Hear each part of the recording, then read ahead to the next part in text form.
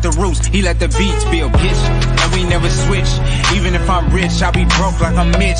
Niggas talking down, but that's headed in the wrong direction. But I knock that shit out like the boxing section. Cause they can't touch what they can't see. All I gotta do is be the same me. All I gotta do is keep it cheap. Always be the same me. While I'm solid, boy, they can't change me. No.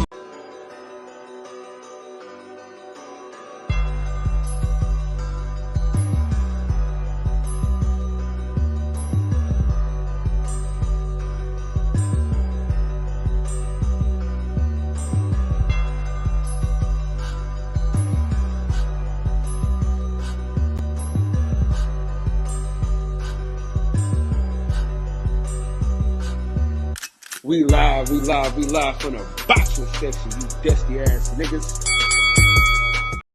What's going on, man? We live from the boxing section, man. What's going on? Yeah, we back at it, man. Last night was a very eventful show. If you missed it, go back and catch the playback. Get them views up for your boy. You know what I mean?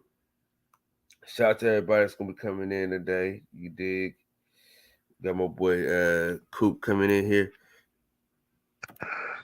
Coop, what up? Hey, I'm going to get your right now. Don't you even say it, because I've been lied to, bamboozled, and led astray. This man told me yesterday, you know what? After today's show, I'm finding an intro for you, bro. I'm making sure you got one. You one of my longest lifetime friends. I'm gonna make you an intro. I'm doing it right now. Come to today. Boo this man. I'm doing it right now.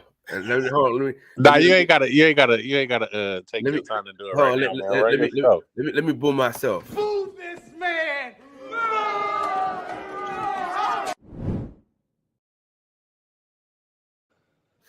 Hey, look, I ain't even dropped the what's the name? I ain't even dropped the "This Is My Show." I do what the hell I want on my show because I feel bad. Jay Ryder, what's up with it, bro? J.A. Dixon, PGH Brick Dog, my motherfucking dogs. What's up with y'all, man? Sir Ambo, always support me, man. Hey, Sir Ambo, man, listen, hit me on Instagram. I need your address. All right, I gotta send you something. We sending out care packages pretty soon, man. Well, that boy, is it a Christmas care package or is it just a care package? It's a care package, bro. It ain't gonna make it to Christmas, bro. I'm broke as the motherfucker. I mean, Christmas can come at any time of the year with grown people. Yeah, we gotta wait till after the holiday anyway. Yeah, once I'm back to balling, you know what I'm saying? I'm back to getting paid every week and not every 2 weeks. Should be different. Life is different when you get paid every 2 weeks or every month. Like on mamas, I need a weekly deposit because let me get some of it. Listen, bro, on everything, nigga, you ain't never lied, boy. When you get paid every 2 weeks, nigga, shit different. You gotta make shit stretch, man. Thin as a motherfucker, boy. I know what type of person my boy boxing section is. He'd be like, shit, I get paid again in a few days. I'm about to make this risk. But not with 2 weeks. Nigga be like, hold on. Man, listen. Wait a minute. Listen, because I was supposed to get y'all niggas something for Christmas. I was supposed to get everybody a chain for Christmas this time, but I couldn't. Every time it was a bill I had to pay. It was something I had to pay. You know what I'm saying? Because when it's every 2 weeks, I can't just splurge and be like, okay, I got it next week. It's like, damn. I gotta wait till damn, you know what I mean? It's like, yeah, and shit just add up, keep adding up. Yeah, that shit crazy. Superman, what's up with it, bro? Salute to you, my brother, sliding through on this, man.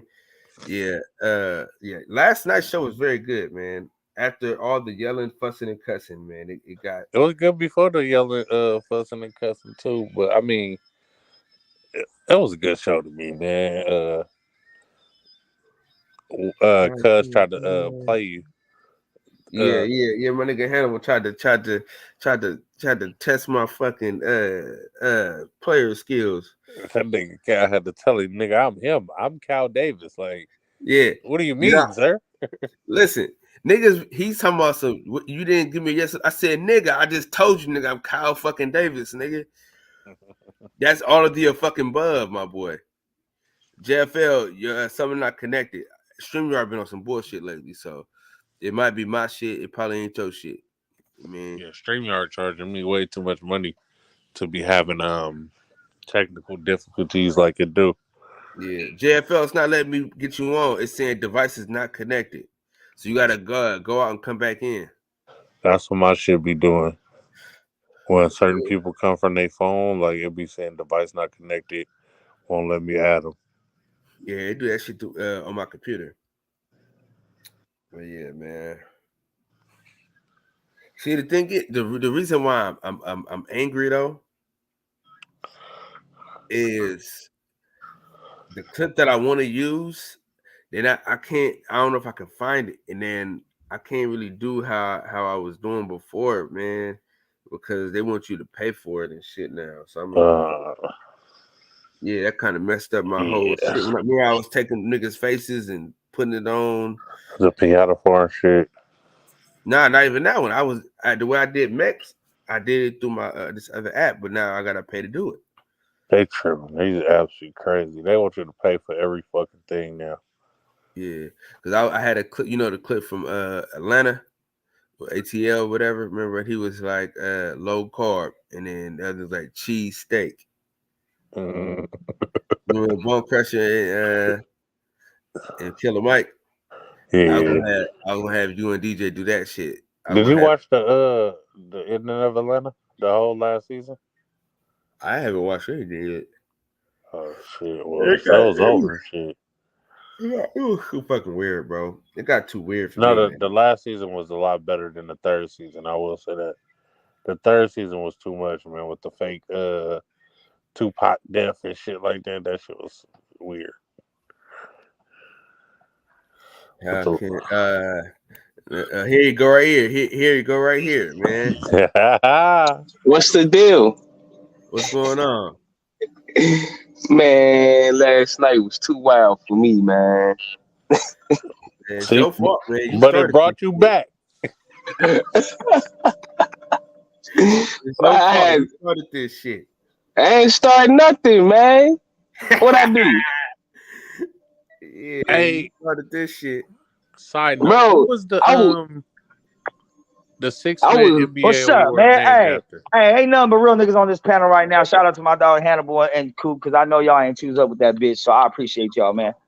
Oh yeah. You saw my what I was saying in the back chat. Yeah, I see that shit. You said it in the real chat too, though. You said it in the real chat too. Yeah, I just played the episode back right now in the beginning, and I just now realized that she called my daughter a bitch again last night. So I'm like, oh yeah, I'm really on her helmet now. I didn't even hear it because I was talking to her. I kept telling you that she started it again last night, and me, you, and Cal. I don't know if it was on my panel or on the phone, but we had the conversation that if she do it again, she's gone. No. Kyle called me. He called me. He said she got she on her last whatever. But I'm like, I mean, look, I'm saying I'm keeping a tally count of just me, just between Destiny and Mex. She's used 3 racial slurs and said 2 things already about my kid. That's 5 strikes, nigga. How many more strikes does she get? Real talk. Yeah. And then the other part, and the other part that I thought was, the other part that I thought was disingenuous of everybody on the fucking panel was that the homie Lalo came on last night. Came on to talk boxing with motherfuckers, and he having a full-on conversation with this bitch, and ain't nobody giving the heads up that she racist against Mexicans. So when I see the shit, because motherfuckers weren't letting me back on the panel, I was backstage for like 15 minutes, bro, and DJ was on. So but he was in the middle of arguing about the shit, so I don't think he was paying attention. So I'm gonna hold it against him. But what I'm saying is, I hit Lalo in the DMs on Instagram after I said, hey, be careful talking to that bitch. She's racist toward Mexicans. She just called me wet back tonight, and she said border hopping shit before. And he's like, for real? He's like, oh yeah, I didn't even know that. I'm not gonna conversate with her no more. I'm like, see, that's what real niggas do. He's like, you're looking out, bro. Like, nobody said I didn't even know Lalo was Mexican though. See, that's the thing. But I was lost because I'm like, I barely come on here, and you came with the cannon early. I'm like, damn, what the fuck? So that's why I was like, man, what the fuck happened, bro?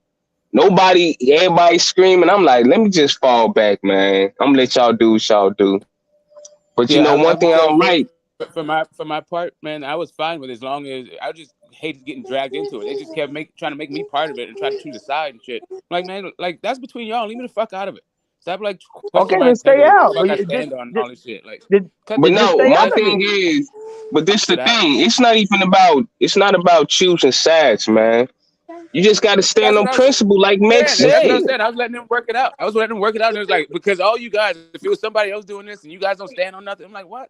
I'm not even a part of this. I don't know what the hell's going on. Why are you trying to get me caught up with some, like, I don't even know why the hell that was. You interjected yourself into it by telling me to chill on the bitch. But that's why I interjected. Because you kept talking about how we were wrong for not choosing your side. Everybody started taking shots at niggas on the panel, like, oh, y'all niggas bitches for letting that shit go on, and I'm like, bro, it started because of mob mentality. Like I didn't get my pitchforks out because you got a problem with her. Like I don't even know what the fuck's going on. No, but here's the thing. I don't expect no one to take us out of nothing, but just stay out of it. You can't say I'm staying out of it when the first thing coming on is, damn, Max, chill, man. All right. No, stop saving the bitch. So if you do that, then you're saving the bitch. I'll stop. And you don't even know what the situation is. But people want to play the peacemaker and stop. Here's my thing: if two niggas are chunking them in the alley, and you just show up and try to break up a fight and don't even know why they're fighting, like I didn't try to break up a fight. That's what people do. I wasn't the one. You were the one who drive me into it. Like nah, I was just sitting there by the alley, and then you start like, "Oh yeah, we got to jump him." Like, what do you mean we got to jump him? Okay. As far as the race shit goes, yes, I was expecting y'all because y'all talk about the shit all day, every fucking day. Race this, race that. Exactly. You in particular. You start a lot of race-based conversations, talk about a lot of race-related issues, and how black people are just so disproportionate. You can hear all of my damn racist that. I go on live, and I'm live. My last hour was 12 hours. You tell me what I was going on for hours about race. You tell me, like, you got my hour, my live. This panel. You go look through it. Yeah, I'm not on this panel all day, every day. Not even on this panel do I go. Like, okay, hold up a second. We've literally had one conversation about race, and that was about that 13 and 50 kind of thing when you were talking about how it was only like 5%, 10%. That's literally the only conversation you and I about race. No, that's the only one that me and you have had. But I've been on here because a lot of times I start staying quiet. It's been about women. But that's what I'm saying. Okay, so last night, that was another issue, bro. That was another issue. Last night, you said I was sexist. I said, give me one example I've ever been sexist, and you couldn't do it. So don't say shit about me. You ain't got no fucking example. Because you wouldn't let me finish speaking. Nah, because you was trying to go on some other shit. You said, I will after I make my point. No, you made your point. You called me sexist. Now back it up. Okay, let me say this. No, I don't want to hear your fucking point when you fucking calling me sexist, bro. Listen, if Max is a sexist, let him know that he's a sexist right now. If you stop talking while I'm talking, and then you can hear. Let him know. Let Max know. Let Max know if he's a sexist right now. I don't need no long, drawn out point, bro. I need a specific example. Okay, I don't. We give you the chance. Go right now. Hey, hold on. We're both talking at the same time. I can't hear what you're saying, and you can't hear what I'm saying. All right, cool. What I was trying to get through that whole.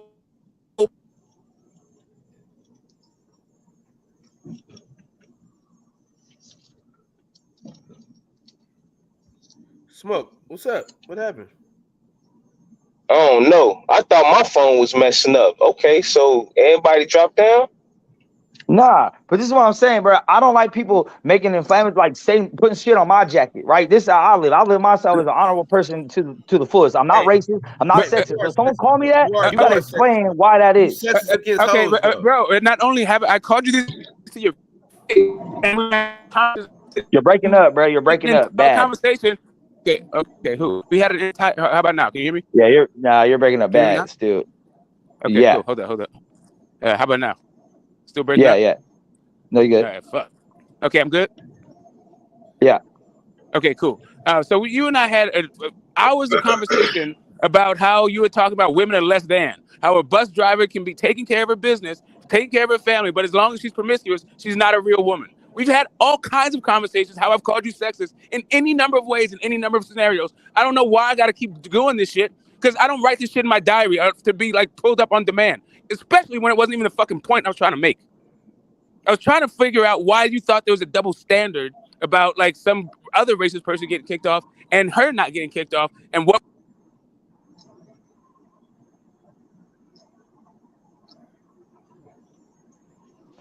Yeah, but there are. I do feel like hoes and bitches are less than. So that's not a sex. That's not all females though. Like all female, like sexism is a hatred of females. Bro, So I'm saying, like, no, that's misogyny. But anyway, I'm not trying. Like I said, I'm not trying to argue. Just because I say women are lesser athletes, they are. Because women aren't as strong. They're not. Because they're more emotional than men. They are. Okay, these are facts. These are not sexist remarks. Bullshit, bro. Human beings have the same amount of emotions. No, they don't. There's human beings that have more. They don't act upon it the same way. They all have human. Okay, so what? Someone else made this up? Millions of years of history made this up. Okay, let me ask dude a question. Are women equal to men? What do you mean? Equal in what way? Of course, everybody has equal protection under the law. No. Answer the question. Are they equal to men? Of course they are. How aren't they? Okay, get this bitch ass nigga off. How are they not equal to men? Yes, they are in some instances. You know, they're not as others. Like, what do you mean? What the fuck are you saying right now? No, they're not. In almost every category, they're not. Hold on a second. Can you kill a woman? Can you kill a woman, but you can't kill a man? No, you can't kill either one of those. Right? They're equal in that regard. You can't kill either one of them unless they're trying to kill you. You probably kill a man easier than kill a woman. Not in trouble for it. So what the fuck are you talking about? What do you mean? Equal in what way? If they were so equal, then why have we been doing everything to equalize them? Equal? What are you talking about? Equal in what way, bro? There's women privilege in every way. About what you mean. In every way, society and law. Now there's a feminist. Why would there be a feminist movement? Okay, why would there be a feminist movement if bitches didn't think they were less than? Okay, great. If they were already equal, why would they need to push for equality? Okay, great. So do you think? Okay, so because they're supposed to be equal under the law. So if there's inequality, the law is supposed to protect them. And that's what you're talking about in this universal discourse. So why don't you figure out what you're talking about when you mean they're not equal? Why should they? How are they not equal in your mind? You're done. Have you seen women? A group of women by themselves build a civilization. What? By themselves with no men. With no men. Have you seen them build a civilization? A society. How do you build a civilization with any one gender all by itself? Oh my God, this dumb there's never been a successful matriarchy. Yes or no, you dumb nigga. Which civilization? All of them. Listen. All of them? Okay. Yes. All of them. There's never been a successful matriarchy. Hold on. No, Cal. Hold on. Don't hold me on. Let me just school this stupid ass nigga. Hold up a second. So that's my show. I do what the hell I want on my show. Good job. Right now, that have been around since before recorded time. Is that what you're trying to say? Are you trying to say that there haven't been queens that ruled over civilizations? After the men came in, like they shit out. Stupid ass. Men wipe out everyone. Women wipe out everyone. These are just human beings. What the fuck are you guys talking about? This nigga's a hoe. Let me say this, man. You're just fucking stupid. Let me say this. You're just really fucking dumb. I'm about to give you Hannibal. Stupid. You don't even explain what this means. But I know what Hannibal, hold on. You're talking to a man that said he would share his blunt with a prostitute after she sucked his dick. This is the kind of guy you're talking to. So just realize this shit. You're talking to a man that said he would share his blunt with a prostitute after she sucked his dick. What do you mean? So they're fighting for equality because they're supposed to be equal under the law. That's what they're talking about. When there's inequalities, that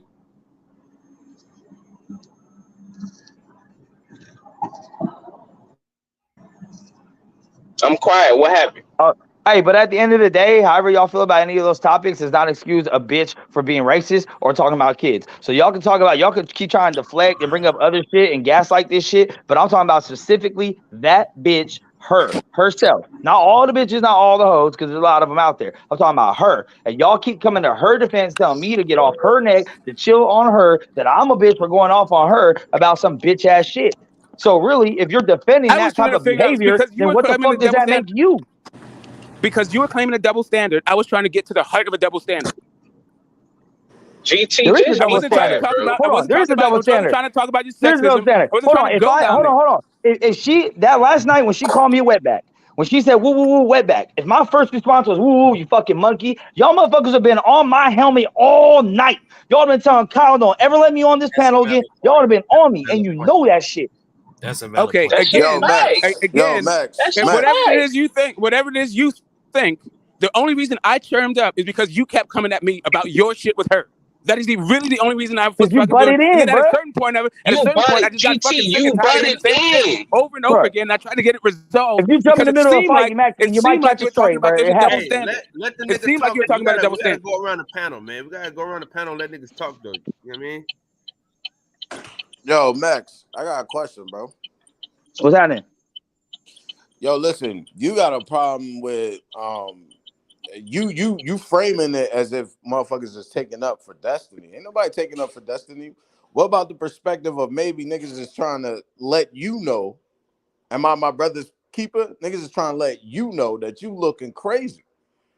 It ain't about it ain't about. I don't do this for how other people think I look. I do this on principle. I don't give a fuck how anyone on this earth thinks I look. Max. I understand what you doing. I'm telling you what others may be doing. Because when I say it has no influence on me, so I don't really give a fuck. Well then, my nigga, you can't be like niggas is caping for the bitch when niggas. How about niggas just stay the fuck out some business that's not theirs then? So what do you mean? But it's everybody's business if everybody on the panel. But half these people didn't even know what happened and why it's like that. They hopped in, they're like, yo, whoa, what's going on? So they're admitting we don't know what's going on. And right away, they're ready to side with her without knowing what's going on, without hearing the story. See, Hannibal asked at least what happened. Whoa. He got the info. He said, all right, now that's what I'm getting at. These motherfuckers came in with their case off top. It's a woman. Leave the woman alone. Let the woman talk. Get off the woman's neck. It's a woman. It's a woman. Like, come on, man. I don't give a fuck what it is because I got the same energy for Southpaw. The only difference is I have never been on a panel with Southpaw since all that shit happened. But if I ever am, he's going to get the same treatment. It's not a guy, a woman thing. That's my thing, though, Max. Like, I'm not the type to ever tell you that you wrong for feeling how you feel because I don't know if your daughter understands that you're on these platforms, and I don't know that she won't go up there to see what her dad is talking about and actually hear somebody disrespect her. So I understand what you're doing, you know what I'm saying? But at some point, like at the end of the day, you already addressed it. You told that bitch to shut the fuck up, keep your kid's name out her mouth, and that's it. Like, yeah, and she keep coming back around. She keeps spinning the block and doing the same shit again. So what? I'm not a chill. Look, there's something about people got different personalities, and I ain't never gonna tell none of y'all you're wrong for the way you handle it. I might feel like you guys are, and I will voice the opinion the same way y'all voice yours. I'll be like, man, don't let her breathe. Fuck that kid, get back, turning the other cheek. But if that's how y'all handle issues, that's how y'all handle issues. I don't. I'm confrontational with everything.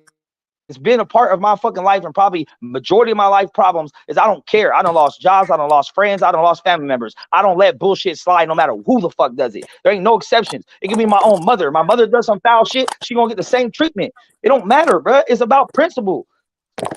Right. Yeah, but all I'm saying is keep me out of it. Just because you are having an issue with somebody, then don't say shit. Just sit there, put your mic on mute, and watch the show, dog. I know you kept putting it on us to jump in. GT, man, you jumped in it, bro. We was sitting there. You jumped in it trying to tell that man how he's supposed to feel. That's why Mick said what he said. And Reggie. Okay, again, I know why I said what I said. You can see why it was just happening. Max didn't get at me because I sat back and kept my mouth closed. Like, okay, again, the only reason you keep trying to justify your bullshit, bro. Admit that you was wrong. You was wrong for telling Max how he should feel. You should have sat back and kept your mouth closed like I did, because I was confused. That's why I asked what's going on first, instead of me coming on here trying to tell another man how he should feel. Okay, so that's bullshit. So again, Hannibal, I didn't tell him how to feel. I didn't tell him how to feel. I was trying to figure out what the double standard he kept accusing was about. Wasn't telling him how to feel at all. The only reason this was after you told him how he's supposed to feel. I wasn't done. The only reason I jumped in at all is because he kept trying to pull everybody else in the panel into it. So I was trying to make the shit go. I was trying to progress past the loop that they were in. Now I put everyone into it because I say whoever's defending this bitch, y'all rocking with her, bro. That's why I put. He said we ain't shit. We don't stand no shit. Because everyone want to tell me to chill. All right, man, chill. All right, man, chill. I'm not chilling. I'm not chilling. I'm telling you right now, I'm going to give y'all a heads up right now. I'm going to give everyone here a fair warning, okay? I'm going to give everyone a fair warning. No matter what the panel is, if that bitch is on there and I'm on there, it's going to happen again. So if you don't want to hear it, when you see me enter the room and that bitch is on the panel, get the fuck out. 3 hours. You're going to do it again for 3 hours. I'm going to do it for the rest of my fucking life till that bitch never forgets. She can't come back on the show. That's backwards, though. That's backwards, though. We going to just say bitch the whole time if she come on the show. Okay. So basically, well, she shouldn't be on the show. She's gonna say wetback border hopper and talk about my fucking kids. I'm just saying that. Nah, hell nah. Nah, see, this is what I'm saying. Y'all putting an importance of me calling her a bitch is somehow more offensive than her being racist. I'm not. I'm just asking a question. I'm just asking. Can you give us a different combination other than bitch? I want to hear some different shit. Or is more disrespectful or shouldn't be happening versus her being racist and calling my daughter a bitch and saying she look like a tranny, all kind of crazy shit. Y'all don't tell her that shit. Y'all don't tell, you know what I'm saying? Y'all let her get her shit off and then get mad at me because I'm responding to it. Like, you know what I'm saying? If a motherfucker come up and slap me and I end up packing that motherfucker out and stomping his head into the curb, you can't tell me to chill because all he do is slap you. You can't say what people didn't do as if you gave motherfuckers an opportunity to do anything. Like you just was. This is the second night in a row. Even right now, like you just always ready to respond. Like you gassed up, like you on fire. Like my nigga, chill. Like you know what I'm saying? Nah, I don't like seeing dudes put their capes on for bitches that don't deserve it, bro. It's crazy. It's soft. It's a soft. It's a soft look. There's no way. So and it makes me look at people different. Everybody's gonna mute. Hold on, because this is what you're saying. So next time she's on the panel, you're on the panel. Everybody's gonna mute, and we're gonna listen to you go back and forth with this bitch for 3 straight hours. Yeah. Crazy. No, you don't have to go on mute. No, I'm not saying y'all have to go on mute. But if you say something, you're gonna get a response too. What if we want to can't be mad if you want to jump in and I'm gonna get it. That's it. That's what I'm saying. We didn't come here for you to fucking scream at her. It don't matter. She came over here to be racist. She gonna get that. I don't give a fuck. The fuck? This is crazy. That's what I'm saying. It's crazy to me that y'all got more of a problem with me calling her a bitch than her saying racist shit or talking about kids. Y'all got more of a problem with me. Y'all got more of a problem with the response. Yo, Max, you keep saying the wrong shit, my nigga. So, like, listen what I'm saying. Hey, right. Exactly. You want to make an enemy out of us. That's the whole point. Right. Nobody's y'all choosing her for talking about your kids. Hey, fuck with them, duck with them. Nobody supported that shit. Nobody did. But we also no. Here's the thing. Let's move the fuck on now. I'm not saying that you guys directly supported it. I'm not saying you guys say, all right, yeah, Destiny, get him. I'm not saying that. All last night. What I'm saying is, now you're saying it right now again. Y'all came in and jumped in front like, stop, Max, you've done enough. No. Because it's going to be 3 hours, nigga. Because it's going to be 3 hours. They kick her off. They kick her off. You can't say y'all. They kick her off. After Kyle came in and said it, you're like, I'll just throw Kyle. Kyle's like, hey, can you stop doing this shit on my channel? You're like, I'll just pay for the fucking video. Like, man, like, for real, man. Nah, because that's what y'all started talking about. Once again, y'all brought that up. Y'all said, y'all don't even care. Kyle can't get his shit monetized. Kyle's going to lose his ad money. I said, I'll give that motherfucker money. At a certain point, you got to understand the reason why some of y'all got involved because you involved us. That's why. No. Yes. You can run the take back. It's not that hard. We don't have to even go back and forth about it. And you don't give a fuck. That's why. We don't even have to go back and forth about it. There's the actual video on YouTube that can show you that who's right and wrong. Yeah, I know we don't. That's why I know why the fuck I spoke. Like, I'm not confused. And on top of that, you say you ain't defending the bitch, but you gonna come and attack me on her behalf and try to call me a sexist and shit. I'm defending her. So obviously you did feel some type of way about it, and you were on her side. So okay, and didn't even know what the fuck happened. Trying to figure out again, you were the one stuck on the sexist shit. Don't be sexist. Like I told you, just because you don't think you're sexist doesn't mean I don't think you're sexist. No, you said something like, "Oh, this ain't no surprise coming from a sexist or some shit." No, that's not what I said. And I pressed you right there when you said it. I said, "Tell me how the fuck I'm sexist." Hold on, let me get my point out. Let me get my point out. Now, fuck your point. Tell me how I'm sexist. Period. Okay. That's just like if someone was to call me racist, you better tell me right now how you feel that way. Bro, you don't need to tell me. I don't have a bad memory. I know what happened. I don't know why you keep screaming at me what happened. You do. Over and over again. You do. You're looping over. No, you don't. You do have a bad memory. Bro. I remember. I know why. I literally just got done watching this shit right now. Oh, great. So now what happened? Well, like I explained to you last night.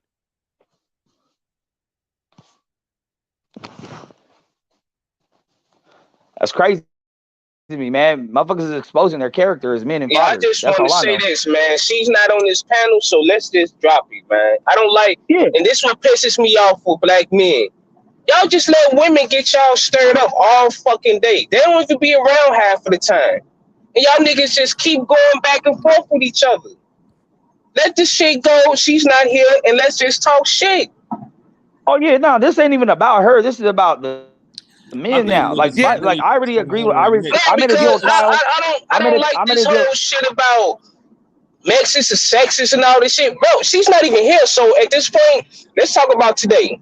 Yeah, it was funny and crazy, and then that's it. No, I made a deal with Kyle that I wasn't gonna speak on her and call her a bitch when she's not on the panel. Kyle told me now she comes on, you get off on her. Just don't, while she's not here, there ain't no reason to go off. I agree. This isn't about her. This is about niggas' response to the situation when they didn't know what the fuck was going on. They just came in, heard me call her a bitch, and right away.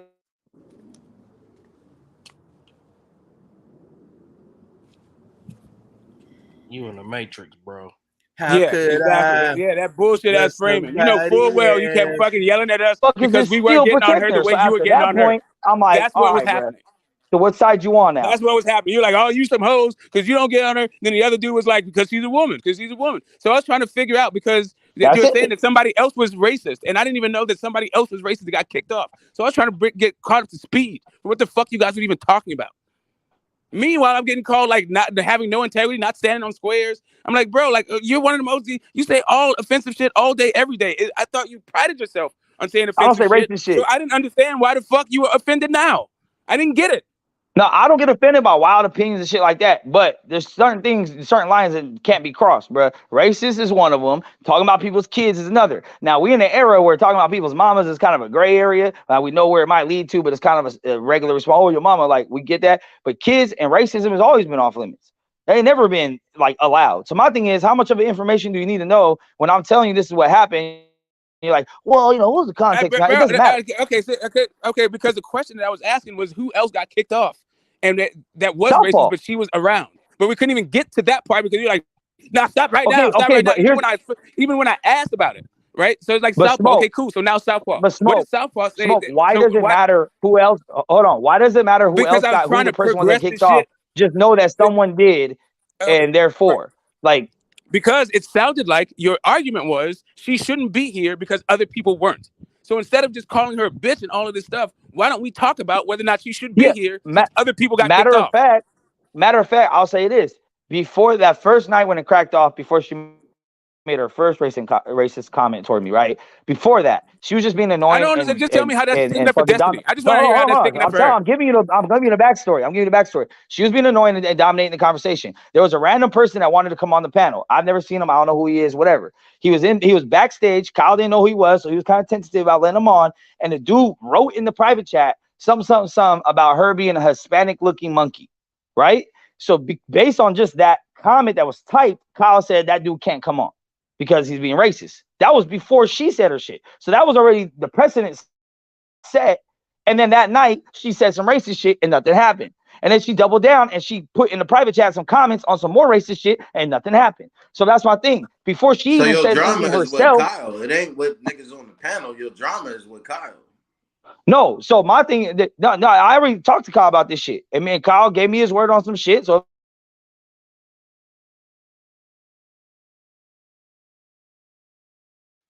who's y'all? So who is y'all? Who's talking? Who's y'all though? I'm saying the y'all. I mean, those know who they fuck. I get Reggie put his cape on, Smoke put his cape on, DJ put his cape on. I didn't put. Okay, here's the thing. I didn't put my cape on. Coop put his cape on for a little bit, then backed off because she kept it going. All right, so I didn't put my cape on for anything. I tried to figure out why she was on the panel if somebody else got kicked off. Tell me how the fuck is that caping for her?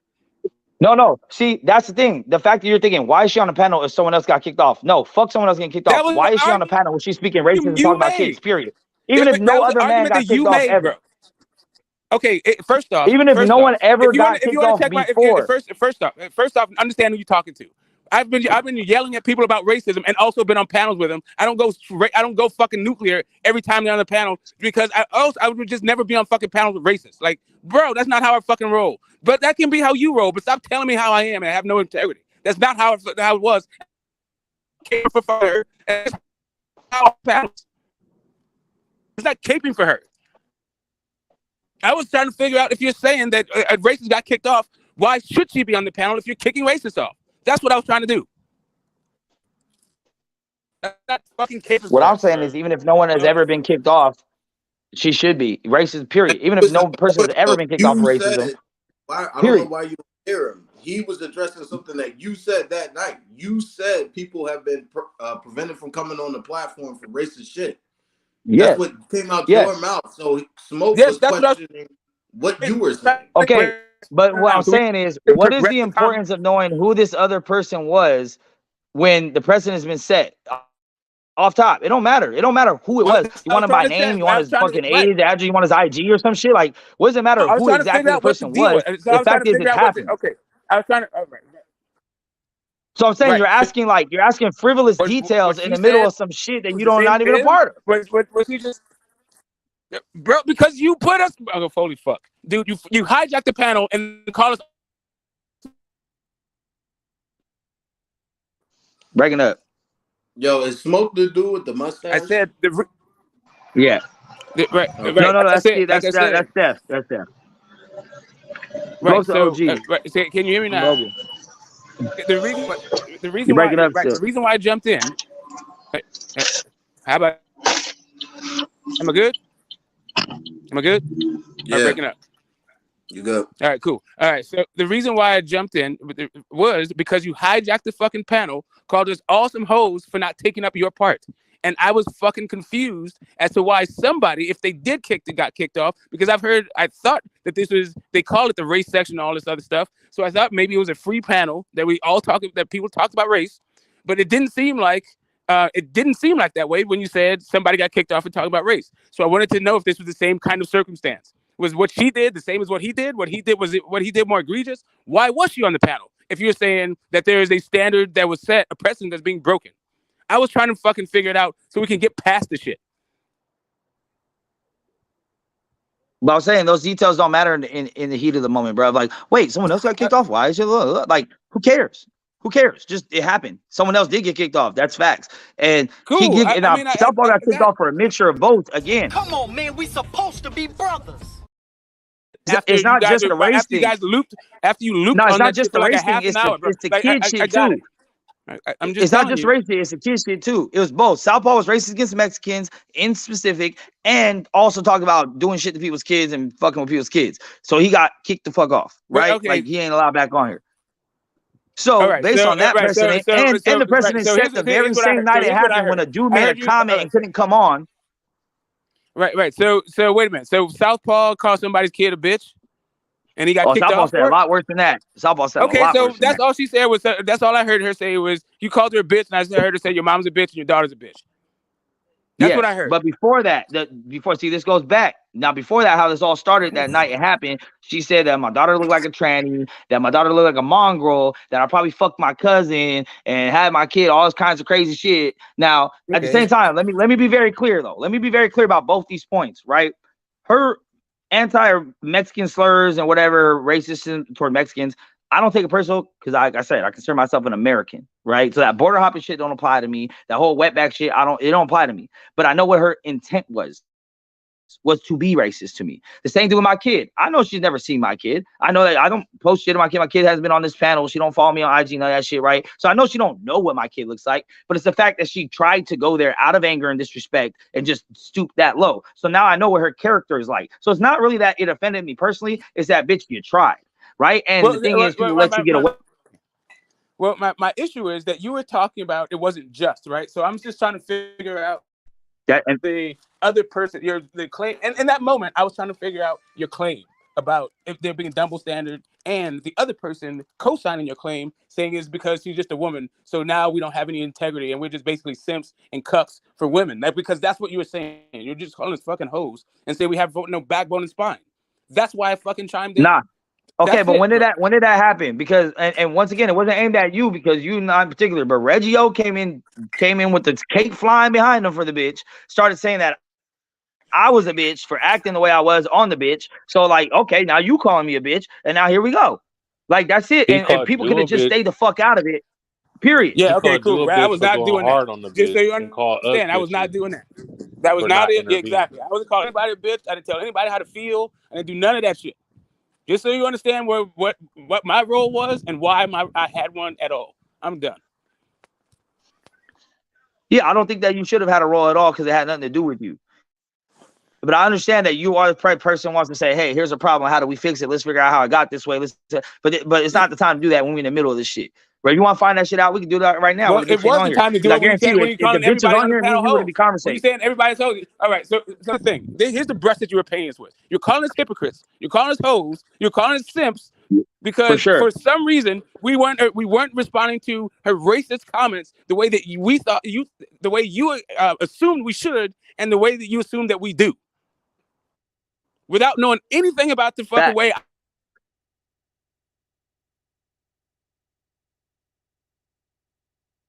Cut off again, but yes, that's my whole thing though is you can't hijack the show for 3 hours to berate the chick. Like, that's the whole thing. You know what I mean? And really, if you took time to listen, that's what Reggie was saying too. Like, he said he was there when DJ had to shut the show down because y'all niggas wouldn't shut the fuck up about it. So that it's nothing about caping for the bitch. It's about, bro, you about to hijack this show for 3 hours for your personal shit with this bitch when there's a bunch of other squares on the panel. Like, that's crazy. On some real shit. Like, and the fact that y'all so comfortable speaking and having conversations with a bitch that does shit like that is egregious to me. The fact that y'all could overlook, like, yeah, I mean, she did say some racist shit. She did talk about your kid, but we trying to talk about some boxing. Got the keys like, the fuck? I can't bring nobody up or get nobody down. I can't bring nobody up or bring nobody down. I can't do that. Yes, it is what it is, though. But that's what I'm saying. If that's where she lives. That's okay, but also that's how we treat it now. Nah, I don't support racism at all. Bro, no, that's not now. It's not a now. So my thing is, if y'all don't support racism at all, and y'all don't support people that talk crazy about people's kids, then why would y'all just push it to the side and be like, I know that's who she is, but we just trying to talk about some boxing right now. Or I know that's who she is, but I'm asking her a question about, like, no. Okay, so people like that should be shunned from society. Okay. And if we're including her in the group and accepting that that's who she is, but still including her in shit, she's still getting an invite to the cookout, then where's that show where y'all stand? Okay, but we stand just the same way. Do you think when I say that I think you're sexist, does that mean that every time you come on the panel, I gotta curse you out for being fucking sexist? Or I can't be on panels with you because I think you're sexist? I mean, you can if you feel that strongly about it. Of course not, bro. You can if you feel that strongly about it, but the only thing is you don't have examples of it. You know why? Because it doesn't fucking affect me that badly. That's you. I'm not you. That's you. That's you. Like, you already see how I respond when it comes to all these racial conversations we have anyway, and motherfuckers be trying to like pigeonhole motherfuckers and shit like that, because I am usually the only non-black person on the panel. So yeah, I get the words. No, I'm literally just talking about the charity that you give to somebody. What you may see, who may have reprehensible views, or views that you think that you know, whatever. And I'm not even saying that. And I'm not even saying that your views are reprehensible and not reprehensible. I'm just saying that once you could have a disagreement with somebody that fundamentally you find their point of view disgusting. Great. Like, how you deal with that is how you deal with that. It's not anybody else's responsibility. And this how I didn't tell you how to feel about it, and I don't think that you should have tried to tell me how I should be responding to it.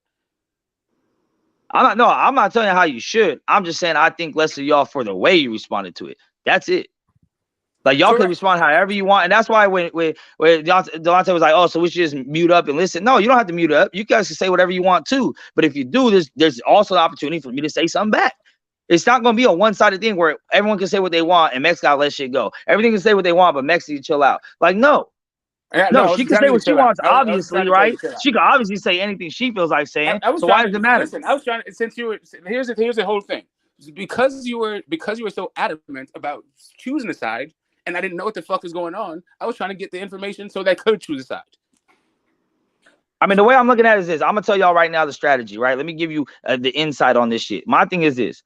This is Kyle's platform. Kyle chooses what he wants to do with this platform, who he allows on here, who he doesn't allow on here. Now, if Kyle feels like, hey, you know, she got one more chance and that's it, whatever, that's how he feels. My thing is this. Since he is letting her on here, I gave him a fair warning. Every time she comes on here, this is how I'm going to act. So now he has a choice to be like, damn, do I want my show hijacked like that? Should I kick both of them off, one of them off, either or? Now, if the situation happens where I get kicked off just because I'm calling her a bitch, but she gets to stay on being racist and doing what she does, then it's going to make me look at him differently. So what I'm doing is strong arming the situation and pressing niggas to pick a side and make a decision. And if people choose not to, like, hey, this old platform, people get it off, then I'm going to get it off how I get it off. And if he knows, like, hey, every time Destiny's on this panel and Mex comes on, the show's gonna be hijacked. He's gonna call her a bitch for 3 hours straight. Hey, then maybe I shouldn't let her on. Hold up, but that's not. Maybe I shouldn't let her on. That's it. That's cool, bro. Like, if that's not thorough at all, that's not really cool at for all. real. Like, that's not thorough at all. Yeah, it is. Yeah, it is. It's the same thing like when you in the hood. It's like, yo, you want to live here? Go ahead and live here. But I'm shooting at your house every day. So if you happen to move, that's on you. Holler at, bro. Like somebody said earlier. Your problem ain't really even with the panel. Your problem. I did. I talked to Kyle last night. That's why I got off the panel. I got off the panel last night because Kyle called me. Me and him had like a good conversation. That's what everybody said what we said. saying. Nobody, from what I'm hearing. But how could you have the position to be like, oh, I'm gonna come and fuck up the whole show. Kyle's platform, and he gonna me in the bitch off, or I'm gonna make everybody choose. Yeah, like what type of? That's what it is. Why would you? Right. So it ain't a secret. You can't listen. If you want everybody, I told Kyle straight up. Anytime she's on here, I'm gonna act the same way. He say, all right, that's what you want to do. Max, you're all over the place. You want us to choose, but then you don't want to give us the information so that we can make a choice. So really, all you want, I give you all the information. Mostly fucking invested in the way that you are, and just jump on. I give you all the information because we're in our feelings. I gave you all the information. You didn't. That's why my entire point was, you're like, in that moment, that wasn't the time to figure it out. That's literally what you said to me, like 30 seconds, like 2 minutes ago. But you expect me to stop in the middle of a fight and tell you why we're fighting? The fuck? Who does that? Bro, who fights with broads, though? That's what I'm saying. I'll never put my hands on her, so the best she can get is verbal assault, which she's going to get. If it was a dude, it probably wouldn't be much talking. It's like, all right, bro, when I see you, we're going to line it up. But they ain't no line it up with her because she's a female, right? If you want me to join it... If you want me to join in your campaign to get her off the fucking panel, then you're going to have to tell me why I should get her off the panel. Since you said your argument that I heard was other person got kicked off the panel, so why should she be on the panel? She's doing the same thing that you're doing. Then when I hear about that was my whole argument. That was supporting my argument. Your daughter, bitch. So that was supporting my argument. Like I don't like. Oh no, Southpaw did something way worse. Like okay, if Southpaw did something way worse, then really, what's your argument? Once again, like I said, I gave you the backstory by now. But my shit is, if there had never been one other person that had been racist kicked off, it doesn't matter. She was the first to do it, then she should still be kicked off principle. It shouldn't have to be compared to someone else. Herself is racist. Herself makes racist slurs. Herself talks about kids. It doesn't matter about anyone else if they got in trouble or not. Like, that's what I'm saying. That's like that's some kid shit. Well, he did it and he didn't get in trouble. Like, no, I'm talking about her, what she did specifically. We ain't moving to go. This was the argument that you made. I don't understand like why you're now backing away from it. You are the person who brought this fucking whole idea. No, and you didn't know that was my supporting argument. No, you know what a supporting argument is? There was an overall argument. That was a supporting argument. That's secondary. Shit, primary is the thing that you said. Listen, that's the secondary argument. Like, I don't actually know if you mean what you're saying or if you're just emoting about it. But this is what I'm talking about, Smoke. You're sitting here harping on the secondary and ignoring the primary. Like, I said a primary statement, and it's like, but why? I was like, well, someone else got kicked off for this, so why not her? That's a secondary. So you're ignoring the primary and having a problem with the secondary to try to what? Alleviate the primary? No, the primary is because I've heard a bunch of racist and sexist shit on here before, bro. That's why. Because I thought this was the place to discuss racist and sexist shit. Because that's what I've heard here before. No, we can discuss racism. We could. Well, then why the fuck? Like, listen, I'm no one's going to be racist toward people or use racial slurs toward people. Period. Period. Max, we on day 3 of this shit, man. Like, no, this is what we were talking about, bro. Hold on. Once again, people talking don't know what the fuck they're talking about. Okay.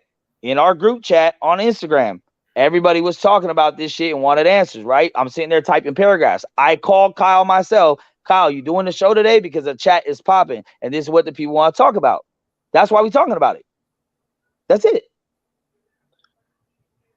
I didn't bring this shit up. If she was in the chat, Max went on our girl last night, woo, and Money's talking about, damn, I missed it. He wants to be filled in. I started typing paragraphs. I'm like, bro, it's much easier to talk about this shit. Y'all niggas want to gossip like a bunch of fucking schoolgirls, and this shit old, bro.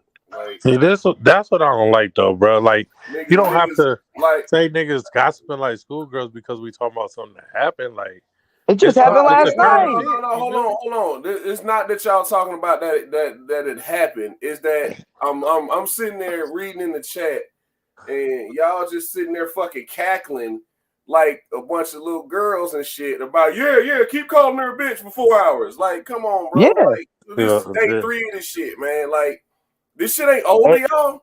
Just because you over it don't mean he over it. Bro, this shit happened less than 24 hours ago. She called me a wetback and called my daughter a bitch again. And so I'm supposed to let that go again? To kind of. How many times I gotta let shit go? So this bitch gonna defend me every fucking day, and I gotta let it go every day. How else she gonna respond? By shutting the fuck up and packing her bags and getting the fuck out. You supposed to call her a bitch and she shut the fuck up. That's how it's supposed to work. I mean, shit, she did after a while. Yeah. She did after a while when all the dudes started putting their cakes on. She had a Pro Bowl offensive lineman in front of her, and she didn't say shit. Reggie going, Smoke going, everyone else going. She didn't say shit. Bro, as long as we was talking about boxing, she really didn't say too much of shit. And we was talking over her last night. Well, I know. Okay, but DJ, you want to come in and DJ, don't act surprised though, DJ. Fucking bitch. Then we DJ, don't act surprised. 2 hours, bro.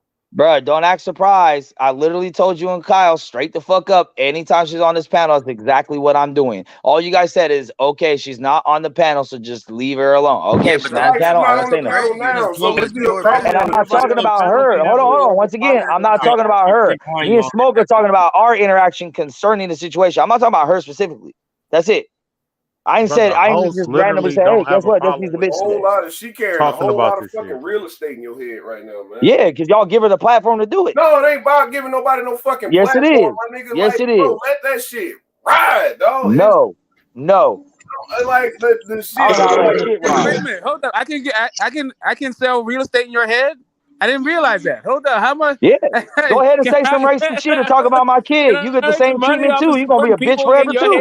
So, no, really, what it is is motherfuckers always, since I done came around, gave Mex a hard time, was giving Mex a hard time about the race shit ever since I came around. So now he's like, hold on, y'all was on. And I've never been racist. Never been racist. No, maybe different on opinions, but I've never been directly racist or used a racial slur toward anybody ever. And y'all give me the sunny moon with the shit, right? It was on your head, right?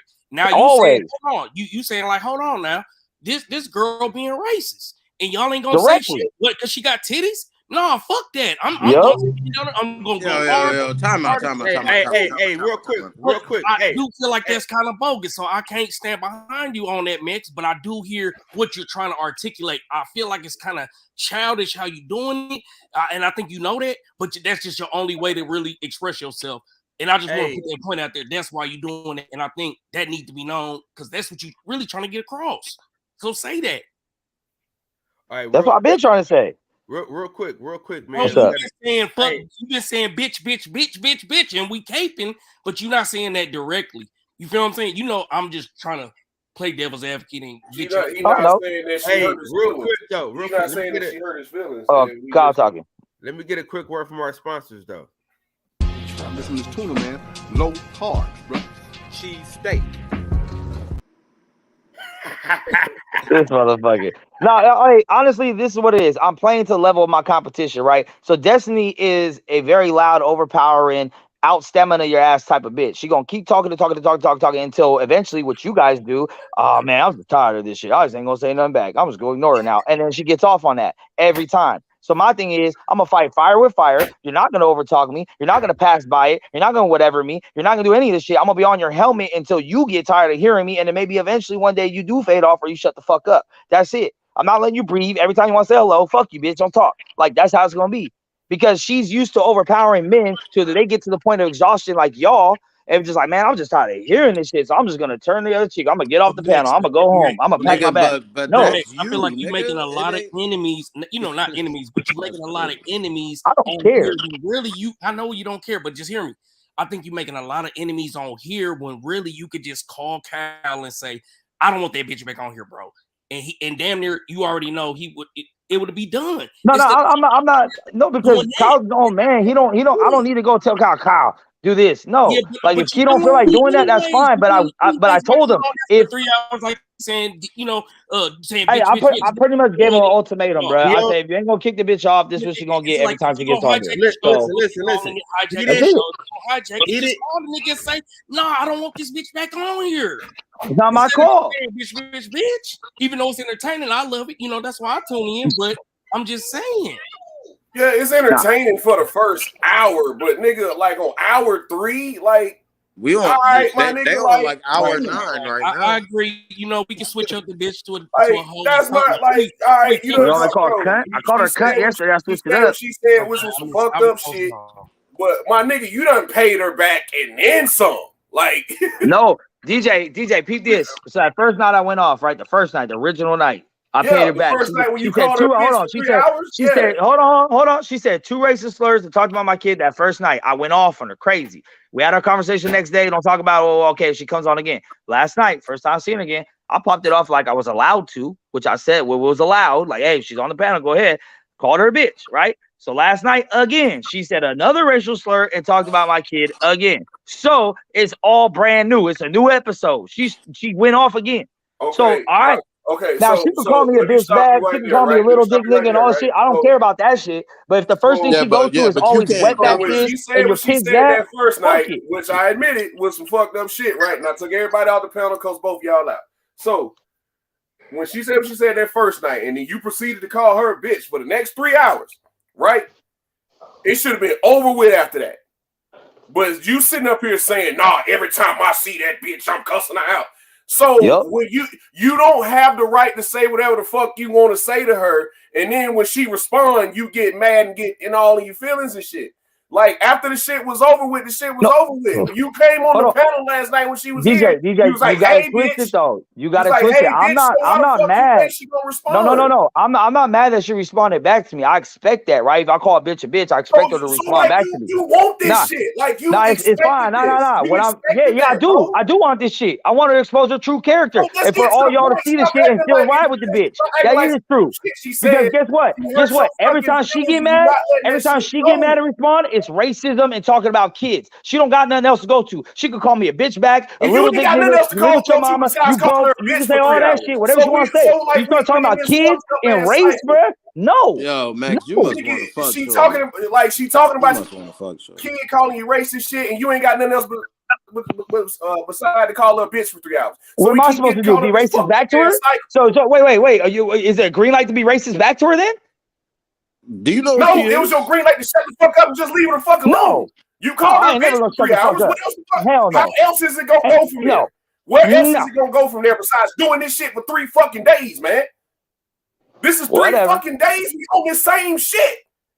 Well, tune in on the next saga because it's gonna keep happening. She keeps saying racist shit, talking about kids. Kyle, I swear to God, bro, I love y'all. Kyle, I swear to God, if you ever ask me to run the show, I'm not letting either one of them alone, bro. DJ, hold on. Can I ask you a question though, bro? Not even ask you a question. I think y'all still missing his point, the way he's articulating it. You know what I mean? No, I got his point. I understood his point when he said it the first time. So it's like, how do y'all address that? You feel what I'm saying? Other than because he gonna do it as soon as she pop up. You know what I'm saying? So why we gotta play it out? Like, well, because it's corny. It's because it's corny, really. Like who is next to Debo? Before the shit happened, who's next to Debo? The platform in the panel. Y'all on his head. Hold on. So I'm Debo in the platform of the panel. I'm making the panel worse. I'm stopping Kyle's money because I'm calling her a bitch. But when she's openly calling I'm American, but when she's openly calling me fucking wetback and saying my kid's a bitch and saying my kid's a tranny, that's not derailing nothing. That's not doing nothing. That ain't fucking with nobody's money. That's what I'm saying, bro. Like she did the shit first. So really, if you would have nipped that in the bud, it would have never got to the point of me calling her a bitch. But the fact that no one did nothing about it, and I understand Kyle was asleep, DJ wasn't on the panel, so no one had control of the panel. But since no one did nothing about it, then I took it in my own fucking hands. Now that the shit has happened, once again, people still ain't doing shit about it because they let the bitch back on last night. So there we go. Then you giving her this free game. Then what it is. Then I'm gonna handle it once again and put it in my hands if no one else is gonna take care of it. Honestly, I just can't see myself arguing with a bitch I'm not fucking for 3 straight days. Never. It's not an argument. It's a one-sided thing. I'm sorry, man.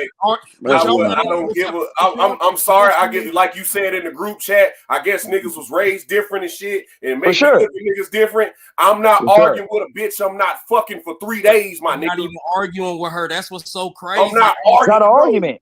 I'll say what I gotta say, and I'm berating the bitch. It's not an argument. How I feel from now on. Don't say shit to me. From now on, don't say shit to me. You know how I feel about you. DJ, that's how I operate out. You know how I don't fuck with you. He using Destiny to prove a point that y'all was on me so tough, and now I'm gonna use this channel, which is Destiny, to prove that she's racist. But y'all ain't mad at her though. Y'all ain't. The energy's not the same.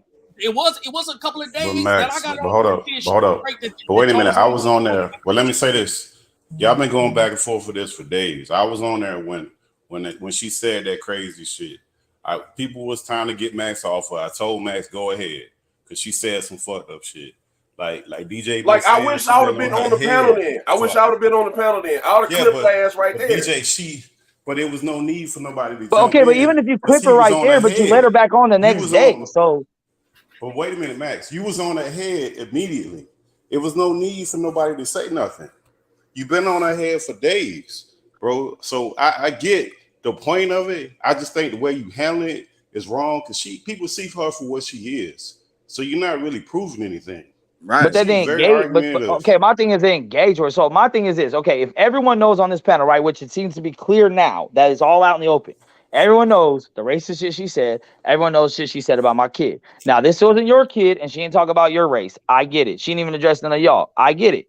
But for me to look at men saying, damn, bro, sorry that happened to you, but I'm going to sit here and talk to her about boxing. I'm going to sit here and talk to her about how her day is. I'm going to sit here and talk to her about her opinion on this. Why would you even engage with a person of that character? That says a lot about you.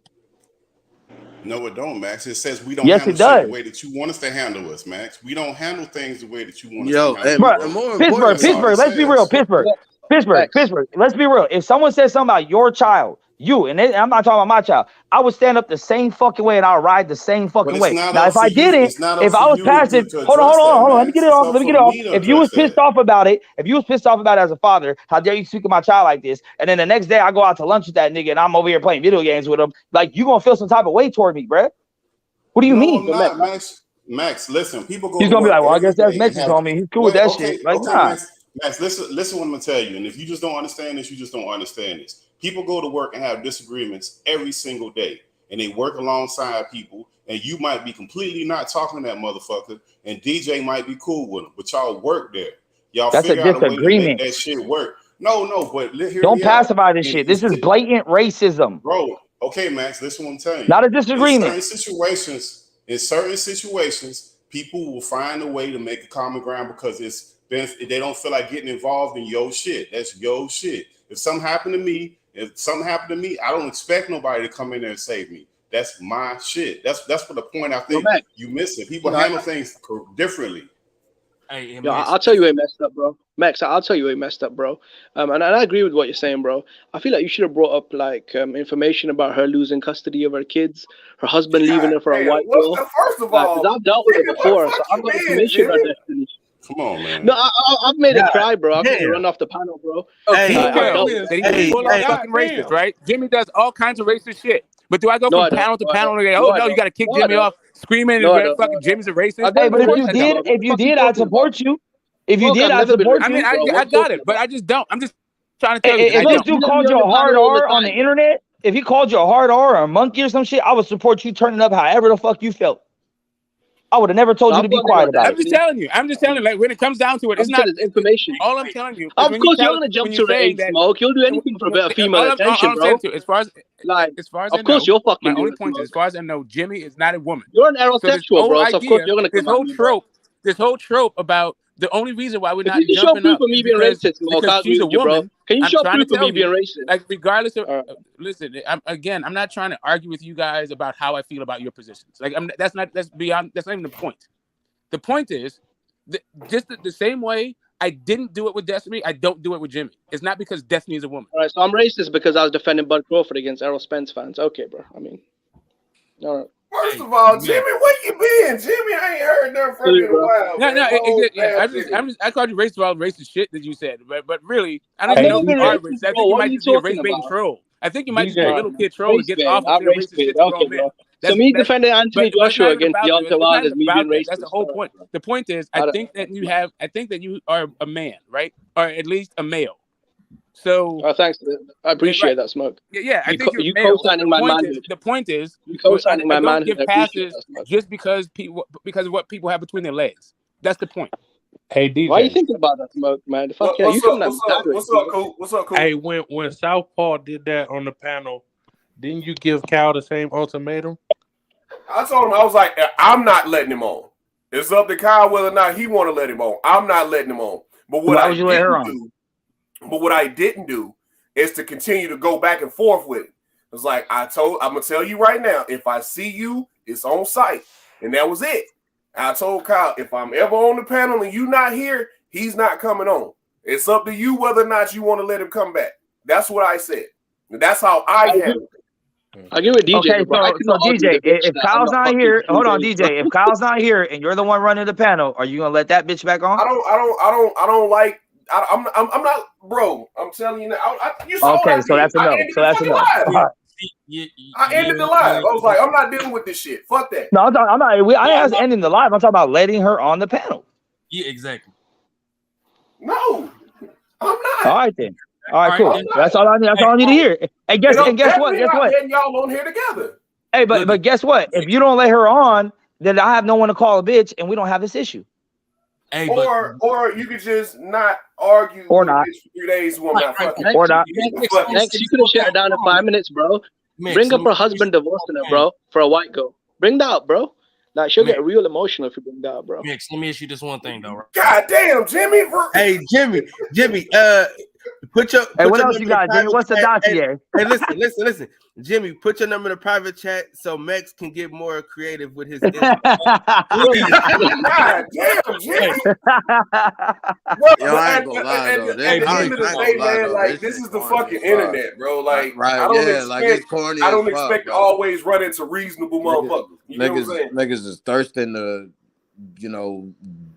tear down this female. Like that shit weird, bro. She's a bitch. She's not female. She's a bitch. That shit right. She's female, bro. It's like I'm not arguing with nobody. Weird, bro.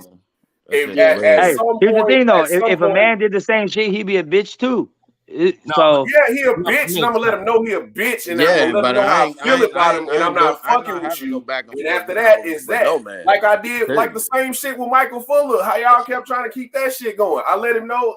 Look, bro, I see you for who you are. I don't fuck with you. And that's trying to get me to call him. No, bro, I don't fuck with you. And that's and that was it. And DJ, you are a Southern gentleman because every time Mike comes on, I press him about the same shit. He's a fucking hypocrite, and I don't want to hear his bullshit. So we yin and yang, bro. You passive, I'm not. I'm aggressive. That's how it is. It's not about being passive. It's just like it's about man shit though. It's about man shit though. Like it's just certain shit ain't worth my time, man. I'm probably not gonna run into this dude. Going back and forth. If we ran into each other, we probably I don't know. Like if I'm gonna say this shit right, and I know this is probably can be used against me in court of law. If I see Southpaw, I'm going to jail. For sure. If I ever see him in person, I am going to jail. As you should. So it's just I'm not going back and forth with him. Like you said what you said. I told you what was going to happen if I saw. See, but here's the difference with the Mike Fuller shirt. Mike Fuller has never said nothing blatantly racist or used racial slurs against anyone, nor has he ever talked about anyone's children. So therefore, if it's a difference of opinion, or if I think he's a hypocrite or a liar, that's different. We just have a different outlook on life. Yeah, and same thing. And I think he's a hypocrite, and he's not really who he says he is type shit, and that's fine. But I don't call him a bitch. I don't disrespect him. I don't cut him off every 5 minutes the way I be heard, because he never crossed that line. The bitch don't cross the line. She's a habitual line stepper, and that's what's gonna happen every time. But you know who else keep crossing the fucking line? Jose fucking Ramirez, duck goose ass motherfucker. That's who keep crossing the line. Matter of fact, hey DJ, you might not be here. You might not be here when I say this, so I'm just gonna give you a fair shot too, because I don't want you to feel like I was talking behind your back. Last night when Lalo came on, and y'all didn't inform him that he was talking to a bitch that was racist against Mexicans. Oh, we was talking over her. That's what I was talking about. We was talking over her. Yeah, like, but I know you was in the mix, right? Because I tried to get back on the panel to let him know, and I was backstage for a minute, but I know you was cooking. So like I don't think you did it purposely. I don't even think you were paying attention who was trying to get on because you was getting at Lalo back and forth. So it is what it is. But I hit Lalo in the DM and let him know. Yeah, I'll let Lalo know in the DM that bitch is racist toward Mexicans. She called me a wetback. She called people border hoppers, all this other shit. So he said, "Oh, thanks for letting me know. I'm not gonna talk to her no more." All right, cool, bet. But that's just type of shit. Like, you know, I would never like y'all black. If I were someone on this on here that maybe you don't even know who he was, but I heard him call someone a hard R or be racist, I'll let you know. Hey, don't talk to that motherfucker. He racist against y'all. And you can be like, what happened? I'm gonna tell you. And then y'all be, oh, fuck this dude. Like, that's what I'm saying. Like, it's our responsibility as men to first of all upkeep principle in this fucking world. This is why the shit is where it is, because men let women get away with everything, and no one wants to stand on shit. That's a whole nother discussion. But I found out some new information today. Shout out to my boy L-Dub. Shout out to my boy L-Dub Boxing, of course. So you remember last night we was having that discussion. Hey, Kyle, call Lalo. I do. I got some new information. I remember the conversation. I remember you calling the guy duck because he asked him more 35%. If he's not ducking, then tell me why he's been negotiating a fight with Richard Comey the whole time he's supposed to be getting that fight with Regis Prograis. What do you mean the whole time he's supposed to be? Regis Prograis just fought 2 weeks ago. Yeah. No. He was going to get the winner, right? He was already going to get the winner. So the time that he was negotiating, so they started negotiating already. So the whole time he's negotiating with Regis Prograis, he was negotiating with Richard Comey at the same time. They working out a fight with Richard Comey.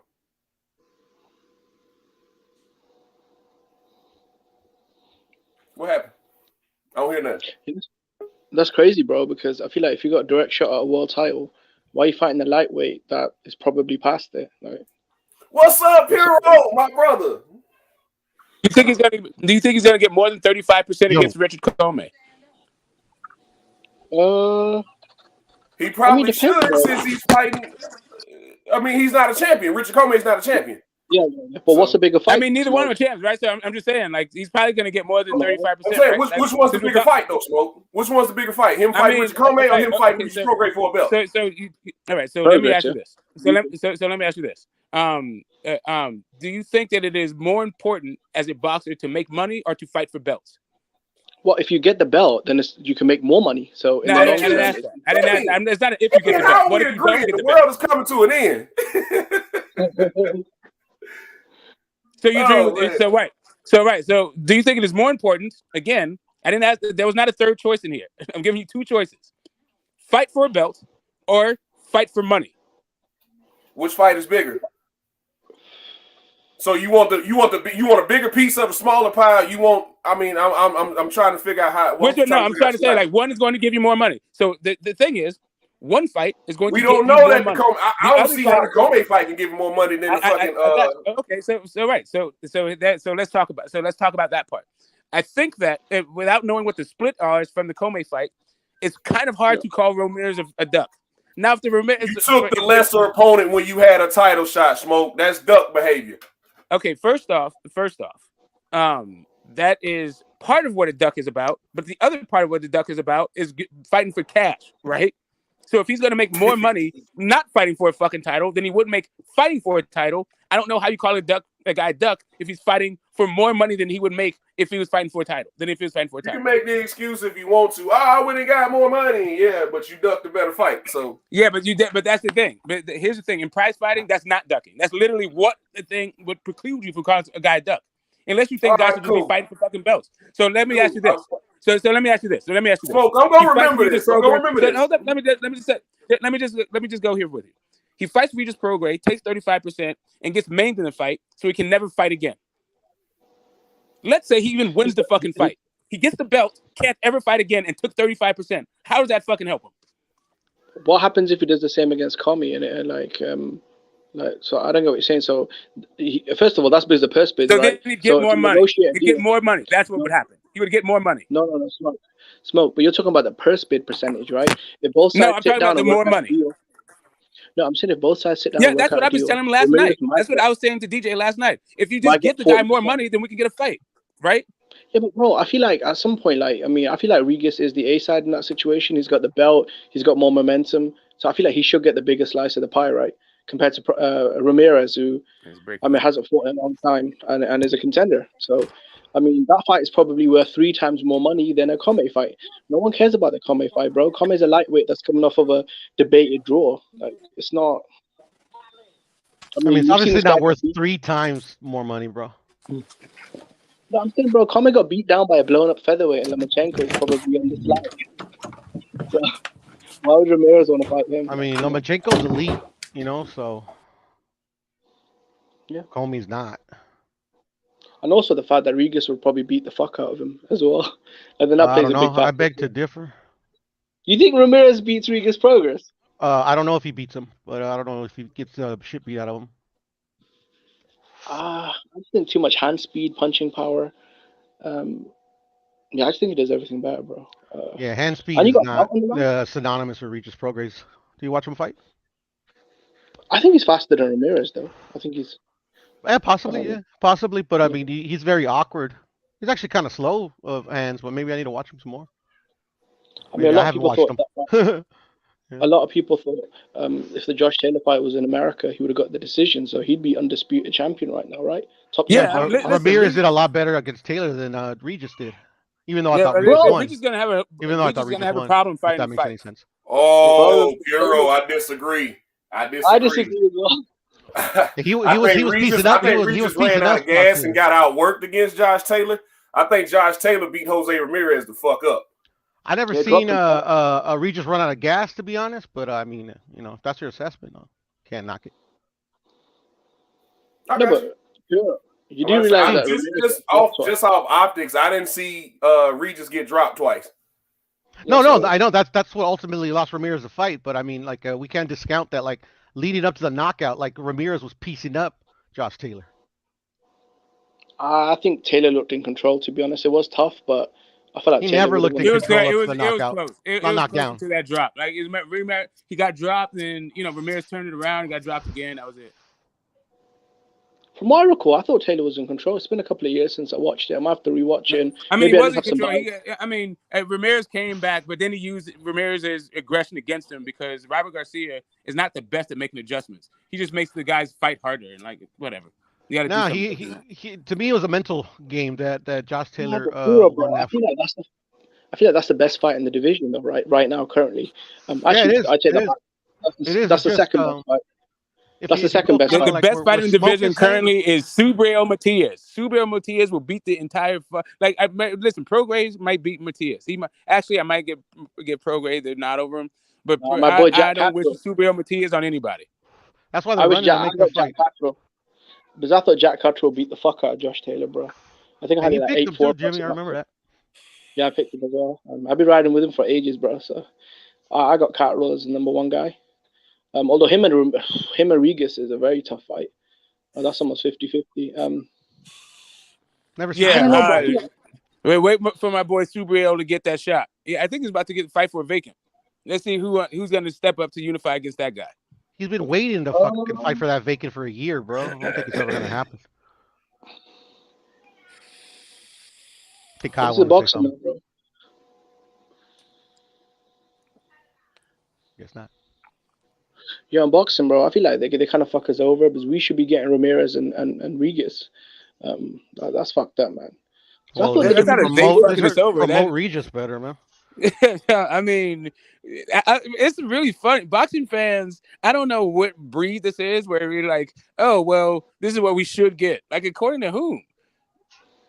Well, I mean, according to the quality standard that should be set in UFC, that's set in basketball. Okay, according to UFC. Okay. Right, UFC has... According to all general sports, though, right? Any general sport, there's a basic quality, right? And I feel like in boxing, we don't have the baseline quality. Like, we just have to accept what we're given.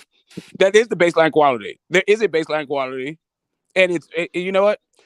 It's a lot worse than actually what we get. Like, right. So boxing generally is like a regional sport. I don't know how much Dominican boxing you watch, but there's a lot of fucking shit fights that go on in the Dominican Republic. I don't know how much Mexican boxing you watch, but there's actually a lot of good fights and a lot of shit. I watch a lot of Mexican boxing, to be fair, Japanese boxing, American, obviously UK, and that's about it, to be honest. I watch it all.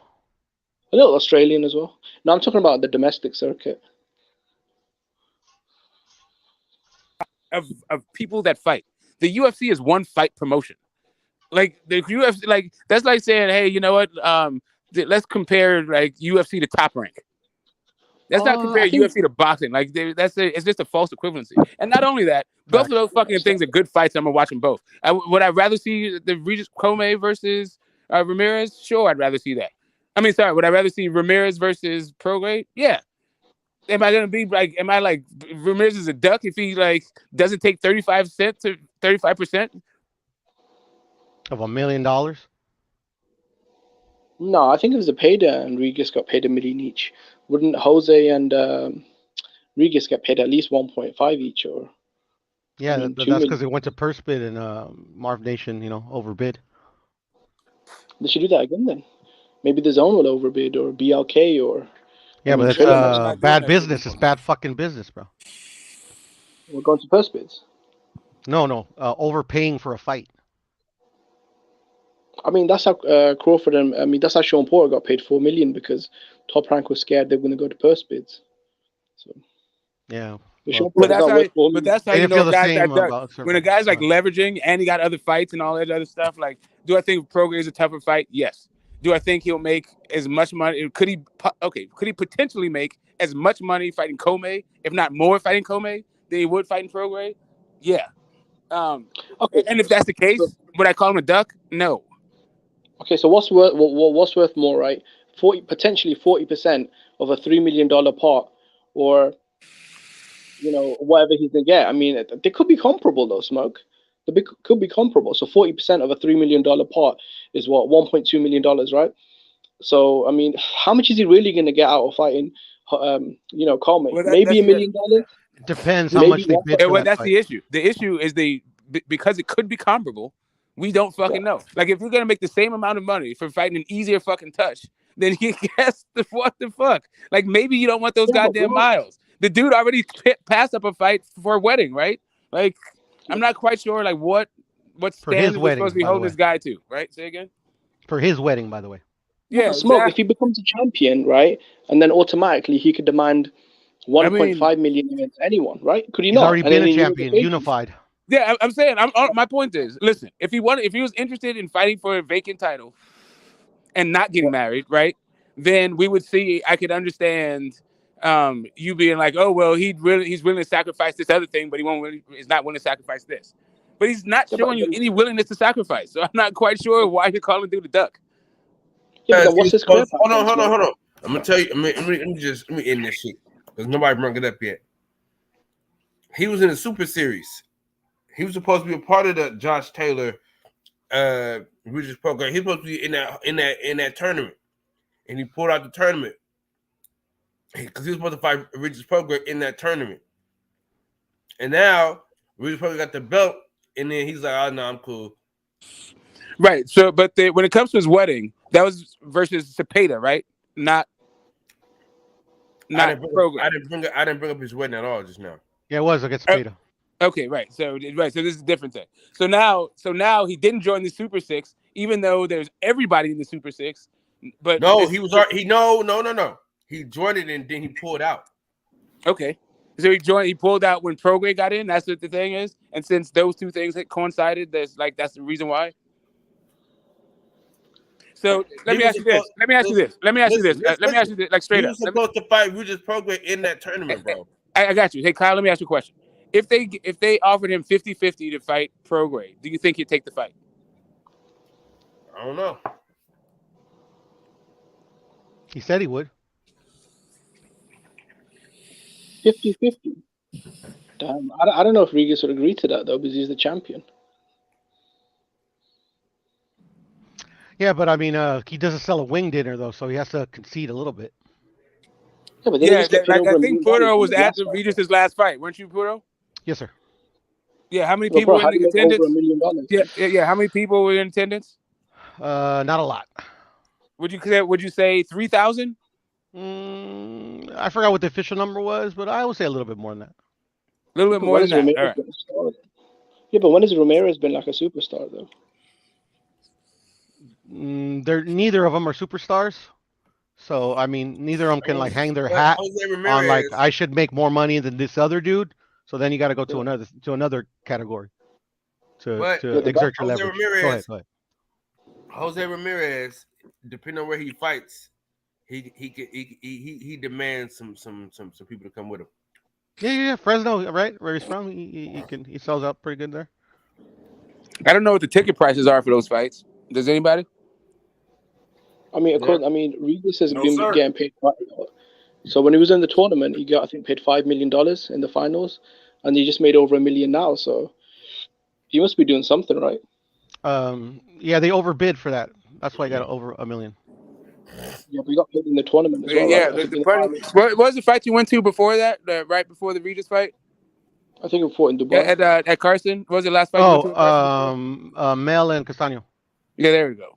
No, was it? No. Fundura, right? And so down on Campo, right? So, was there? Was that like 2,000 people? Yeah, probably something like that. Less like than Regis and less than again. Less than Regis and Cepeda. I mean, what did the Mel and Castaño fight do? Wasn't that like 9K or something like that? No. It does. That stadium doesn't hold 9K. It doesn't. Okay. No. And it did. I know it's it did the most that I've ever seen small recently. venue. I've never been there, but from what I hear, it's a fairly small venue. Yeah, that always gets packed out, which is weird, you know. Yeah, like ever since shit. Let me see. Porter Ugas. Go ahead. Was it Porter Ugas there? I don't know, to be honest. I don't know. I would have never went. I think wasn't that the one where Porter like they're saying that Porter couldn't sell a family dinner shit? Like, wasn't that Porter Ugas? Wasn't that? I mean, Porter and Errol did really good, but I mean, you know, that was at Staples Center, wasn't it? Oh, was it Staples? Yeah, I think Porter and Spence was at Staples Center. I thought it was in Texas. I know Kyle went to that fight. Kyle, wasn't that fight at Staples Center? Yep. Yeah. Okay. I'm trying. Was that sold out, Kyle? I'm trying to see the capacity for the. It was sold out. Which was that Porter, Sean Porter and Terrence EJ? I wish I would have went to that one. No, that thing was packed to the fucking max. But the tickets wasn't outrageous though. Yeah, I did a big under. Did about 8K or so. I mean, okay. I don't hold too much stock on the ticket prices. I don't know. DJ, for an undisputed fight, bro, to do 8,000 fans, I mean, that's pretty shocking, to be honest. Not only that, but listen, but we know Stephen Espinoza said that fight did the most rated. Stephen Espinoza said that fight did more. That was the most rated, highly watched, the most watched fight of 2020. Yeah. That was definitely. Yeah, a lot of people watched it, but we just talking about like who attendance. I know. Yeah. Talk about the attendance. Yeah, I don't think the ticket prices have much to do with it either. I'm trying to see how many people... No, I'm just talking about how much he makes when you're talking about like the bottom line. Oh, okay. So if you're talking about in Fresno. Yeah, we're talking about how much he makes, and you know, because the big sticking point right now is that Jose Ramirez is a bigger draw, so therefore he should demand more money. Like, I don't have a problem with him demanding more money, but at the same time, it's like, bro, you're not a champion. So you don't have, like, I understand what you're asking for, but at the same time, you got to understand what you're negotiating with, what you bringing to the table. You're the number one contender. You're the mandatory. So their rules state that you got to take this split. And but knowing that you got to do that to get this fight, and he don't want to do that, but yet the fight for Richard Commey is already in the works for March 25th, the same date that you were supposed to been fighting Regis. Like, it's like there's some shit that's fishy about that. To me, this is just my opinion. Would you say Regis Prograis is a bigger name in America than Stanionis, right? Because Virgil Ortiz accepted 25% of the Stanionis split, and it's fair to say that, especially in Texas, Virgil's a way bigger ticket seller than Stanionis. Right? That does not look good. Okay, hold up a second. So he didn't want the Thurman fight. He didn't want the Bud fight, but he'll take Stanionis for 25 points. Oh, 20. I think ain't the first split for mandatory 80-20 in the WBA. Who's that? You talking about Stanionis? The first Stanionis? split for the WBA mandatory 80-20. Oh, I think it's 75. Barely got 5 more points because these virtual Ortiz, that brilliant, that high wide smile. I think Keith Thurman will fight Virgil Ortiz, bro. Too. I don't think Stanionis is headlined yet. Smokey, well, Thurman, Virgil I can see, like, who cares? But all right, then, you got something there. But I mean, Stanionis over Thurman, definitely. Oh my God! No, okay, hold up a second. Standing like outside of Errol Spence, there's only like Thurman might have the best resume, if not even including Errol Spence. In the welterweight division, you get that scout. I agree. He brings something to the table, but I'd rather go with the young undefeated dude. Anyway, whatever. It is what it is. No, I'm like if I was playing matchmaker. Like if I was a fighter, I would probably want Bud. Smoke, but you do know you do know that Golden Boy got the purse bid. Yep. Yeah, for Stanionis and Virgil. Yeah, they won the purse bid. There's a difference between Boots. I mean, there's a difference between Bud and the Keith Thurman fights. They wasn't going to be able to put them on Golden Boy. So there's what did Keith Thurman agree to? I must have missed it. I don't remember Keith Thurman agreeing to fight Virgil Ortiz. Yeah, I'm with you on that, Jimmy. I ain't even hear any type of rumblings for that. Because as soon as they made Keith Thurman #1 in the WBC, like it was clear that it was clear that he wasn't gonna fight Stanionis after that. Yep.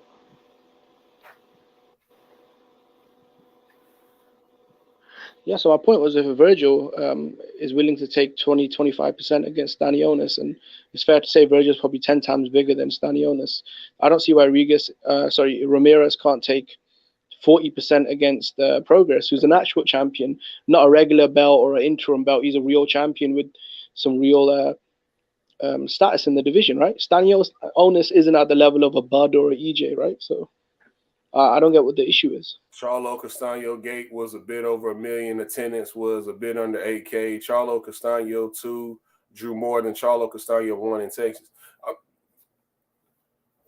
That was a highly anticipated rematch. Thank you, Planet 619. Appreciate you. But we all know, like, hold on. Damn, Smoke, why you up here twice? Change this one and bump that one. All right. Smoke, you still with us?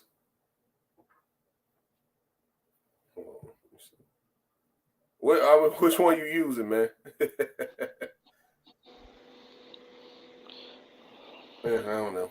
Anywho, yeah, man, I just I don't like that shit, man. When you already got another fight lined up, you won't even negotiate, because clearly he's not even trying to negotiate with him now. If you already got another fight lined up. Yeah, man, but he's got to get paid, bro. Okay. I'm just saying. I mean, I understand where you're coming from, DJ, but the thing is, like, if I put myself in the perspective of Ramirez, like 35% out of pretty much more than likely is going to be shit, out of a title I've already won before, it doesn't really make any sense.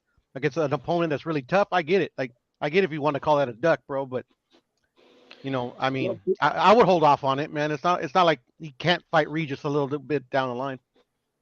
But Puro, if it doesn't go to purse bids, could he not try and maybe haggle his way a little to 40%? No, he tried. That's what I read, that he would be willing to go to 40%, but the other side said no. Which I understand. If I'm Regis's team, like, I'd be like, nah, man, shit, bro, I don't sell anything. I need to make some money. I gotta have my 60% or 65, whatever the fuck it is.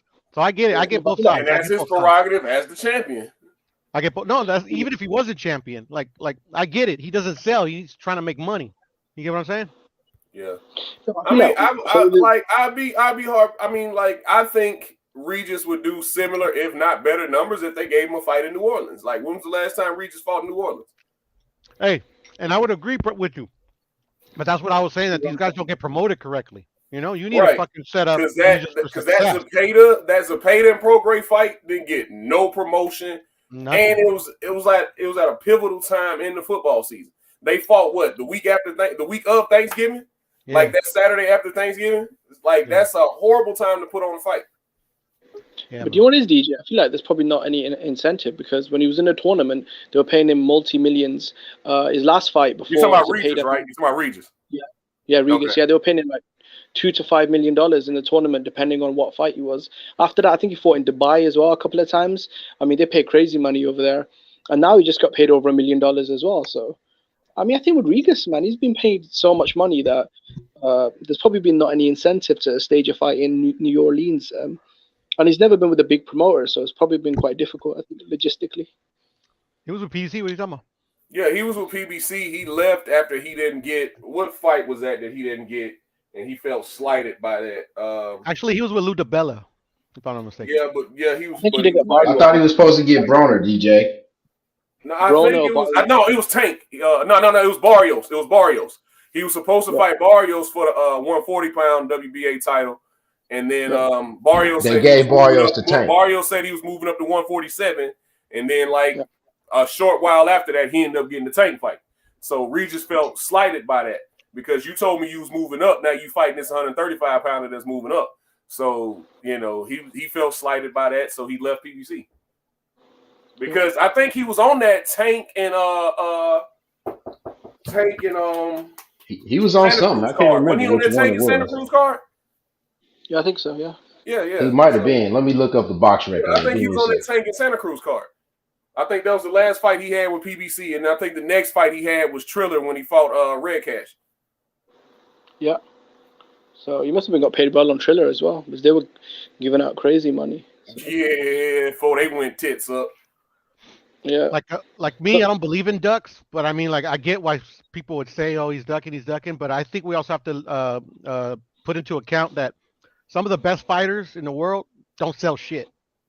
So at the end of the day, we got to take into account that literally these guys are trying to get paid as much as they can. And sometimes it's just these fights that we want to see aren't going to make sense monetarily to them. So we're going to see a lot of this. Yeah, but would Ramirez not know if he's walking, because he was given the first shot at the belt, right? Since he's walking away, would he not know when he comes back from this fight? He walked away from the title twice. Yeah, but he's already been champion. So literally it's not like you kind of get what I'm saying. I could see where he's like, okay, I've been champion before. Maybe if I wait a little bit and marinate this fight, maybe we can make more money a year from now. No, my question is, would you not know though, just logistically, if I walk away to get married, when I come back to the table, my negotiating power is going to be very different because the guy holding the belt is going to demand more money. Yeah, but maybe he's thinking that the guy that's holding the belt shouldn't be commanding the money he's commanding. He can feel that way. He can absolutely. He can feel that way all this want, man. But I mean, this is where it's at to me. My bad. Go ahead. This is where it's at to me with boxing, man. It's always a rational way for us not to get the fights that we should get. So boxing continues to die, and as it continues to die, we as fans sometimes rationalize why we don't get the fights that we should get. That's the only sport that worked like this, boxing. Everything else worked like normal shit supposed to work. You know, like when you go to the gas station, you get gas, right? But boxing works to where you get whatever the fuck they want to give you, and then they ask you to pay for it, and they ask you to pay a premium for the bullshit they give you when you're looking right there at what you should get. It's the only way it works in boxing, though. But then we'll rationalize it as fans. But the only issue is I don't think Prograis and Ramirez would save boxing. I don't think many people would watch. Nothing can save boxing. Nothing can save it. Because we too busy fighting each other, arguing with each other about what somebody took and what they didn't take. You know what I mean? That's what I'm saying. By the time they get to this level where they're televised, we're looking at the best boxers on earth. Like them fighting each other. Like now, it's just like I want you to forget the fact that you're the best boxers on earth. I need for you to have just the one fight that I want you to see, or else like the whole sport is riding on that. Like I don't know what other sport does that, but that just rides on the shoulders of like two guys in a particular division. No, but I feel like this is a consistent pattern though with boxing. We didn't get AJ Wilder for Undisputed. It's always been like we didn't get Andrade and Charlo. We didn't get Bud EJ. We didn't get Lomachenko. Tank. I mean, you could always look at a thing about like to me, right? So I didn't get a Golden State Warriors like fully healthy squad, and Toronto won the chip. Like shit happens. It is what it is. Yeah, but you don't always get what you want in sports. Like we got great fights all those years that we didn't get those fights. Boxing has had great fights. There's not a dearth of them. It's just the way that you choose to look at the sport, or maybe I don't know, the way you consume it. For me, I've been watching it, 40 plus years. I find it just as interesting. I'm sorry. Go ahead. Yeah. I'm just saying, man. I find it just as compelling. It's still the theater of the unexpected. People are still getting knocked out. People still have skills, and furthermore, like the boxers have way more control. Is there a difference between this modern era and eras gone by? Of course there is. Mm-hmm. But the other part of it though is like a lot of the stuff that we're complaining about is always been like this, right? Like it's not like Marvin Hagler didn't have like 57 fights before he got a title shot. Like guys like Regis Prograis have always found it tough to fight fights. Facts. Yeah. So I say fuck the promoters, bro. They're the problem. They're the problem. I don't know, man. I feel like Smoker saying the fighters have more control. I don't know. I do know.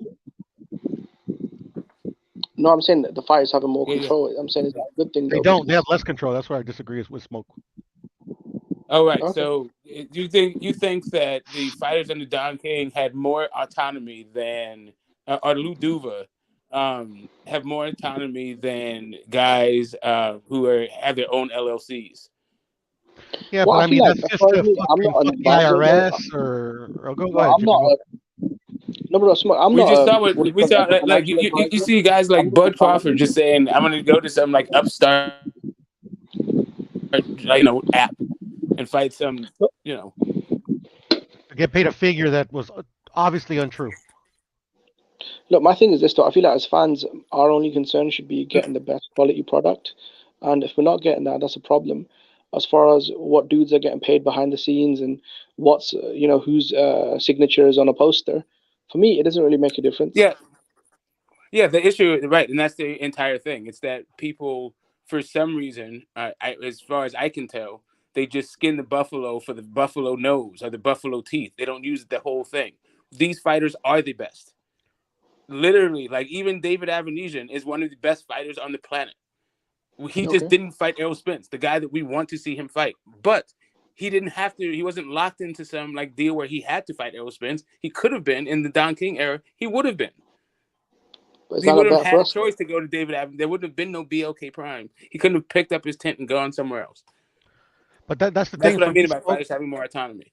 The fighters have the same power that they've always had, and the only power that they have is who they choose to sign with. Or their ability to actually strike out on their own. No, they can, but they have to like literally work with promoters. In that, right? That's the whole thing. They've now outsourced promotion. I mean, I wouldn't really say so. They always have, though. There's always been local promoters. They haven't. So what fighters have done now with the LLC is now they are co-promoting with the promotional company because the promotional company has the license, but they're not under contract with those promotional companies. They don't have to put in X amount of fights and fight whoever, or they won't get other contracts. That's not the relationship that they have. Okay, but Sugar Ray Leonard was getting paid $15 to $20 million in the 80s, right? Compared to what guys like Bud and EJ are making now. So I mean, who was getting paid what is? I feel like it's debatable. But he was also the highest paid dude in boxing at the time. And he was promoted as the Golden highest Boy. paid dude in boxing was not Errol Spence or Bud. Like, no, but I'm saying after that we had Tito and Oscar, and then we had Manny and Floyd. But when it comes to Bud and EJ, I feel like their star power isn't. Yeah, because they are not the highest paid guys in boxing. You're referring to the highest paid guys in boxing, and then talking about EJ and Floyd and Bud like they're the highest paid guys in boxing. Get to Smoke. You know, one thing that happened too is they have basically stagnated the wages in boxing by lack of promotion, and they've done that intentionally. There it is. They've done it That's intentionally. really the issue is that the promotions don't have any like promoting is an actual talent, and these people like they've cut out the middleman, but they haven't filled the talent vacuum. So it's just kind of like lackluster fucking events, and that's why Jake Paul is winning because his events get are this like smoke. kind of Hey, get this smoke. The crazy thing is that we have more access to be able to promote now than they did when Bob Arum and Don King started. And these motherfuckers do less than those two dudes did. And them dudes is 90, and Bob Arum do more than most of them motherfuckers. But that's because Don King put on the fights that we wanted to see. Yeah, he put on the fights, but he also came out and talked to people. He came out and shook hands, kissed babies. These dudes don't do shit. They just tell you it's a fight. And next week, you're supposed to show up. Waving both the flags and shit. Yeah. Like, I'll always go back to that Shakur Stevenson and Jamel Herring fight, right? This is a championship fight. It was in Atlanta, bro. And Kyle was there. Kyle was there with me. And we're coming out of the arena, and people from the city had no idea what was going on. Like, how does that happen in a championship fight? People from the city were stopping and asking us, hey, what's going on in State Farm? What's going on tonight? Oh, bro, it's a championship fight tonight. Y'all didn't know? So, like, not only did they cut off half the arena, right? You cut off half the arena, which probably could have filled up, maybe or maybe not. Who knows, right? But not only do you cut off half the arena, you do no promotion in the city that you're fighting in? Yeah, that happened for Valdez and Stevenson as well. That's crazy to me, Puro. That is crazy to me. How do you expect to get a return on your investment if you're not willing to put forth the effort to actually try to promote it? Yeah, because you've got an American Olympian in Shakur, and it's in Atlanta, and you're on ESPN. So I feel like they had a lot to work with, but I don't know why they just fucked that up. Yeah, there should be no reason why the whole city has no idea what's going on. Bro, they was literally like, man, what y'all got going on, man? What's going on in there today? Oh, it's a fight. Man, I ain't hear nothing about that. But when Tank, hey, listen, I'm gonna be honest though, when Tank came, though, they knew Tank was there. Absolutely. Absolutely. And they don't promote Tank more than they do anybody else. I'd say they do. With Mayweather. I don't see any posters for. I don't see any fights, posters. and I go to his fights all the time. He's my favorite fighter. No, I don't. I think boxing as a whole really does a lack of promotion nowadays. Yeah, and I agree. We're seeing. Look, dude, just think. I want y'all to think about this. Zab Judah was in all the rap videos. It's fucking 96, bro. 97, 98. These dudes ain't even in videos, and they shooting Vivo videos and phone videos. And everybody got a phone. Yeah, everybody got phones. Everybody got social media now. My kids know Jake Paul. They don't know Tank Davis, bro, unless I'm watching the fights. I'm gonna tell you this though. This is something I don't understand, and we probably won't ever understand. Is why is Shakur hanging with Drake like more often? Why is he with the Migos more than he is with Drake? Why he ain't in a video? Right. That's the point I'm making. Because Jay Prince and them, they pretty much, Yeah, they got a lock on Drake, and Drake is the top star in the world in rap. Makes sense, guys.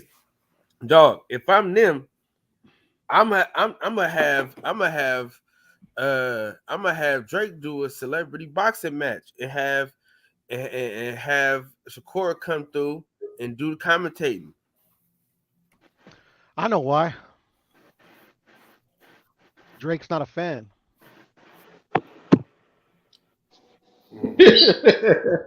That's the only thing I could assume. And they can't force him to do something that he doesn't want to do. Maybe if they can force him, and then they can go that route. Hey, they force his ass to squash the beef for Kanye, nigga. You could make the motherfucker come to a goddamn event, man. Yeah, but I mean that affects his bottom line though, right? Because he's a rapper.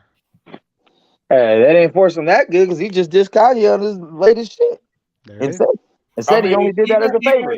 Even with the fight in Atlanta, bro, like depending on how you see him, right? He's one of the biggest movie stars. Michael B. Jordan was there. Jadakiss was there.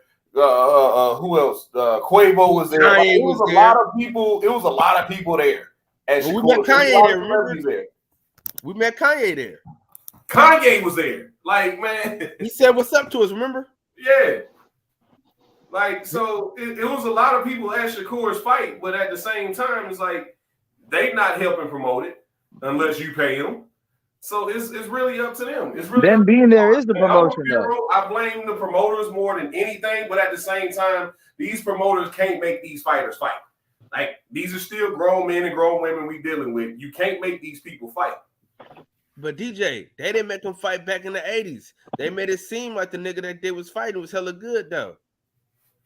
They made them fight. No, they played on their pride. Like, even with the you go back and, like, because this was before my time, so you got to go back and watch it. Even with the Sugar Ray Leonard and Tommy Hearns shit, every time they put a microphone in his face, they kept asking him, when are you going to fight Tommy Hearns? This was way before social media, when you only had 3 or 4 news channels. Every time he had a fight, or every city he went to, every time they put a microphone in his face, they kept asking him about Tommy Hearns. And so that they did Mayweather Pacquiao. Tommy Hearns. Well, they do that with the guy from Omaha and the guy from Texas, and they still haven't fought. You're right. Touche, Puro. Touche. They did that shit for 5 years with Mayweather and Pacquiao. It took that long too. I mean, same time as taking on this one, about 5 years. But the difference is the young boys, it seems like, at least on the outside, it seems like they all want to fight, that whole class. At least they was talking like it. Who do you speak of? I mean, Teal was including that in a little bit, but we already saw he handled the Devin Haney situation. But Shakur, Devin, Tank, Ryan, all that younger class of like the 25, 20, well, at the time they were probably like 22, 21 when they all came in. They was all talking about like they was ready for the smoke now. They didn't need to be developed. They wasn't waiting for these fights. They don't need to let it marinate. And so it's like, well, just stand on that. But see, and the thing I like about what's going on is Frank Martin showed you how to stand on that shit. You feel what I'm saying? Frank Martin showed you how to stand on that shit, dog. You know what I mean? Because he risked a lot fighting Michelle Rivera. You know what I'm saying? Absolutely. That was a dangerous fight for him. Nobody saw him dominating that fight like that, including me. Because, I picked Rivera in that fight, but like I said, I didn't expect Rivera to not be able to dodge a straight left hand or not use his length. But, that was a dangerous fight for Frank Martin. He took it. And now look at it. Watch more boxing, and you'll know that Martin was going to win that fight. Gotcha. Well, I didn't know he was going to dominate. I agree with you. I didn't know he was going to dominate. Nobody saw him dominating, but it was a 50-50 fight to me. Yeah, it was a good fight. It was still a 50-50 for me as well. My bad, Go ahead. All things considered, but Yeah. But the thing is, it's like, like we got a guy that we got 2 guys that are unproven. Anything can happen. Oh man, Michelle Rivera wasn't shit, man. He wasn't shit. No, he was a good fighter. It's just like though. I'm doing a Sheldon Moore right quick. No, you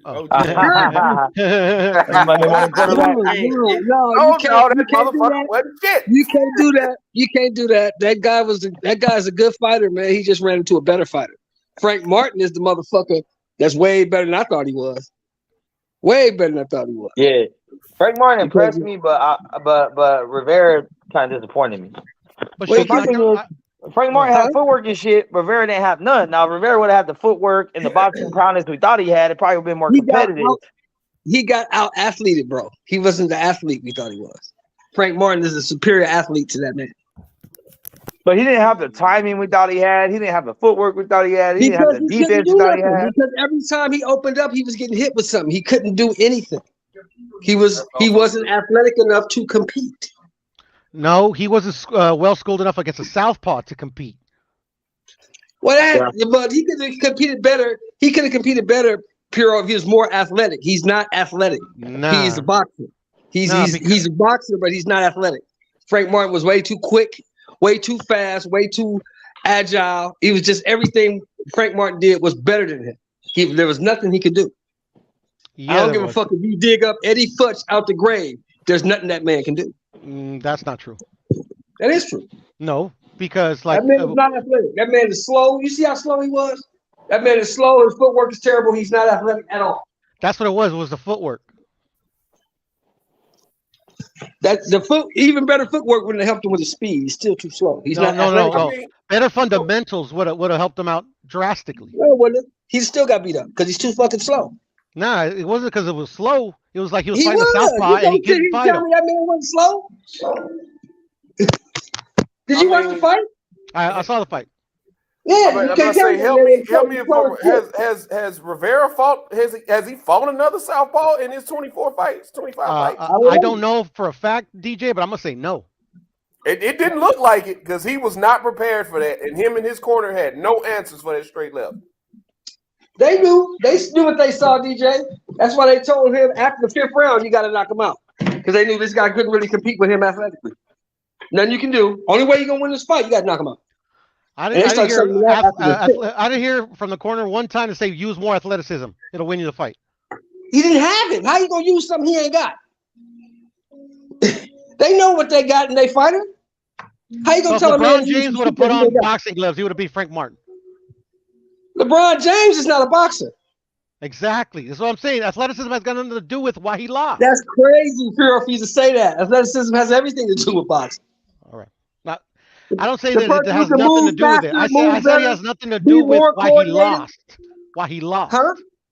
I said that has nothing to do with why he lost. I said that has everything to do with why he lost. He got out-competed, out-athleted, and out-fought.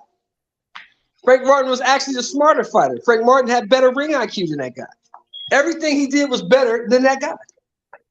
That's not to say that guy can't beat other guys, but Frank Martin, he can't beat that guy. I think he needs to move up. Personally, I think he's too big. And if he runs into another lefty, what? He probably, I don't know, shit. He'll get his ass kicked the same way Frank Martin beat his ass. I don't know. I don't know that. That's a guarantee. I don't know that. I don't know that. I do. I don't know that. I do. Just because you beat one guy, you doesn't mean you beat the other guy. When you don't know how to fight a lefty, yeah, that's what that means. Because you lose to one guy doesn't mean you don't beat the other guy.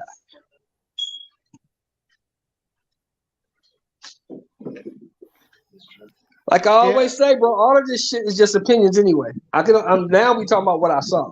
And what I saw was that guy was not athletic enough to compete with Frank Martin. And it, like I said, I thought he was too green. It could be a Bernard Hopkins and Roy Jones situation. It could be a Bernard Hopkins Roy Jones situation. It could be a Bernard Hopkins Roy Jones situation. Exactly. I just thought he was too green. If they fought later on in their career, Rivera might fucking school it. Yeah, exactly. That's what I think too. Yep. I finally understand how Americans feel now whenever British fans hype up prospects. Now, when you guys are talking about Rivera and Martin, I finally understand now why Americans kind of like feel confused. When you're British fans, we talk about our domestic level guys clashing. You have no idea what's going on, do you? That's why the prospects need to be fighting each other. Fucking white collar fights and all that fucking crazy. But UK is just like it's not a lot of skill, but there's a lot of parity on the same level. So it's like cool. It's like watching two high school kids fight. Like just two like tough guys shit. Like, they're at the same level. Like Jester Sword, Charles Tom. You know that shit. That's great fights. So there's a lot of Ted Cheeseman, Sam Eggington. Hey, can we be honest though? Can we be honest about Rivera though? Can we be honest about Rivera? If it wasn't for that Ali shit, he wouldn't have got the push, bro. He wouldn't have got the push if it wasn't for the whole emulating Ali shit, bro. He would have just been an up-and-coming boxer. He wouldn't have been this big prospect that dresses and looks like Ali and does his hair like him and had good showings. But when he got against some real competition, it wasn't competitive. Well, anybody who compared that man to Muhammad, really don't know shit about boxing anyway. No, I'm not talking about his skill set. I'm talking about the fact that he had the haircut and the trunks, and people were like, "Who's this guy?" Oh, okay. You know what I mean? He got the push because of that shit. It was a stick. Oh, okay. It was a stick. Yeah. But his skill set looked good against such a competition. It's just he beat the haircut out of him. That was the only thing. It just came when he started getting pieced up. And it's like, oh, wow. It was like an 80s version of a 60s haircut. Like, it's just fucking bad. You got to be careful, though, because I was a big believer in Black Ops. But, the eyes can lie to you, man. The eyes can lie to you. Oh, you believed in Flair to Flair? What made you believe in him? I mean, I was a Flair detractor, but what he did to Maurice Hooker was impressive, bro. Like he convinced me that, like, I mean, if you thought that was Maurice Hooker, sure. Nah, I you mean, can't. No. I know it was an older version of Maurice Hooker, but an older version of Maurice Hooker beats a lot of motherfuckers. In my opinion, bro, you lose to motherfucker, a local fighter like Alexis Rocha. Yeah, Shelton, you don't know Alexis. You got knocked out. You don't know Alexis And you Rocha, got bro. knocked You don't know out by a local I fighter. think Alexis Rocha's only loss was with Sheedy Ellis so far, I think. Yeah, and that was a very close fight. So that's why I don't get why Boots didn't fight Black Ops. Hey, I also don't have Rashidi up there the way people try to put Rashidi up there. Yeah, but you never seen Rashidi fight then. No, I've seen him fight, but who has he fought? I know you haven't. If you don't have him that Who high. has he fought? First of all, the motherfucker's only fought like what, twice in the past 3 years. You tell me you've seen him so much. Who is he beat? Who is he beat? That's top competition. Alexis Rocha. Alexis Rocha is now top competition. Yes, it is. Yes, he fucking is. Or he's just a solid fighter. Pure, that was a very close fight, though, from what I heard, though, right? No, it was a very close fight. No, it wasn't. It was a close fight. It was a close fight. No, it wasn't. No, it wasn't, DJ. I was there. It was not a close fight. He was in it for the first maybe 2-3 rounds, and after that, Alexis Rocha beat his motherfucking ass. Beat his motherfucking ass. He did not beat his fucking ass. Come on, man. He did. He beat him up and knocked him out. Well, I saw the fight too. I saw the fight too. I was there at the fight. I was at the game center. I was watching. I was there as well. Yeah, he beat his ass and knocked him out. That dude was not competitive in that fight. I don't know if Blair Cobb watching that fight. He was not competitive. That fight was not competitive. Yes, it was. No, it wasn't. If Blair Cobb had any skill, bro, come on, he bro. could be the next superstar.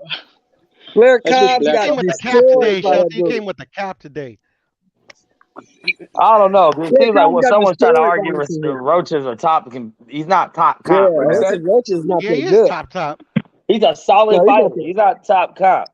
Okay, why is he top comp? Who does he beat? For one, the only time y'all ever bring his name up is when you're talking about close fights he had with up and coming fighters, bro. Like that's the only time I've ever heard him brought up. They don't talk about he should be next for the title, or you know what, this person's ducking him because he's so good. Like y'all never talk about him like that. Yeah, because they only talk about Nebraska and Texas when it comes to that fucking title. Look at the top 5 guys at welterweight, Puro, and tell me which one of those guys he beats. Who? He did beat Black Ops. Alexis Rocha. He beats, I don't know, they're up against Virgil 50-50, Boots 50-50. Crazy. Virgil 50-50. Puro, did you say Virgil 50-50, bro? Yeah. Again. Okay.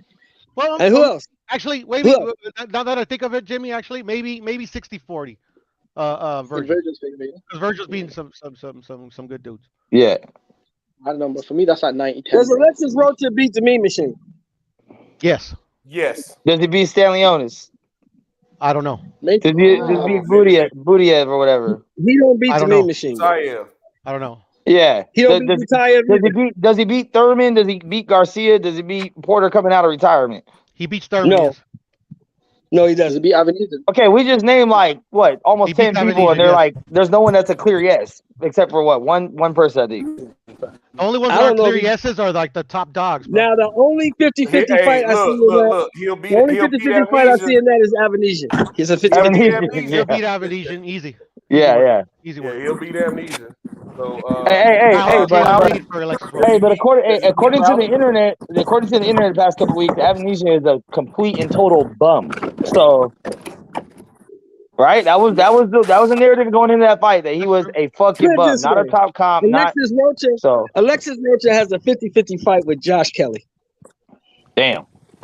Yeah. You never seen that Rocha fight. Nah, 54. Josh Kelly beat the shit out of Alexis Rocha. No, 154. I'm telling you, you can't throw Danny Garcia in there because Danny's at 154 now. So, man, Danny wasn't a good junior welterweight, bro. Come on. He wasn't a good. He was entertaining though. He's a great junior welterweight. No, welterweight. He was a great. Yeah, he was a great one at 140. Danny Garcia was not great in any. No. I'm just giving my opinion. Danny Garcia is the most overhyped motherfucker in the history of boxing. I see what he wasn't good at 140. So you saying Matisse wasn't good? What about Prince? And you're saying that Amir Khan wasn't good, and you're saying that well, we know Eric Morales was past it, so we don't even count that. And Yeah, Zab exactly. Judah was past And Eric it, so we Morales don't was count still that. giving him the business, bro. You show he had some questionable fights with Mauricio Herrera and I'm just Lamont saying that Peterson. he's He not as lost good as that people fight. What are say. you talking He's about? not as good as people say. Jimmy, he lost that fight with Herrera. Yeah, He lost that fight. They gave him Yeah, that. He lost it. exactly, bro. Come on. Yeah, he did. He did. He should have at least. So for every good win he'd get, right after that he'd get a robbery. It's like Porter should have lost to Ugas. Yeah, But and Julio I was Diaz. just about to mention that too. It's like Ugas. Everybody up in Ugas. Ugas sucks too, bro. Ugas is garbage. I told you that when they made the fucking Manny fight. I But told when you Earl, what shit. but when Earl beat Ugas, Ugas was the next come in. He was that's what I'm saying, bro. Like, Girl, what did I Ugas is tell the you guy. about Ugas when he fought Manny? What did I tell you about Ugas? You remember?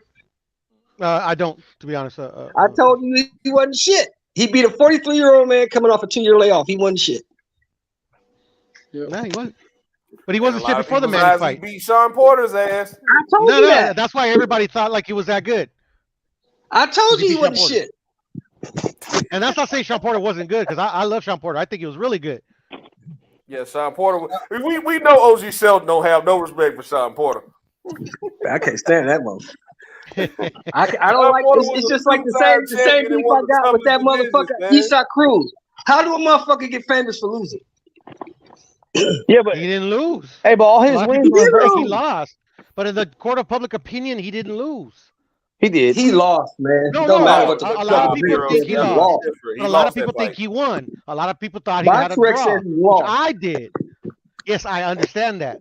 But like, if you go on panels and if you go with talking with people that watch boxing, casual and hardcore, you get a mixed opinion. Okay, but you can gain stock by losing, though. You can gain stock by losing. If you were supposed, I know it. If you're supposed to get dominated in a fight and put on a good performance, people will be like, "Damn, he's better than I thought." Not that you're the greatest, but you're obviously way better than what I thought you were. I underestimated you. When they put him actually in there with somebody, who the fuck he was. When they put I'm just saying everything other than that Tank fight, he has looked impressive. And they beat his motherfucking ass. You gonna find out that Isak Cruz ain't shit. Now, we're gonna find out when he fights some more of these fighters. One of the best at 135. I think that's a tough fight for Frank Martin. That's a super tough fight for Frank Martin. I think he beats him easy though. No, I don't know. He's gonna have to box. He's gonna have to box. I think Williams Zepeda. I think Williams Zepeda destroys Isak Cruz. Oh, bro, I don't know about destroys, but I got Williams Zepeda that fight too. Man, he ain't nothing but a fucking Zerdo, man. He ain't nothing but a Zerdo. Who? Zepeda. He ain't nothing but a fucking. Oh, get out of here, Kyle. 135? If they ain't what, Kyle, you hate him. So get the fuck out of here. Zerdo was a champion. Zepeda's never been a champion, so I don't know how he's a Zerdo. Hey, last Mexican you told us was great, got his motherfucking ass beat. Yeah. I didn't get my ass beat, Kyle. I thought I told you that. I thought you was American. Yeah, I thought you were American, bro. I told you, Kyle, that Bebo was gonna beat the shit out of your boy. You told me I was nuts. Who was my boy? Oh, you said Mexican. I thought you said that's Mex. My bad. You know, the redhead Mexican. You told me the redhead. I'm in the car. My shit went on Bluetooth. I lost you for a minute. That ain't my motherfucking boy. I thought his computer levels was gonna be at. I thought he was gonna be able to. And when he beats him in the rematch, Shelton, what you gonna tell me? Yeah. You gonna disappear or what? Hey DJ, on to you. Gardner Minshew on Saturday, bro. I'm hella mad about that. Gonna beat that ass. With Gardner Minshew? Still gonna beat that ass. Didn't you think Castagna was gonna beat Jermell fucking Shelton? Yes, I picked him both times. Exactly. Checkmate. I mean, boxing, you've always got a 50% chance of being right? So there's only two people in the ring. I picked him both times. Jamel actually impressed me, Jimmy, in the second fight. He did. Because I didn't think he could cope with that. Jamel. He's actually an improving fighter. So hey, I fuck with Mel, bro. I fuck with Mel way more than Maul, for sure. And what did Castagna do in the first fight that made you pick him in the second? The same thing he did in the second fight. Constant pressure, constant punching. But Jamel had an answer for that in the second fight. That uppercut and the jab. Every time he rushed in, he got hit with an uppercut. He had an answer for that in the first fight, Shelton. He had an answer for that. But no, he wasn't doing that in the first fight. If you remember the fight, Puro, in the first fight, he was laying on the ropes. Really laying bad. on the ropes, trying to do the rope-a-dope. and got his ass outworked. He laid on the ropes like very, very few times in that fight. In the first fight? Yeah. No, the first fight he stayed on the ropes. That was my biggest issue. Why are you on the ropes? Fight this dude in the center of the ring. In the second fight, he kept that shit in the center of the ring. And Castaño did a good job of taking his jab away in that first fight. He didn't do it in the Exactly. Maul's adjustment in that second fight was to fight his way off the ropes and just not accept that position. Exactly. Maul's adjustment in that second fight was him to show up, bro, because Castaño was never going to beat him. Gotcha. I think if Bud moved up to 54, I think he'd beat the fuck out of Jamal, to be honest. You crazy, bro. But might even knock him out. That's fucking cap, bro. Well, I don't know about that, but I don't know. Struggles with amnesia, but he's supposed to beat the fucking champion at fucking 154. Get out of here, bro. I think Tony Harrison. Man, Bud couldn't outbox David Amnesia, bro. How's he gonna outbox? This is no Tony Harrison, bro. We'll never find out. Tony Harrison would beat Bud Crawford, guaranteed. Hell no. Hold on. Hell no. No way. He ain't got the chin to beat Bud Crawford. Hold on, real quick. He ain't got the chin or the gas tank to beat Bud Crawford. Hold on. Bud Crawford don't got the power to fucking like make him respect him like Mel does. Shit. Bud is not Tony Harrison. Like, what is he fighting? Bud is not Tony Harrison ass out. Pure. Man, hey, hold on, man. The Jamel Charlo slander got to stop, bro. The fuck what y'all talking about, man? I don't want no beef. I don't want no beef. Talking about Charlo. Easy. Hold on, Mel won that second fight clearly. Yo, what up, YB? Hold on, bro. One of the best chins in boxing just gonna get stopped by a guy moving up to 54, bro, because he's knocking out dudes at 47. Come on, man. Stop the shit. I love I said he knocked out Tony Harrison. Tony Harrison ain't got one of the best chins in boxing. With the knockout. He ain't getting knocked out by no Bud Crawford, bro. Stop that bullshit. Tony Harrison? No, y'all said he might knock out Jamel. No, that's not what I said. No, I said Tony Harrison. No, man. Come on, man. Stop it. I said Tony Harrison gets stopped. Well, I think there's a lot of wishful thinking going on here. For me, I gotta wait and see. Like you say, Mr. We all know PBC ain't make we all gotta wait and see, Smoke. Bro, you already got Jamal Charlo talking shaky, bro. We all know that. Don't worry about making no deals, but. I'm glad your mic pound boxer in the you about to stick some bullshit. None of y'all fighters is fucking with him. Hold on. Go ahead, YB. YB, go ahead. I want to hear what you have to say. I feel like Bud, man, you know, Bud is a little bit more flat-footed, man. Y'all just think that dudes just add weight and still keep their mobility and stay mobile. Bud Crawford gonna be sitting right in front of Mel in that fight, man, and a little bit way more flat-footed at 154 because he's putting on more muscle, more weight. I just don't see it, man. I think it's going to, if they, look, I don't see either one of them get knocked out, but to say Mel get knocked out, but y'all tripping. Stop it. I love fanboys, YB. They're fanboys, YB. We can't just look at this shit like that. Bro, that's what I said about Porter, though. Hey, I fucking love Bud. I think it's number one pound for pound. Even I know he ain't knocking Mel out. Hold on, Jimmy Porter been knocked down before. He got, his feet was up in the air from Adrian Broner, a 130-pounder, bro. Stop it. That ain't the same as knocking out no Jamel Charlo, bit. Jimmy, come on, man. You got to use context, bro. See, this I'm starting to wonder if boys know shit about boxing. Man, stop this, bro. Don't wonder, YB. They don't. He said we fanboys, YB. I said I'd rather be a fanboy of Bud Crawford than Alexis Rocha. I'll tell you that. I'm not a fanboy of Alexis Rocha. Yes, you are. Like I see it. No, I'm not, bro. I just call what I see, bro. If you saying that dude is a top five, if you saying that dude is a top five welterweight, you a fanboy. Alexis Rocha is solid, though, man. Alexis Rocha is solid, bro. He needs the opportunity, bro. Is he a top five welterweight? I do. Him and Rashidi Ellis was a close fight, bro. That wasn't a knockout. It was. Shelton knows that. Is he a top five welterweight? Billy, is Castano a big puncher, though? Would you say, in your opinion? He's a pressure fighter, bro. It's a difference. Bud Crawford don't fight like that, so you got to worry about. Bud Crawford is a 1 or 2 punch. Bud Crawford is a 1 or 2 punch guy. He's not going to get in that pocket and hassle you for 12 rounds. See, Porter and Castaño fight way different than a guy like Bud Crawford. Bud Crawford is going to sit there mid-range. I've seen him fight a little bit more inside with Amnesia, but he's way more flat-footed. You fight Jamel Charlo like that, Who you think got the better chin out of Jamel and Bud Crawford? Jamel. Is that a question? Yeah. Jamel. Yeah, I've seen Charlo get belly legged by Castano, who's not a big puncher.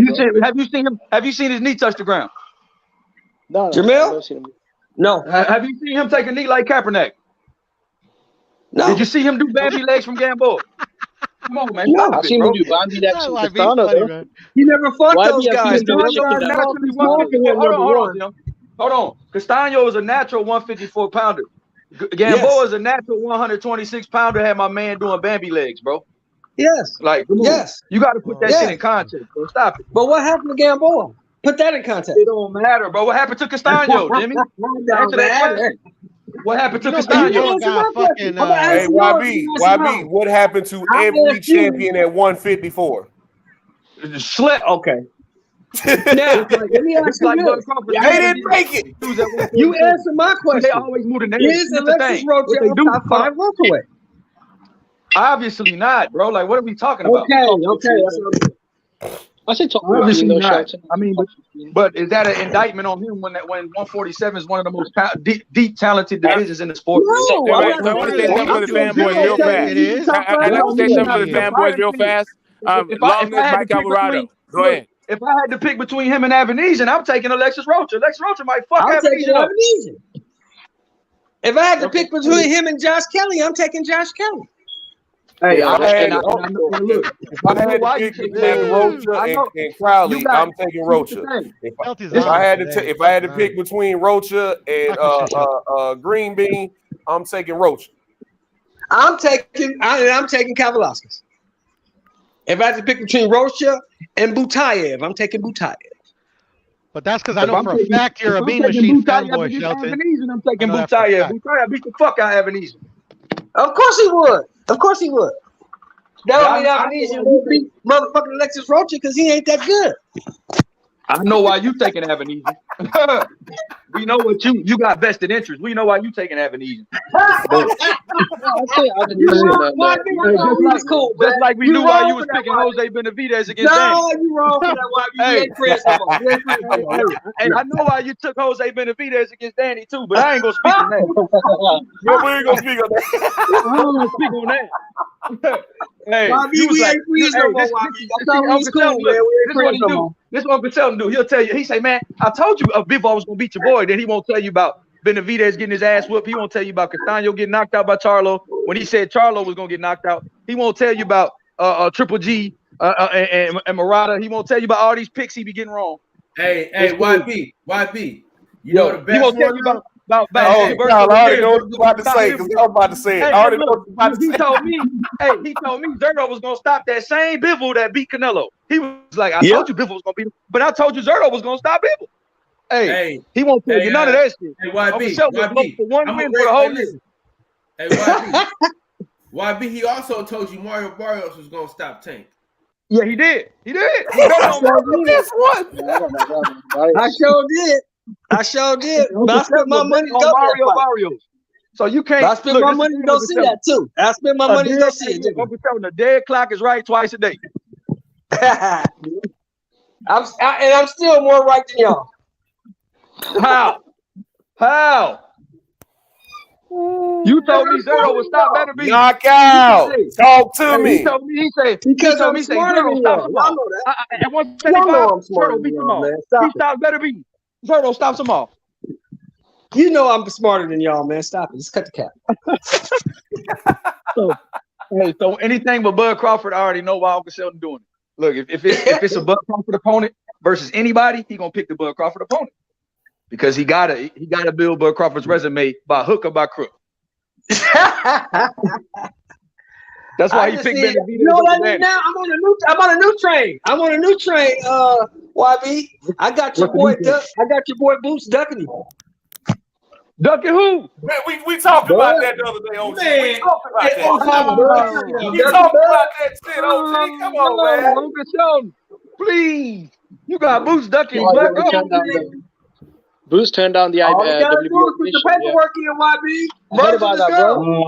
Virgil is good. All you gotta do is put the paperwork in. Do not attach any association of this to me whatsoever. I have nothing to do with such idiocy, such blasphemy, such ridiculous nonsense. This is so disrespectful.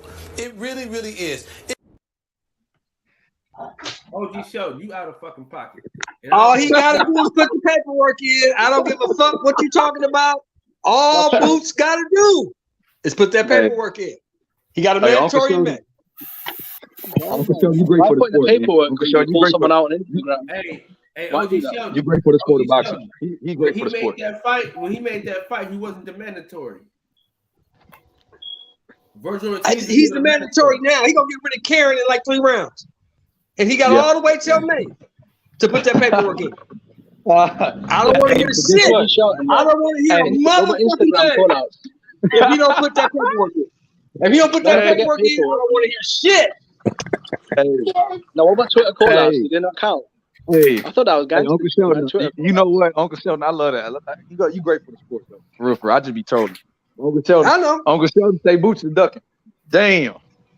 But YB is true though, bro. He can shut me up, though. All he gotta do to shut me up, Jimmy, is put the paperwork in. That's all he gotta do. I agree with you, Sheldon, man. I mean, he's a gangster on Instagram, but when it comes to the paperwork, I mean, I don't know, man. Hey, so Virgil and Boots ducking Bud? Both of them? Virgil openly ducked Bud by going the WBA route. He ducked. He was the #1 Mando. He fought a Mando in September with McKinson to be the challenger for Crawford in May for his mandatory defense that he has to defend that title or he's going to get stripped. And he went to a whole nother sanctioning body. So he ducked. Now it's Boots' turn. Boots, put the fucking paperwork in. It's like 50 Cent says, right? Don't tell me you're a gangster. Show me. Yeah, that's right. I like that energy.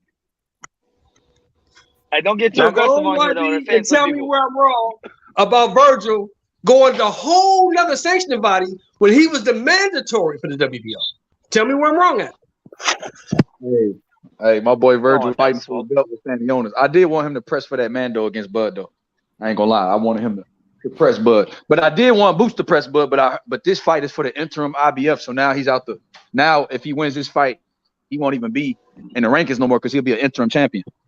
Damn. So Boots, yeah. Damn. Why you want the intern belt when you can fight for the real one? Yeah. He already made the play before he was the mandatory though. Yeah, he did. You know you're not getting no fist fight. No time. You know that. We know what, Uncle Sheldon. But you could have got that Bud fight in May or June. You could have got that Bud fight in May or June. First of all, so what are you gonna do? Spence ain't fighting no non-PBC fighters, period. So we can just not even fantasize about that shit. Hey man, what new app is the guy from Omaha fighting on next, bro? I just want to know. What startup app? Maybe the one that Mayweather put up this past weekend. As long as you got 10 million, YB, he'll fight on yours.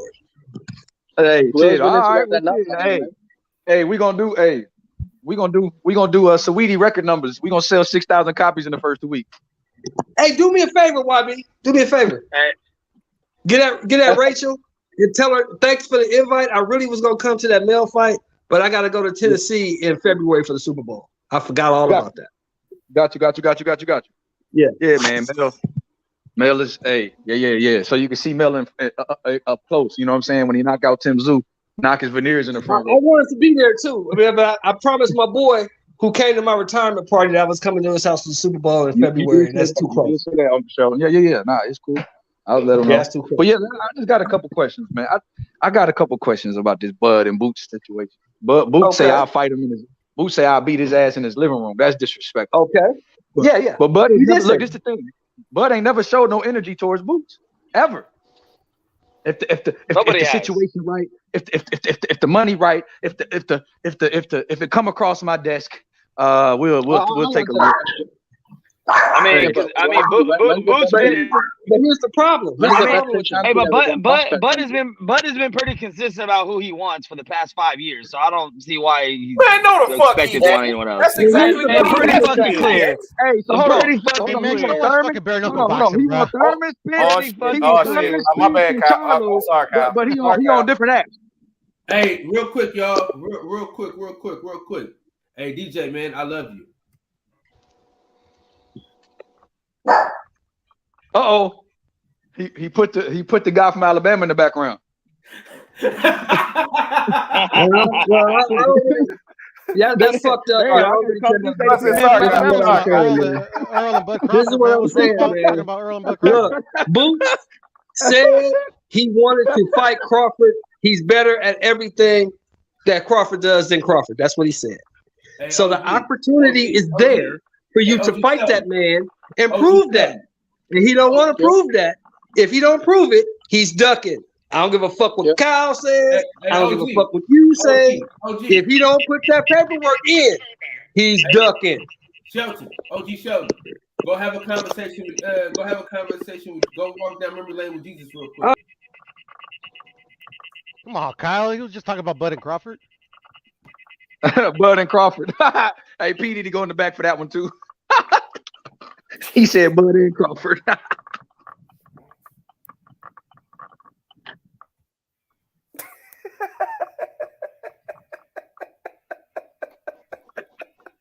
Damn, I gotta put backstage for correcting P.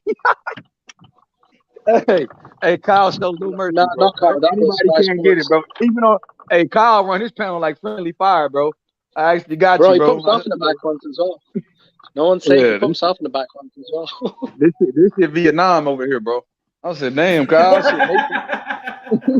Hey, Kyle embracing us with napalm like a motherfucker. Hey, what you say? Shit, you correcting him? You mentioned the B word? I said, nah, bro. He put the guy from Alabama in the background. I know what time it is now. Yeah, I tried to clean it up. I was like, oh shit, sorry, Kyle. I'm sorry, Kyle. I'm sorry.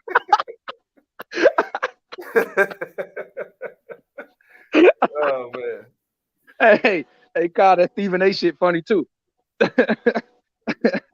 This is my show. I do what I want. Hey, that's my favorite shit to say, dog.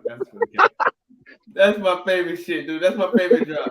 Hey, if I had to delete every drop and keep one, that's the one I'm keeping, bro. Hey, Knockout, we'll see you Saturday, man. We'll see you Saturday. Jalen Hurts or no Jalen Hurts, which they talking about. He came out today and said he gonna try to play it. Nick Sirianni said he ain't gonna rule him out. So we gonna see, man. We gonna see. We'll see you Saturday either way. Because them hellhounds is coming regardless. You know that D-line that lead the league in sacks? That's about to have 3 different dudes with double-digit sacks? Yeah. Them hellhounds still coming. So, we'll see American football. Yeah, American football. What's bigger in America, football or basketball? Football. Hey, knockout. That was for the belt, to get the power of the belt, and that was 5 years ago. So, let's put shit in context. But if Kell Brook didn't have the belt, he wouldn't have been able to fight him either. Yeah. Hey, Big DJ, I got a question for y'all though. So, never mind. I don't want to. Oh, because it's hard to say the name. Why we got to rethink the question? Shit. All right. Shit. How am I say this? Okay. The unified champ from Dallas, and the WBO champion from Omaha, Nebraska. I feel like if they don't fight each other, to me, let these young boys have it. You know what I mean? Like they, you got 30 guys and they 30-somethings, 30-something guys.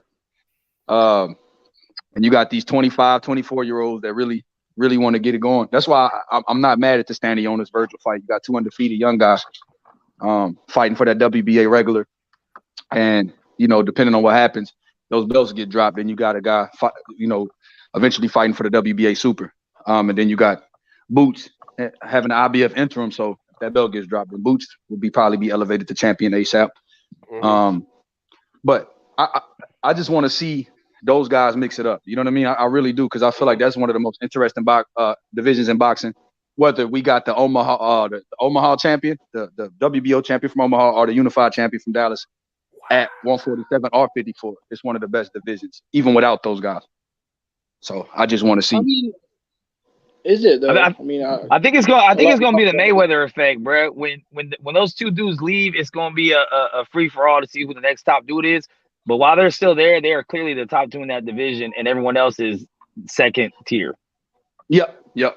Yeah, but do y'all actually see it happening now that the unified champ from Dallas had another accident and he said he's not fighting until May or June? Do y'all see it happening? Yeah, I was about to ask you about that, man. Like he said last Saturday on the broadcast that he was gonna have a fight announcement, which I'm assuming was gonna be, you know, Thurman, the former unified champ. Was gonna be sometime Thurman. So yeah. Don't say his name. DJ. You gotta call him back. So we'll see. Unified champ. DJ. St. Petersburg. It's bum ass Keith Thurman. If you address Keith Thurman, I said sometime, man, because he only fight once every 2 years. Nah. Oh, you mean like Speedy Rashidi?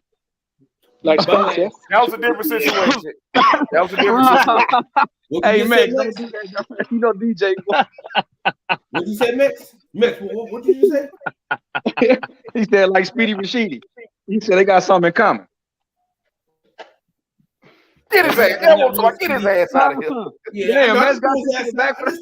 I just threw his monkey ass out. Hey, listen, Max. Hey, Max.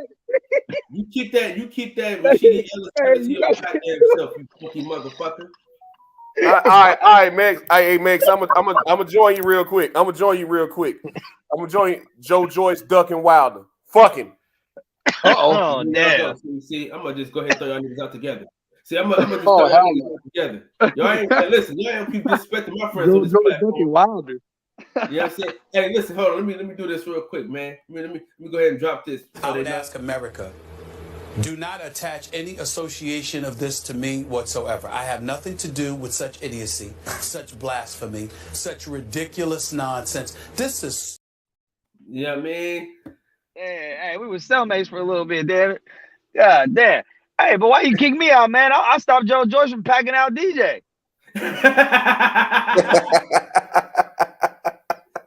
Hey, DJ, you got heart, though. You got heart. Hey, man, I done told y'all before, there was too much shit for me to pick up to let Joe Joyce whoop my ass right there. Nah, I would have helped, bro. Like, if we would have got beat up together. It would have fucking hurt. But, yeah, like, I'm surrounded by poles and chairs and shit. Like, we not boxing. Bro. And then you had a lethal weapon right next to you.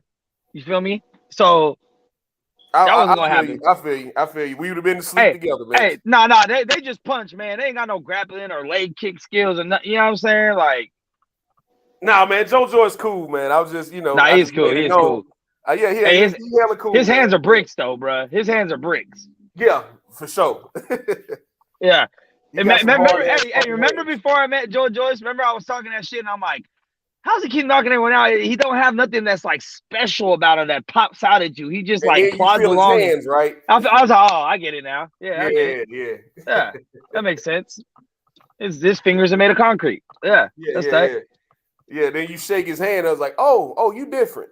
And then my whole hand disappeared. I was like, oh, he got big ass hands too. Okay, yeah, I see that. Yeah, I think they were saying we cool though, but I just made it known who I want to see him fight. No, they did a scan on him, right? And they said that his bone density is 5 times a normal human. You know what, Jimmy? I believe it because his hands are hard as shit. Oh, Joe Joyce, yeah, his hands are hard as shit, bro. Like, I mean, and mind you, we've met multiple fighters. We met a lot of fighters shook their hands, bro. I shook Michael Hunter's hand. Joe Joyce's hands are just different, bro. Like, wait, DJ, did you just say you want Joyce to fight Wilder? Oh, you don't want those problems, bro. Trust me. Hey, Jimmy. I got you. Jimmy. Yeah. Do you watch this shit over there called The Gangs of London? Hell yeah. I need to get onto it though. That shit is fire, man. I just had to finish that last episode. I've been telling y'all motherfuckers, bro. I've been telling y'all motherfuckers since the first season. Motherfucker. Bruh. I just watched the first season yesterday. I'm on second season now. Yeah. You got dog. That shit fire, man. Y'all gotta get on that. That's one of the best shows. The better than Peaky Blinders. The Gangs of London. That's Knockout. If you still in the chat, I need your contact information, bro. Peaky Blinders got more seasons. Your contact information. Peaky Blinders got more seasons, but Gangs of London is some brutal shit, bro. Like if you like just watching people die and good storylines and plot twists, this is the one. Yeah, that's crazy. Watch Top Boy. That's crazy. If you like Gangs of London, Top Boy is great. I love Top Boy. I watched the whole season. Top Boy is good too, but Gangs of London is still better than Top Boy too. I watched the first 3 seasons of Peaky Blinders, man, and then I quit watching it for some reason, but I'll probably go back and finish it or start over. I had to start over at this point. I feel like 5 seasons is enough for anything, bro. Yeah, that's enough. Kind of wild. You saw what happened. Running out of shit. You saw what happened with Power. That 5th season wasn't shit. Nah, the that last shit just ran out of season, steam. yeah, like the last season. That 5th season. That was the 5th season. It ran out of steam. Once the shit go on so long, it's only a couple ways you can end it, and one of the ways you can end it is to start killing people. So exactly. You know, so Game of Thrones, after so long, you know, you got to find a way to end it. And most ways, people find a way to end it to start killing people or sending people to jail or shit like that. Or rarely motherfuckers ride off into the sunset. Right. Like Sons of Anarchy. Sons of Anarchy, they just started killing people. Everybody started dying. Yeah, everybody died. So. Everybody had to die. Even the mama. I thought she was gonna live forever. Hey, Jack was a whole ass nigga though. Yeah. Oh shit! To the residents. Oh no, he ain't take it back. I'm sorry, I'm watching a bowl game right now, y'all. Oh, it's on. All right, knockout. All right. Huh? The bowl game is on. Yeah. It's a little throwaway bowl game, but I watch all football. So Yeah. I'm tripping, man. I was watching Gangs of London. I can catch that shit later. Turn the game on. Yeah. I'm tripping. I feel like Game of Thrones. Didn't the mama deserve died on Sons of Anarchy? Hell yeah. She was a conniving biatch. Jimma was dirty to the motherfucker. I love Jimma. Guys, I haven't watched the end of it, bro. I haven't. You guys, how did Jack go out like a whole bro? Oh man, see that's a whole nother discussion right there. Yeah, we ain't gonna fuck it up for Jimmy, man. But Jimma was that's a whole nother discussion, man. Y'all back up off Jimma, man. That was my bitch right there. Jimma was cold. Nah, I like Tara. Tara was my bitch. Oh, Tara was cold too. She's a cold bitch too. Yeah, man. Whole doctor out here. But Jimma was a monster though. What about the spin-off though? Was it the Mayans? Mayans. That's just cool. It's cool. I watched the first season. It's cool, but it's not the same. Oh, they man, supposedly making one with the sons. Supposedly, like the kids supposedly grown up now. I would love that. Yeah, Coop, they were thinking about going 2 different ways. They were thinking about going the route to where Abel is grown up. It's 15, 20 years later, and now Abel's all grown up, Jackson's first son, and his 2 sons rather grown up. Or they were thinking about doing a prequel with like the first 9, back when they first founded the Sons. So I don't know which way they decided to go, but those were the 2 ways they were thinking about going. I want to go forward. I don't want to go back. We got so much. Yeah, I really don't like prequels. I really don't like prequels because if you do that, then you might as well have shown that. Why didn't you show that in the first place? That was my whole reservation with Raising Kanan. Like everybody was on Raising Kanan. I was like, well, they could have started here. I'm really not into prequels. You get what I'm saying? Yeah. What do you guys think of the ending of Game of Thrones? First, then, if that's how you felt. What do you guys think of Game of Thrones ending? See, that's the crazy part. They should have started there. Jimmy. But I love it.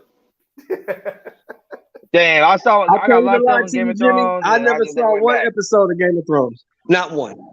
When they started on that weird titties and swords, man, that's all you need to know. Titties and swords. They had some gay incest shit on there too, though, and I was like, I'm cool off that shit, bro.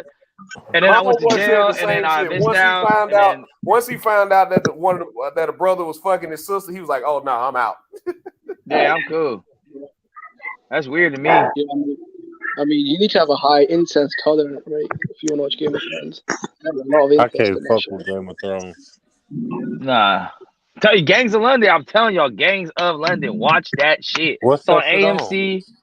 AMC. I think it's like a week trial. If you want, but I mean, if you got a fire stick, you got it. I'll holler at y'all later. All right, DJ. All right, bro. All right, brother. Yeah. man, get a Fire Stick, bro. Even if it's just your backup plan when you don't have a certain app, man, get the Fire Stick, bro. I just hate that shit be moving hella slow sometimes. I don't be fucking with So the sometimes it does. So I mean, it definitely moves You gotta get the slower right than one. just the Though. app. You gotta get the right one. buffering You gotta and get all that that Amazon shit. Fire Stick. You gotta order off Amazon. I heard the Super Box was better than the Fire Stick. The what? The Super Box. Same thing. It's a little faster though. Yeah. Yeah, it's Nah, like wait, that's the Fire Stick works box? fine for me. Now it's like a box. They charge like $300 on the streets, $200, and it is supposedly better, no buffering and shit than the Fire Stick. I done had this Fire Stick for a year and a half, bro, and I ain't buffered one time. This Amazon Fire Stick, all you gotta have is good Wi-Fi. If your Wi-Fi good, you do not buffer. I haven't had cable since Fire 6 came out, which probably been coming out for I think about 10 years coming up on. What app do you use of it? You need to have the right app. Nah, yeah, I got some different APKs. So I got about three or four of the movie APKs, and it's not 100% hit. I'm not gonna lie. Sometimes I still just spend $3 and buy it on Amazon, because sometimes you can't find a good copy, or if it's an older movie, there's not a lot of links. Yeah. You know what I'm saying? But I'm saying I get to choose what I pay for when I choose to pay for it. You feel me? Like month to month, I just pay for the internet, and then I watch all my fights, everything off the Fire Stick, all the movies. Every now and then I can't find a movie or it's a bad copy, then I pay a little $4 for a movie or $2 for a movie. I got a guy that can get you this Thunder app. I pay $80 to start it. I pay $20 a month, and I get everything under the sun. See, I don't want to pay no monthly payment. I only pay $50 for my fucking Wi-Fi a month. So that's it. I pay $49. I pay $48 really. $48 a month for Wi-Fi from Spectrum. Spectrum. So I got Xfinity. I got Xfinity out here. I think they're giving me like 1,100 or 1,200 gigs or whatever for that. You guys got cheap internet in America. Well, how much is the internet over there? That Xfinity trash. That should go up after 3 months all the time. And shit. About $100, I think. $500. No, $100. But that includes satellite. Yeah. That includes satellite. How much? For what speed? For what speed? It's fiber. 5G? 5G? Yeah. Fiber optic? Does it just buffer, Jimmy? Does it just buffer? No, because I've got the Wi-Fi booster as well. So when I bought the package, it came with a Wi-Fi booster and fiber optic, which I think it's about 5G speed.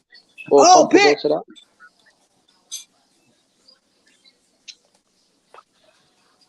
Yeah, my shit be working. I live by myself. I got a Fire Stick in every room. So I got a Fire Stick on every TV. So that's like 3. I got 3 in the house on the Wi-Fi. My Switch, my PlayStation, and just my phone and my daughter's tablet. That's about it. Yeah. But I agree with you, bro. If you got a Fire Stick and good internet, you don't really need satellite TV, do you? No, you don't. You don't.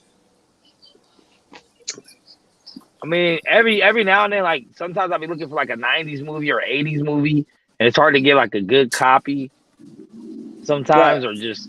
And then I'll just, and then I'll have to see what app has it on there if I want to watch some shit. But then I know websites too, and the Fire Stick has internet, so you can just go to the internet browser. You can go to fucking Solar Movies or Movie 123 or whatever the fuck that shit is, and watch your shit there if you need to. Matter of fact, a lot of the times, instead of using the actual app to watch sports, I usually use the internet browser still and go to a streaming site on my Fire Stick and just watch it on that. Yeah, it's got the Silk browser, right? But some of them do. Some of them be having fucking crystal clear HD, but then some of them be kind of shaky. Like the better resolution, you try to get it a little slower to go and shit. I'm cool with 720, but I'll watch fucking 16-bit if I can get the fucking fight on it. So, it depends on apps as well. Has everybody jumped on the Minnesota Vikings hype train yet? No, I hate Kirk Cousins. They 11-3, bro. I'm cool. They look like fries. I'm not. I haven't really been paying attention to football. I'm not really. I'm gonna see who makes the playoffs. I'm gonna watch from there. That's usually how it goes with football. Basketball too. Unless it's a Bulls game, I really don't care about basketball until the playoffs. Football I until don't the care about playoffs. basketball until the playoffs. Baseball anyway, until the 'cause playoffs. Basketball is so watered down and sucky now. And the only other time I watch shit out of context is like if someone's going for a record and they're playing that night or some shit. Then I'll be like, oh shit, oh yeah, what's his name? I'll try to watch something like that. Or if it's a good game, you know, if the two top teams in the league are playing, then I'll try to watch that. But Yeah, if you didn't I can't watch keep that up with this Vikings, shit, man. If you didn't watch that Vikings Colts game, them motherfuckers came down from 31 in the second half. Bro, I woke up I ain't early never and seen watched shit that like that. fucking World Cup game and fucking Yeah, I took my ass watched back that to shit too. sleep. That was great. Dude, that was was the Sunday greatest though. fucking finals. That Oh was yeah, Sunday what you though. talking about Monday? No, the Vikings game was Saturday.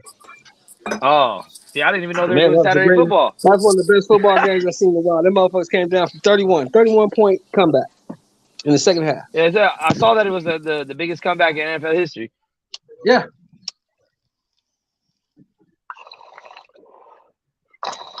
That's tight.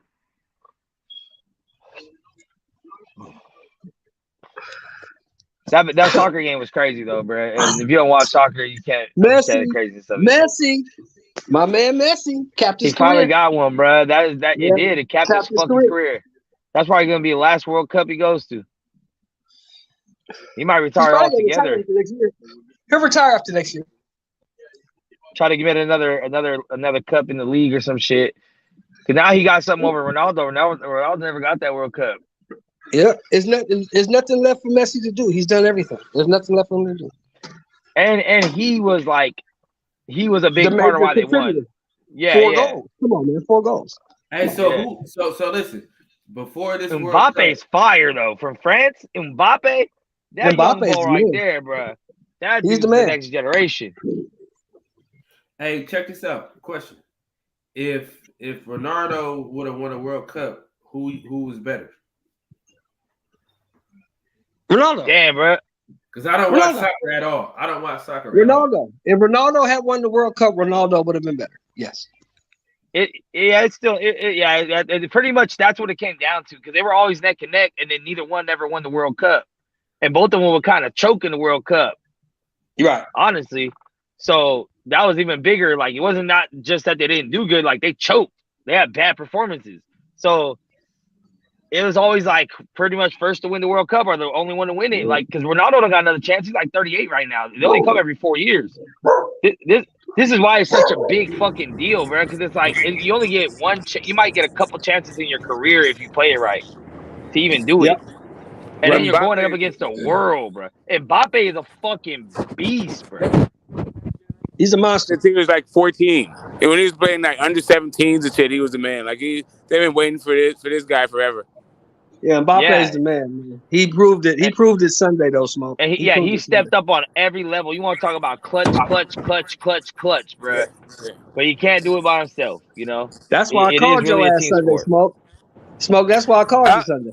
Oh, that's what I missed, man. I was knocked the fuck out, Bruh. I set my alarm to make sure I watch that shit, and I watched that shit on the Fire Stick too. Yeah, I've taped it. Mbappe, he's gonna be the next $150 million guy. Oh, easily. Probably 2. Yeah. He's still young. What is he, like 23, 24? 23. So if you're going by every 4 years, he'll have another World Cup at 27, and then another one at 31, and probably another one at 35. Was he on the French team? He wasn't born there when France won. The last time France won, he wasn't even born. They won 4 years ago. What are you talking about? Was he on that team? They won last. That's 24. No, I'm talking about. Oh, wait a minute. France won 4 years ago? Yeah. They won the last World Cup. Damn, I missed that. Yeah, they won 4 years ago. Was Mbappe on that team? I don't think so. Who did they play? I don't think so. They played Portugal, actually. They played Portugal in the final. Damn, I don't remember this game at all. Yeah, they played Portugal. I don't know what the fuck. I'm drawing a blank on it. I don't watch soccer, so I don't know anything about what y'all niggas talking about. I watch I fuck with the Italian league. It was Croatia. It was Croatia. It was Croatia. My bad. It was Croatia. You're right. Yeah, it was there Croatia. we go. There we go. That's what I thought. Yeah. Croatia made it to right. They made it, and then to the final. Yeah. Y'all ain't into hobby cards? Who? Hobby cards, trading cards and shit. Trading in what?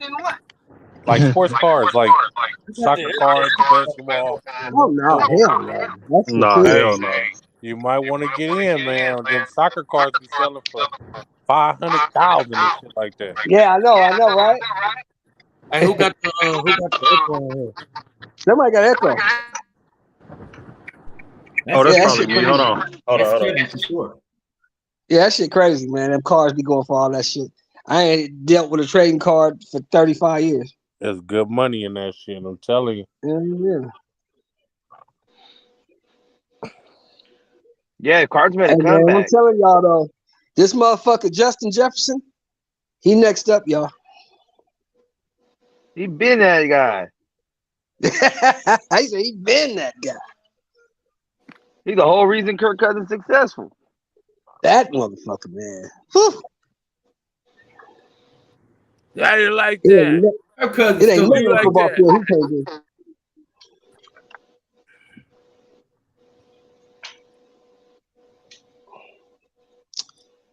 Damn, I hate I can't go to that male fight, man. I really want to go to that Oh shit shit, too. yeah. Hey, Mbappe was on that team, bro. Yeah, I want to go to that shit too, man, but I can't because I promised my boy I'll come to Tennessee for the Super Bowl party. Hey, yo, we going to the World Cup games in 4 years, right? Oh, we definitely going to those. I got one up here in Levi Stadium, the Niner Stadium. I think they're doing one in LA. And then they got like 2 in Mexico. Oh, hey, wait, you said World Cup's coming to Cali? Are you for real? Yeah.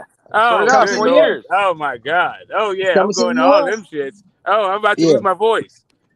Yeah, so they're doing a North American World Cup. So they're going to have a couple cities in America, Canada, and Mexico.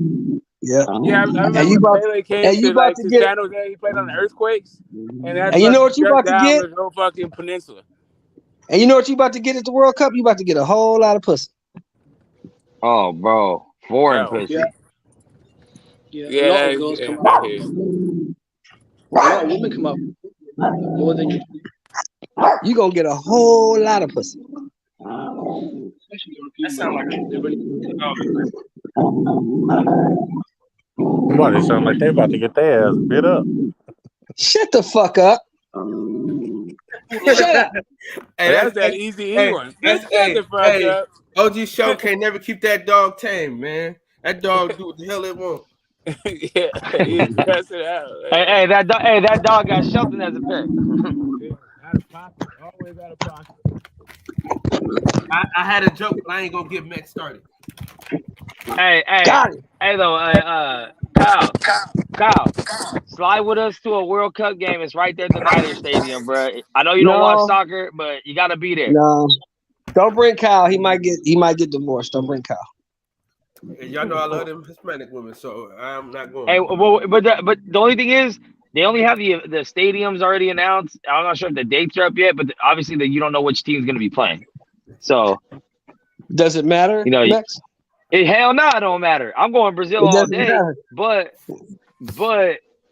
it don't matter, bro. I don't give a fuck who the fuck's playing, bro. I've never been to World Cup. That's been my dream. I thought I'd be in there as a player, and once I figured I wasn't, then I'm like, I gotta be there as a fan, bro. You said you thought you was gonna get there, huh? They got the one way or another. He's coming to Vegas too. And then every time I look at the World Cup, I'm like, I should have just took that semi-pro deal, man. That could have been me. I could have been the guy on the bench right there, never goes in, but was still on the team. Hey, so look, Matthew Stafford about to get divorced, y'all. Hey, is there still an echo on my end? No, you good. No. Okay. You heard me? Matthew Stafford about to get divorced. What's up, Kev? How you feeling, dog? What up, Max? I'm chilling. You my guy, Kev, for real. I fuck with you. He just told his wife on a podcast that he's not retiring. Well, good riddance, bitch. No, me stop. But I mean, shit. I mean, he got 27.3 reasons not to retire. Yeah. That's fully guaranteed. Yeah, that's fully guaranteed. How old is Matthew Stafford? Is he old or what? 35. Oh, he's still young. 34, Man, 35. fuck her. Get to that bag. Nah, you're about to have neck fusion surgery though, so I see her concern. Oh, okay. Damn. Yeah. Well, look at here. If he wants to die for what he want to die for, let him die for what he want to die for. The money's already made. That's a hell of a choice, ain't it? Yeah, I mean, it Y'all is. want to take a chance on being paraplegic? That's the 27 million. But that's the another. my Yeah. point is Stafford thought he had 27 one of million those is already- any given Sunday Dennis Quaid wives. You a quarterback. Hey, no. Yeah, but the 27 million is already fully guaranteed, so I don't even see what his problem is. Oh, okay. Well, yeah. Well, fuck that then. I'm out. Oh yeah, I'm out there. Yeah, with all his injuries. Yeah. I didn't know that the money was guaranteed. He's not making the Super Bowl, is he?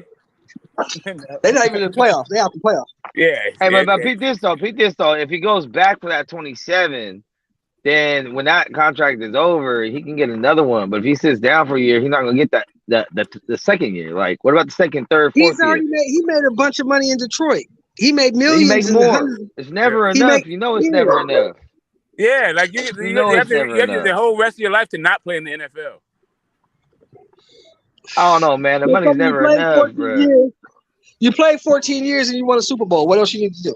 They got a What else fucking they got a lifestyle to upkeep because they ain't gonna go back to being frugal. Yeah, exactly, man. Like And that you roar got- of the crowd, that camaraderie in the locker room. And you got the MVP of the Super Bowl and you didn't deserve it because Aaron Donald did. That's true. I agree. There's Yeah, that's nothing that left for you quarterback to do, privilege, bro. man. That's that That's quarterback nothing privilege, left for you man. to do. Take your broke neck and get the fuck out of here. We get on the desk, man. You can make millions on the desk. Fuck that. That was just gonna be out there, Vinny Testaverde, dog, just on someone's team. I'm gonna get a check whether I'm holding a clipboard or whatever. But you bro. gotta remember though, Vinny was in the league in a time when they wasn't making money like that. Yeah, he was getting all them checks. For what else you need? Yeah. You need to do laundry? You know Hey, what I'm y'all saying? don't need a dishwasher. I can do that. You can compare these guys to those guys like Bernie Kosar and them guys. Them dudes made money, but it wasn't no money compared to what they making today. And that's when the game was more pure because you know they did it because they wanted to. Exactly. Because nowadays it's very common that when dudes get that big deal, they Janikowski usually was trash. another one of those dudes. He might be on somebody's roster right now. Yeah, I love Janikowski. Janikowski. Oh, Sebastian Sebastian. Ooh, baby. Man, Kevin Meck showed their ass on my channel last night, man. Hell yeah, we did. Nah, but you know, Kev got my see, back. I wasn't even going motherfucking bring it up. But I wasn't either. but for good reason. I'll just say that. hey, no, but I'm gonna tell you this though, man. People love drama, man, because She really started it with Kev first, bro. Yeah, she really Oh, you did. talking about old girl? Y'all talking about old Yeah. girl? And that's when I popped it off because I asked Kev. I said, Kev. Shut the fuck up. I was like, Kev, you my homie or what? Dog, all right, man, we cool. I'm then. gonna say this That's to all. you, Kyle. And you know That's all I you my said. guy, man. I'm gonna say this to you, Kyle. And you know you my guy. I'm gonna say this to you. She gotta stop putting herself in positions to be criticized. Because she says things to people that are disrespectful.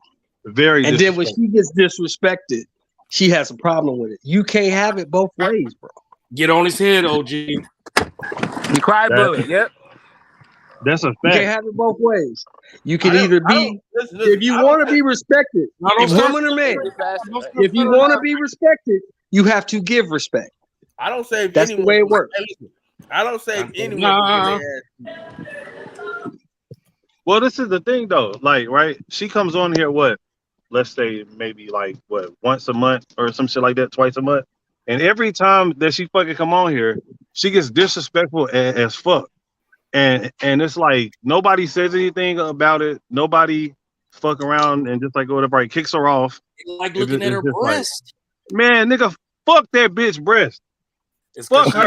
you know, The bitch is disrespectful as fuck. Hey, put it on the shirt, Kyle. Put it on the shirt. No, that's just the way. Seriously though, all bullshit aside, y'all. All bullshit aside, that's just the way life works, man. If you want to be respected, you have to give respect. That's a fact. If people are gonna come at you the way you come at them, and you can't keep throwing up the fact that you're a woman. That does not give you the right to be disrespectful. Exactly, nigga. If she was in the city, nigga. Never mind. But anyways, yeah. But here's the thing. This is what you gotta understand about that also. You know goddamn well if she's in another setting where people was around her, she wouldn't do that. That is she true. does that shit from the safety of her bedroom. Yeah. If we was in a club somewhere or hanging out at a fight or something, she wouldn't talk to nobody like that because she know there will be consequences. Nigga, I'll fuck around and throw my motherfucking drink on that bitch. That's how I was thinking. Spit on her, spit in her fucking face. Nah, you don't want to do that because both of those things are considered assault. So you don't, especially in California, you don't want to do that. Oh, damn. Wait. So just spitting on a bitch is considered assault? Yeah, well, I wouldn't spit on her. Then I'm gonna slap the bitch. Then I'm gonna slap the bitch. No, I wouldn't spit on her or hit her. But you can have AIDS, but she gonna get some damn drink thrown on her ass. You can have AIDS. You can have Ebola virus. You can have anything. You can't spit on people, man. You go to jail for that. Come on, man. I got No, I don't believe in spitting on nobody. Hell no. I'm not gonna do that. I'm gonna have my paperwork in my pocket the day I do it just to prove that. You can't do that shit. They will put you in jail for that shit, Max. You can't do that. Make your ass tripping now. Okay, what if there's like a booby trap and she accidentally falls down a hole somewhere? That's on her, but you can't spit on her. Is what I'm saying. You cannot do that. You will go to jail for that. People, so they gonna fuck with her off top. Well, what if? No, it's like that. I don't wish her no harm, bro. I'm gonna tell you right now. I wish her no harm at all. I just want her to know she's a bitch. That's it. Well, what about liquor? What about liquor, OG? If we in a club and I'm drinking a motherfucking like screwdriver or some shit, and she get disrespectful and I just like throw it in the bitch face. Assault. If she wants to press charges on you in California, she can, and you will be jailed for assault. Well, you know what? I got money on your books, my drink has spilled on it. If it's spilled on her, that's different. But if you throw it in her face, you going to jail. I slipped, my nigga, and the drink. Hey, bro. Hey, she used to be a cop. Just be careful, bro. That's why I say that's the reason I don't trust her. She an ex-cop, bro. I'm not trusting no ex-cops, period. And then on top of that, it's a disrespect. But just that character, that's a character flaw to me, bro. Like cops are character, like that's the it's not really. It's not. Her biggest issue, her biggest problem is that she's half-ass cute and she's been getting away with that shit for a long time. Yeah, I know. Like you can tell that nobody has ever really has ever really like checked her though. Like she ain't been around no real like masculine ass dude. Like bitch, I'm not putting up with that shit. Bitch, you can fucking get out. But you also got to remember this, bro. You got to remember this, Kev. When she's in other settings, she doesn't act like that. Yeah. She doesn't act like that all the time. She acts like that on the internet. She doesn't do that shit in real life. You can do all kind of shit on the internet. You tell niggas you're gonna beat their ass, you're gonna shoot them. You'll do all kind of punk ass shit that you know you ain't gonna do. If that nigga do your face. Because you ain't built like that. You know what I'm saying? Take all that serious still. Though. I mean, yeah, this is the internet though. You know what I mean? It's the internet, bro. You know, troll. Yeah, but like, but here's the thing though, we do still be meeting up with each other, bro. Like that's why I tell you when cats like us. Meet up with each other because we real cats. Other motherfuckers, most of these motherfuckers, listen to me. Most of these motherfuckers that's threatening you, talking all that shit about shooting you, beating you, they not coming to no events. They not coming outside their house. They don't do that. Now here's my thing though. When the Mexicans walked up on me and Kyle, it was like, oh, y'all the dudes from the internet and shit. Like me and Kyle was like, yo, we gonna have to, you know what I mean? Like, what's happening? But they end up being cool. But like, you still do got to be on your toes because I take all threats serious. I don't give a fuck. I believe everybody. Them dudes was cool. You talking about at the fight? At the fight?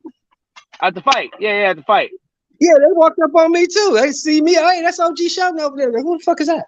Oh, what's up, y'all? What's happening? Yeah, they said they be in the chat and shit watching the show. So shout out to them. All that nigga, and all that other shit never happened because they were right there in my face. It was me and B-Lo and my cousin.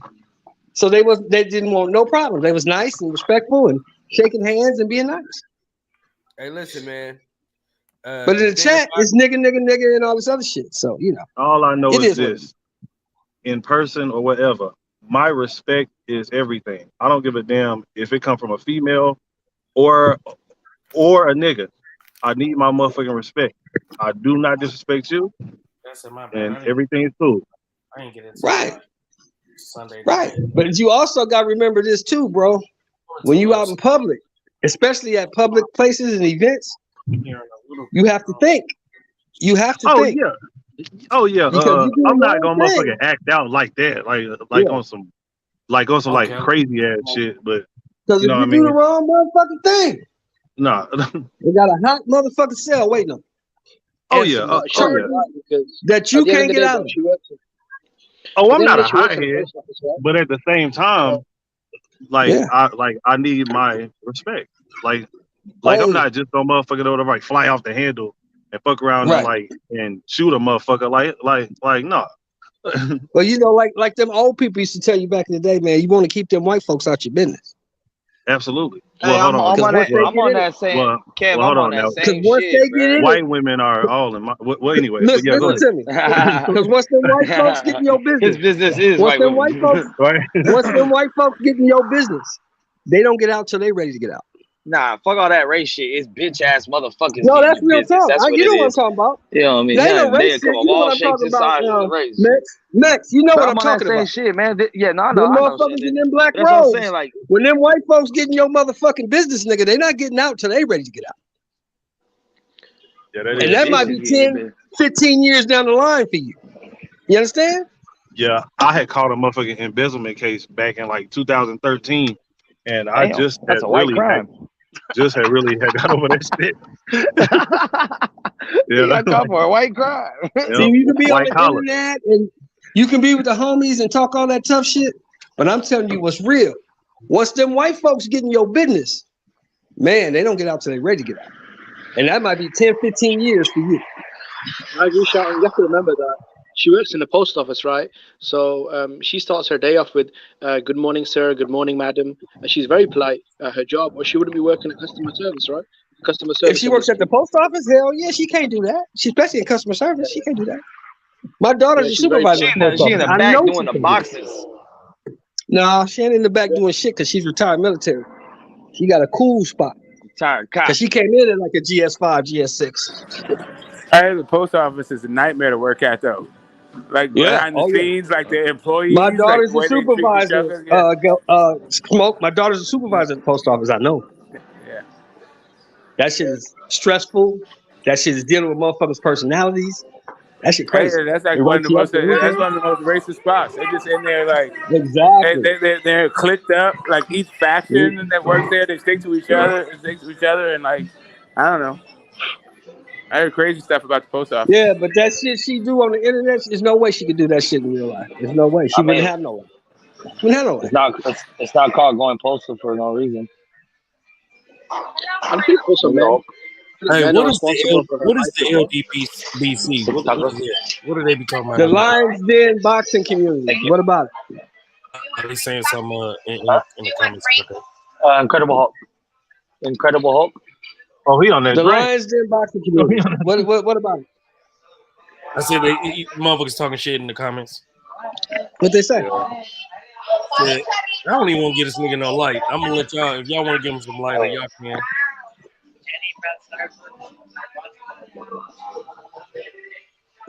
Ain't nobody got no beef with them brothers, man. That's how they get in. Nah, most of those guys are good guys. Most of them, anyway. I'm not seeing the comment there. Man. He said he's noticed that anybody outside the LDBC is actually some sane people. Yeah, what's wrong with that? Yeah, that's cool. Thank you. I think that's a compliment. Yeah, I read that. My bad. You know, I'm dyslexic today. I smoked a lot of weed. Yeah, some people just, they got a different. See, that's the thing. That's the problem with this internet shit for me. Motherfuckers can't just allow you to have an opinion that's different from theirs. Yeah, that's fine. I don't mind that. Yeah, I don't even mind when people call me dumbass or none of that shit. I don't mind those type of attacks that comes in territory. I don't mind people say, you don't know what the fuck you're talking about. You're fucking retarded. You're fucking idiot. All this other shit. Yeah, You're that's stupid. fine. Yeah. I don't care. You know what I'm saying? But kids and race is two things I don't play about in my life because I do come from a multicultural family where I have all the races in my family. So I protect all of them the same way. The same way whether they look like me or not. So therefore, and then the same thing with kids, where I protect other people's kids how I would protect my own because kids are innocent. Hey, cool. I just got a new drop, bro. That Michael Irvin video you sent me on TikTok, bro. I'm about to make that a drop right now. Yeah. Well, see, the thing race is, don't really right, bother brother, me that much though. Like a I've lot been of called those nigga dudes- about white people so much. Like I don't like it. Don't really affect me. No, But I my don't thing believe in that thing. But I'm is talking when about it comes people to use it kids. to attack people. I don't like that shit. But see, a lot of those dudes, you gotta remember, a lot of those dudes in the LDBC came from the conscious community. You know, them Brother Polites and all that shit. You know, See, my Brother thing is though, Nasir and all that shit. So they tend to turn everything. They brought that conscious community mindset to the boxing community. So everything they talk about, some of them, not all of them, but some of them. They talk Here's about my based thing. on race. I don't even care if someone was to say Mexicans this or blacks do this or blacks do that, and Mexicans do this, white people do this. I don't even care about that. It's racial slurs. You're literally using slurs. But if that's what they used to, that's why they brought it to this community, because that's what they used to. Everything is based on race. And you understand, if you ain't know anything about the sport of boxing, it doesn't really matter what color you are. What matters is when you get between them ropes, can you fight or can't you fight? Yeah, and you'll find like really like racists for real that just use race, like people who use racial slurs. They use it against themselves also, like their own kind. They just use racial slurs. That's what it is. Yeah, but I call Hey, tell black me, people Smoke, niggas tell me all what the the time. biggest one is, Smoke. The biggest one, they have no idea what they're saying. Yeah, Yeah, my thing is like, though in there's 2023. Sambo, Coon, all kind of crazy Uncle shit. Tom. Uncle Tom is the biggest all that one stuff. they use, and they have no idea who Uncle Tom really was. My thing is this, Hey, I I feel like literally just watched that. 2023. I literally just watched that documentary the other day. That shit was Exactly. crazy. I don't even. Uncle Tom is the nigga you want to be. Yeah. Damn, for real? Uncle Tom lost his I life watched that because shit he when wanted to see his homie. when it came out. Because he Well, wanted Uncle to Tom see was a fictional character, but for Uncle Tom was still an apologist for slavery. But that's the whole problem with the whole characterization. His character was fine. What he was trying to do was fine, but for the most part, he was still like an apologist for slavery while he was trying to help some people get away. That's cool. Like But that, but we're the almost in syndrome is something different. 2023 The though. syndrome is not even about what the fictional character is supposed to symbolize. The syndrome is something different. But the whole point of it Yeah, is, my thing is like, though. people who use racial slurs for everybody. For the most part, that I've come across. Yeah, so then they're openly racist. No character. Yeah. Like that's She called me Uncle Tom. I hope I can live up to the standards of Uncle Tom. Because to me there's a difference if you might be prejudiced or you might think a certain stereotype and go into something, but to openly call someone a slur means that you're directly trying to attack somebody. It's not an opinion you have of somebody. It's you are trying to hurt them. You are trying to attack them. It's a punch. Right. What I'm saying is like, welcome to the interweb. Like, I'm not even quite sure like where you been. I don't give a fuck where it's Why at. is it weird in 2023 though? My thing is That's this though, like that, look, shit, bro. That's like literally where you've been living, bro. Like that's your Let me OCs, finish, man. coolness, You've been Uncle having a Tom, waffle, Nat, man. all this like crazy Fucking shit. hell, man. Inbounds Can all I over say the my fucking piece, place. bro? Like that's You've been your having a shit. waffle for a while, old man. Don't let him Listen, old disrespect man, you. you've been having a waffle for a while, bro. I'm just saying, like Listen, that's my thing all is I'm saying is I feel like like that's anyone what that's I'm not educated, like right? it doesn't bother. Listen, Like you don't know I'm nothing just saying it about is me, what it Smoke. is. Fuck your opinion on me. Fuck your I know, opinion on me. I got That's you. what I'm saying. I got you. I got you. Fuck I'm your not talking opinion. about my opinion. Go I'm ahead, just talking about Jimmy. what you do. Hold on, Nobody Smoke. said Right it. now, I'm Hold not on, talking about Smoke. my opinion. I'm just telling you I'm just talking about what you do. Can I say my piece though, Smoke? Hold Yeah, on, no, Smoke. Go like ahead, it's like Jimmy. you Let said him that talk. last Damn. shit. You Let said him that the talk. Let last him time talk, on Q Smoke. stuff, and then you Smoke, started let him doing that talk. same old shit, and you say you don't never do. Like I got You it. cut me off. You talk, don't. You say you never do it, Let and him then you talk. do it. Fucking opinion though, Smoke. Fuck I know. your I'm just opinion. talking about my opinion. It's unwaxed. It's not my opinion. My opinion is All right, you're a little I'm gonna kid say that this needs to though. grow up. You That's didn't my let me opinion. fucking The finish. fact that you say How a the bunch of fuck do you know racist what I'm shit is gonna not an say? opinion. That's a Listen, fact. bitch. You won't let me finish, bitch. See, there you go. Hey, See, that's my whole Let him point. So you talk. can't help Smoke, little kids Smoke. acting like little Smoke. kids. You Stop can't help cutting him that. off. I literally Let him haven't made talk. my statement. You have to let him talk. Let him talk. You started making your statement in the middle of me speaking because you didn't like what I was Let him saying. talk, Smoke. It's Let all him good. talk. No, that's not good. My Go point is ahead, this, go at ahead, the end of the Jimmy. day, in 2020, I think heading into 2023, anyone that's educated, well-traveled, should realize by now that race is almost irrelevant in today's world. Like, you should have evolved beyond that. I feel like, in my opinion, like anyone that's well-traveled, educated,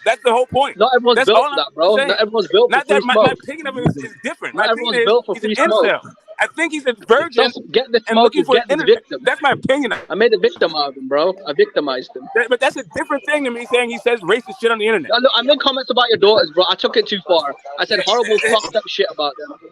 And you know what? It was disgusting, bro. Yeah, I feel don't ashamed care, of bro. myself. Like you can say whatever Smoke, the hell. I'm ashamed of myself for making Like those you comments. I don't care about that. You But don't one thing I realize that I will don't care highlight about though that. is I don't look, actually man, at the care end of the about day, that, bro. Listen, I want to get your life together. Smoke is about That's 1,000 it. years old, right? So daughters are probably older than I did, bro. That's what he cared about. I make He comments wants about me to care daughters, and about this is that. why we I fell didn't out. bring it up because I didn't even We were remember. debating. I don't care about we were that. debating error. Like, we were debating. That's what he thinks I should care about. Things go on, bro. That's what's He ran happening. his mouth and he I got fucking don't dealt with. care. You don't have to If you smoke. don't You care, ran your then mouth. what You were the got fucking racial dealt I'm with. saying all of this because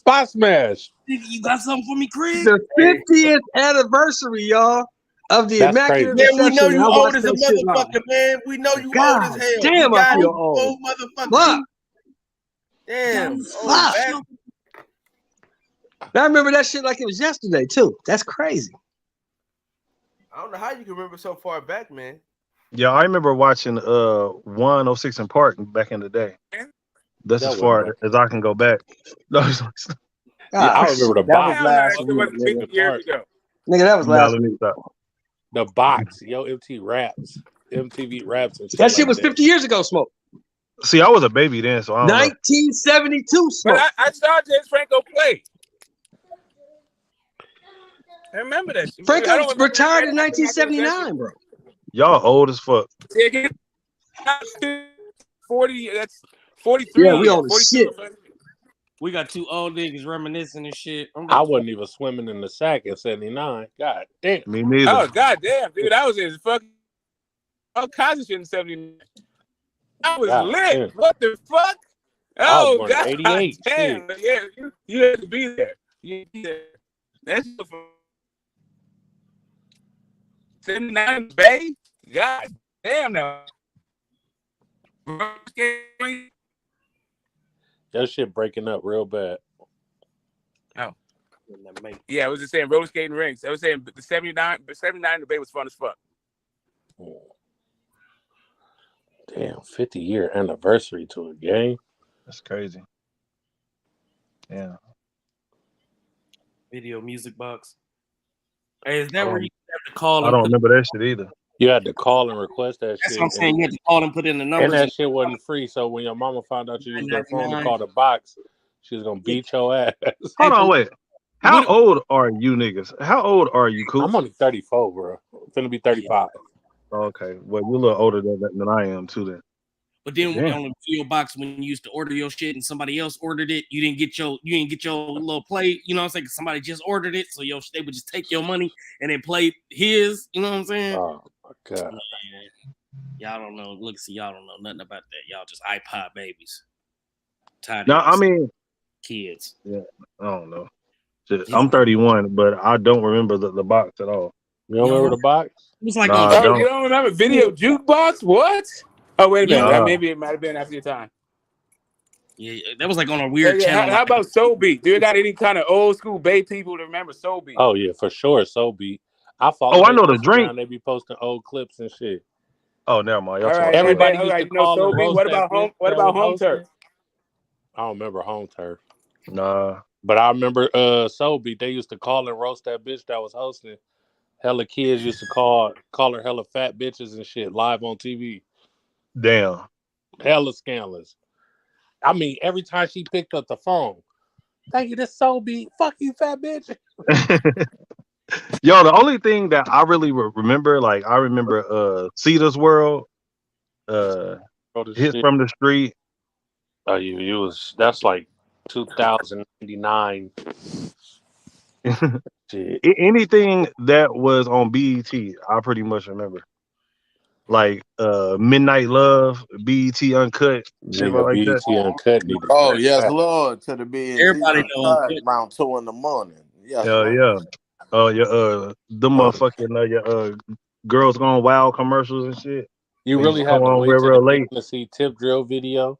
Hell yeah, the Nelly Tip Drill video. Mm-hmm. Yes, Lord. Come on, yes, I said, but Ludacris had a pussy popping video that was up there with Tip Drill.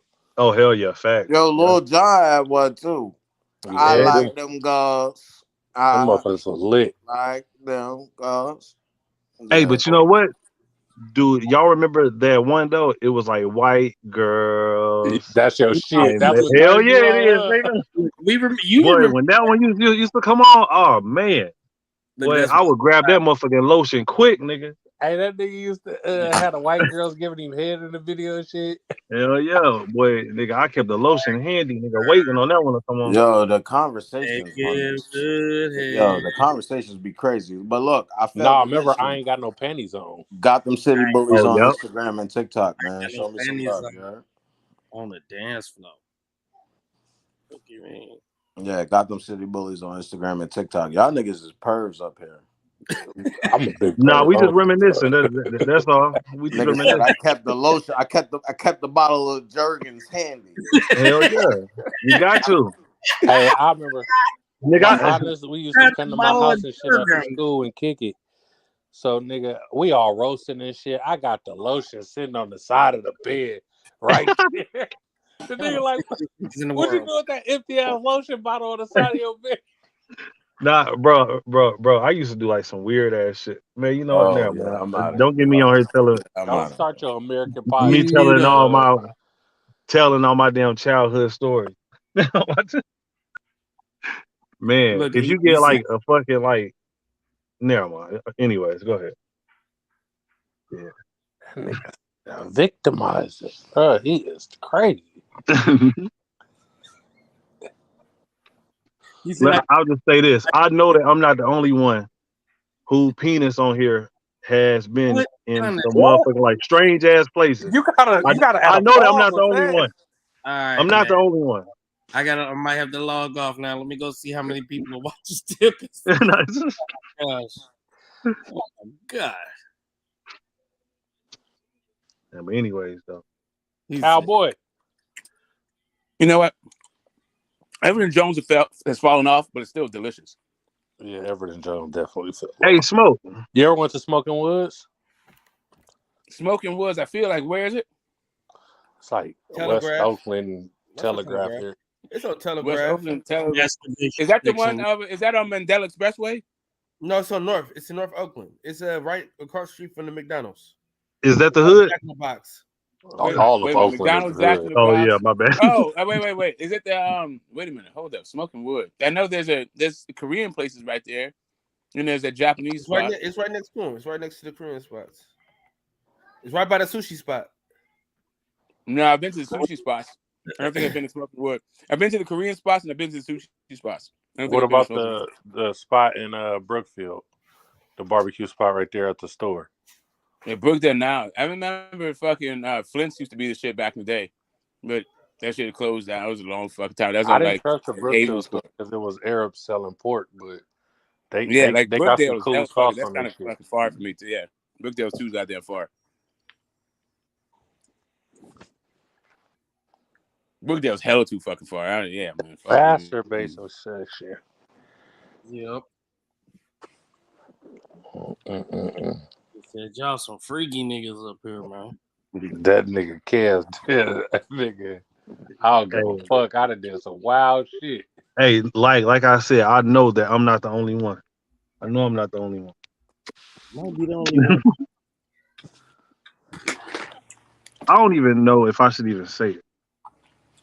You already teetering on the border, man. So you might as well. All right, fuck it then. All right, fuck it then. Fuck it do then. y'all remember? Do y'all remember them motherfucking or whatever? Right, 3 liter, them fucking 3 liter like soda bottles. Oh, All right, and you know what? I'm just gonna leave it at that.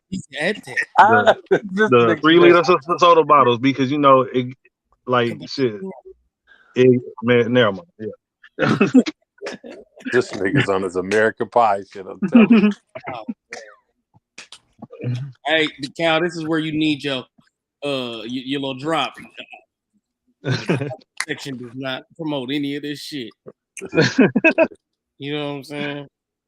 Man, sleep. Oh, we know that he probably is asleep. Now that nigga woke. Probably doing something. Shit. Tell me the first white woman you fell in love with, man. Go on, tell us about it, man. It was my kid's mother. Oh man, okay, man. So that's how you gonna PC up the very first one, huh? Yeah. The very first one. Because she was so different, bro. Like she had smelled good. Like she was just white. You know what I mean? Oh, you said she didn't smell good? You said she didn't smell good? No, I said that she did smell good. When he talk about these white women, he what did she smell like? Pine sol, lemons, and potpourri. No, she just smelled like white woman. Like yeah. Like I don't really know how to explain it. Like bubbles all the time. Every time I smell a white woman, they smell like bubbles. That should make me mad. I'll be like, get your ass out of here, smell like bubbles and shit. I don't know what kind of white women that you are around. Nigga, I don't know. Nah, bro, but she just smell like she smell like flowers and shit, bro. Like, and then this right here is what really had made me like fall in love with her, right? Woman? She put some potpourri on it. That was it. Nah, nigga, nah, nigga. Listen, look, this is what had made me really, really like fall in love with her, right? It's the first time that I had touched her coochie, right? It had like no scent. Like bro, it smelled like nothing. It just smelled like water, my nigga. Hey, And hold so, on. Let me say something. 'Cause I know exactly what you mean. bro, You like know what's so crazy is I feel in love with a bitch like that. Her shit just had no scent, no smell, no taste, nothing. It was just don't smell like nothing. What pussies are y'all running to with odors like this? No, I mean, it was just I don't. Yeah, like really? like it's just different, bro. Like you just, bro, it's just literally, bro, it's Like just you knew different, the bro. job was Like dangerous and you took it. Come on, young man, man up. What the hell? You could drink. You think the great generation was worried about the odor? Get in there. no, I don't be tripping off no odor. Like I don't be tripping off no motherfucking odor, right? Just like whatever, right? That's As just long hilarious, as it's man. not like too You don't foul. understand what 70s bush is like, do you? Yeah, You nigga, was look, eating we all have seen that picture of pee-pee Pam hairs. Grier, nigga. But Tasting pee hairs, man. I'm cool. Bitch need to be Yeah. bald, smelling, tasting like water. Shit, I Man. mean, look, that's cool when you can get it that way. That's cool. What is you That's- niggas over here but falling in love pontificating over that about? shit? Like, first off, No. yeah, how much stinky fucking ass have you been sniffing around? That's firstly. But secondly, What are you niggas God pontificating damn, about? is it really I that had a easy? few. Is it really that easy? Wait. What are you niggas pontificating about? I'm lost. Oh, with the Coochie hair, first, coochie scent. he said he touched the falling coochie in and it love didn't because smell of like the way that nothing, so he fell in the love. coochie smells clean. The pussy is supposed to it tastes like and smell like water. That's what it's supposed to taste like. I've It never smells- ran it. Man, well, hold on now. I have came across a few that had a little funky That was them flavor. trailer bunnies you keep telling us You know about. what I mean? Lemonade, a little flavor Any one where they hit- had a tang to it. Yeah, Any man. hit- Yeah. Hey, bro, let me tell you something. Any hit of odor, any kind of little odor, yeah, you need to leave that alone, bro. Like That Johnny ain't cool. Depp. Okay, Well, well, fermented hold water, on, wait. now it's kombucha. The dick carry odors. Are you doing that damn fermented pussy? No, we The ass eaters had on Yo, YouTube. motherfuckers are hilarious. that coochie done damn fermented, nigga. No, How many of the fans is eating ass on YouTube? That's what I want to know. I eat ass. We Well, know hold on, that. wait. You ain't got to tell it. We know, nigga. Yeah, okay. Kev said a 3-liter bottle. We know you eat ass. He said, eating ass, sign me up. You know what I'm saying? For real. Hey, and as a matter of fact, she was the first ass that I ever ate. So Look in the last ass. So we starting to see that. She was the first and the last. He like, I love no, you. I done ate some ass after her. You know what I mean? I done ate some ass. Ass too. You know, look, I was happy to eat ass. Yeah, I done ate some ass after her. The fermented section. You know what I mean? Smoke, you ain't never ate Smoke. Come on now. What? Like you what, 51? Yeah, 52? well, hold up a second. Bro, I know First that you off- done ate some ass. Put your nose First in off, I came up in the era where privacy was actually a premium. Where we didn't go around kissing and telling all of goddamn business on the internet. It's not Well- even to our fucking friends. Much less well, the motherfuckers on the internet just because they asked. The Well, fuck let me y'all- say this. What's your problem? Well, Smoke, that was then, this is now, nigga. Have you ever ate ass? Yeah, okay. Yeah, I mean, I hear you. It sounds like you enjoyed your time eating some ass. Absolutely. And I'm glad for you. I got a lot going on in my bedroom with the women that I give a damn what goes on in yours. Okay, fair enough. He already admitted he eat ass. We heard him earlier. He said, "But give it nose in it." We know what that means. That means I eat ass, nigga. No, it means I know how the human body works. Definitely. You've been tasting Like pH. that grown kids. I know all how to, I've been, I know how it works. Man. Yeah. I'm just a nasty ass nigga, man. Like when it come to the bedroom, I'll do anything. I just don't like nothing going near my ass. Other than that, I'll do anything. All the fans is listening to my.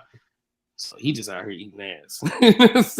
No, I don't eat random ass. Hell Yeah, like no. groceries, right? No. I can't wait. No, I don't eat no random as soon as ass I get a booty. chance No. to eat your ass, I'm gonna fall in love. That's what I'm hearing. No, hell no. As soon as I'm the not ass eating is no good random ass. enough, as soon as it smells like water, and I can bury my face in that shit. You gonna get Valentine flowers? I might ask you where the fuck you going, where you been. Oh hell no. All that shit. Oh hell no. Nah, bro, look, like me and a chick, we gotta be chilling together for at least like 6 months before I even think about eating the bitch's ass. So you gonna run some coochie raw on the first date? But you ain't eating that ass. I mean, I have done it before. I mean, you know what I mean, but keep me 6 dog years. You know what I'm saying? That's not ideal. That's not ideal. That's not ideal. Like, because dude, like you need to know if she actually like clean. You know what I mean? Like, what do the coochie smell like? You know what I mean? Like, I need to hit it a few times before I even think about eating ass. So, you know, can the bitch cook? You know what I'm saying? The bitch feet stink. She take off her shoes. You know, shit like that. If you have not, so if any of those things would deter you from fucking, then no, none of those would deter me from fucking. No, none of those. I don't give a damn if a bitch is bow-legged, cockeyed, fucking. Hey, listen, look, I am like the wrong nigga to ask because I'm not gonna say that I would hit anything, but like that's what you said. But nah, nigga, like my standards aren't that high. So I'm just saying. He said, if I get drunk enough, I'm a fucker. Yeah, absolutely. So give me another beer. Yeah, I did a lot of party drugs. It was a lot of different kind of situations. Yeah. So yeah, I know that like under the right circumstances, you have standards, and then those standards don't fucking matter because it's just in the moment. Absolutely. Yeah, we all have been there. Like everybody has fucked the ugly chick or some chick that they wasn't really like attracted to. Now, like that. Right now, we're just talking about musty fucking crack, right? Oh no, okay. That's what we're talking about. Right? I never had and then also, just like a girl. Also, are you so fucked up that you're gonna take their face out of it? That's really what the conversation is. No, hold on, wait, listen, look. I'm never eating no chicks like coochie or her ass if that motherfucker stink. Like if that shit foul, bro, like it's not happening. Like so. And I don't eat coochie on the very first date. The very first time that we have sex, huh? Like no, they're gonna learn today. Like no, I'm not doing it. Maybe the third date, you know what I mean, fourth time, but the first time, oh hell no. We're gonna bring out the face towel, right? You're gonna bring out some soap and nice little water.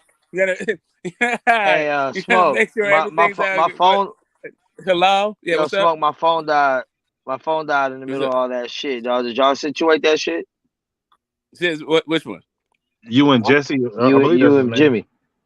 Oh, Jimmy. I've been telling you, man. Like I'm trying to tell you, I approach this shit differently than you. It's not shit happens to me. It's just that I don't spend my time getting all up in arms about some fucker off the internet. You didn't start. I'll start up with you. No, but I'm saying, did y'all situate that, or did that leave on bad terms? We ended up just changing the subject. It always has been. Like it's kind of.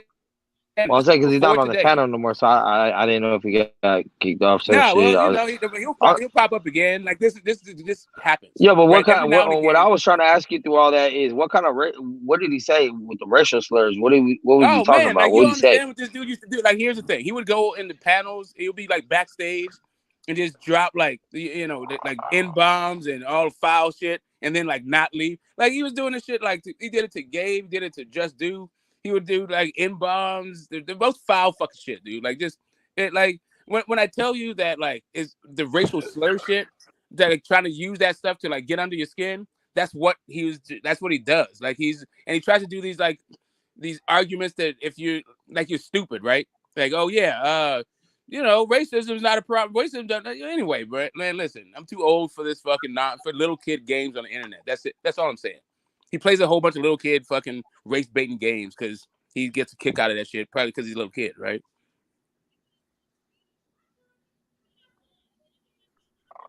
Also, he be dropping N-bombs and all. He be dropping N-bombs like hard R's and all that shit. Yeah, all that. Get him, man. And what did he say about your kid, bro? Man, I don't know. See, here's the thing. So, it sounded like it was bad the way he was apologizing. Yeah. So the issue was, really what it was he was doing that shit again on another person's panel, but I wasn't on the panel, so it was just all backstage. So they were just like everybody like they were like telling, you know, they were like, well, I don't know if Jimmy's ready. I don't know what all this stuff. And then when he's doing all that shit backstage, they were like, oh, wait a minute, I didn't know he was like this. And they're like, man, this is how this dude fucking rocks. He tries to like he minimizes his exposure and then he denies that shit that it ever fucking happened. Fuck that nigga too. Then that's how that is. What? I mean, it is what it is. Like I said, he's like a fucking little kid troll anyway. Like you can tell that he's like kind of just looking for attention, looking to like trash somebody so he can like get attention. Like that's his whole steez. I'm not here to like play police about these fucking weirdos out here. He's trying to talk about a little boxing match. I didn't come here for this. Yeah, but like all that shit. Like, that's what I'm saying. Like, it's our responsibility to keep people like that away from the platform so that we can have conversations about boxing, because then when you start crossing lines and that becomes a thing, you just can't let that slide, bro. Like I get it if it happens one time or whatever, and then he says sorry, you don't have to like, but okay, I like to give people a benefit of doubt one time. You get one time, because then I'm gonna let you know you can't play with me like that. But if you do it more than once, bro, then it's obviously a pattern, and fuck that. It's not even that. They say, here's the thing. He's a little kid from the UK. He doesn't even understand what the fuck he's saying. He's just trying to get a rise.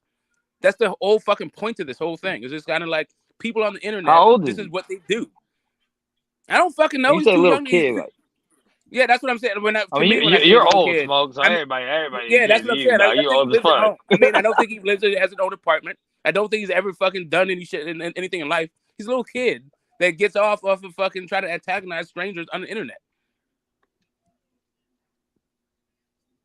Oh, well, you know what I mean? It's just kind of like you know where I stand on that shit.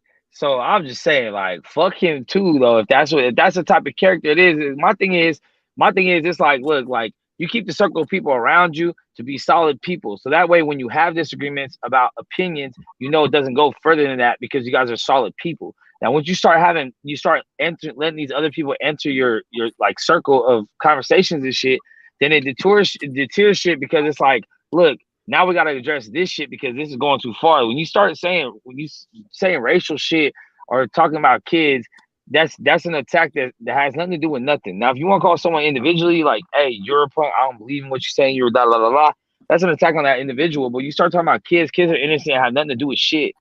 And to go there shows what kind of character a person is, where it's like, I don't have nothing left to say, so I'm gonna start dropping slurs and talk about your kids to try to get under your skin. Yeah. And for me, it gets under my skin because my thing is, I know what I'm supposed to do. Like, and at times I do sometimes. Well, I'm like, all right, I know you're trying to get under my skin, so my defense is up and you're not going to be able to. But after a certain time, when it's someone's MO to do such, someone's got to deal with it. Someone's got to handle it. Someone's got to discipline them. You know what I mean? Like, it can't be a whole community of everyone always just saying, well, let's just not, let's just ignore them. Let's ignore them. Like, no, somebody sometime, somewhere got to do something. Well, I mean, all right, so you can block them.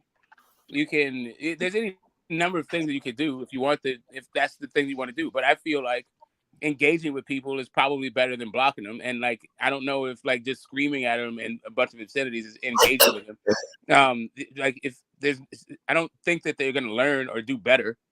Like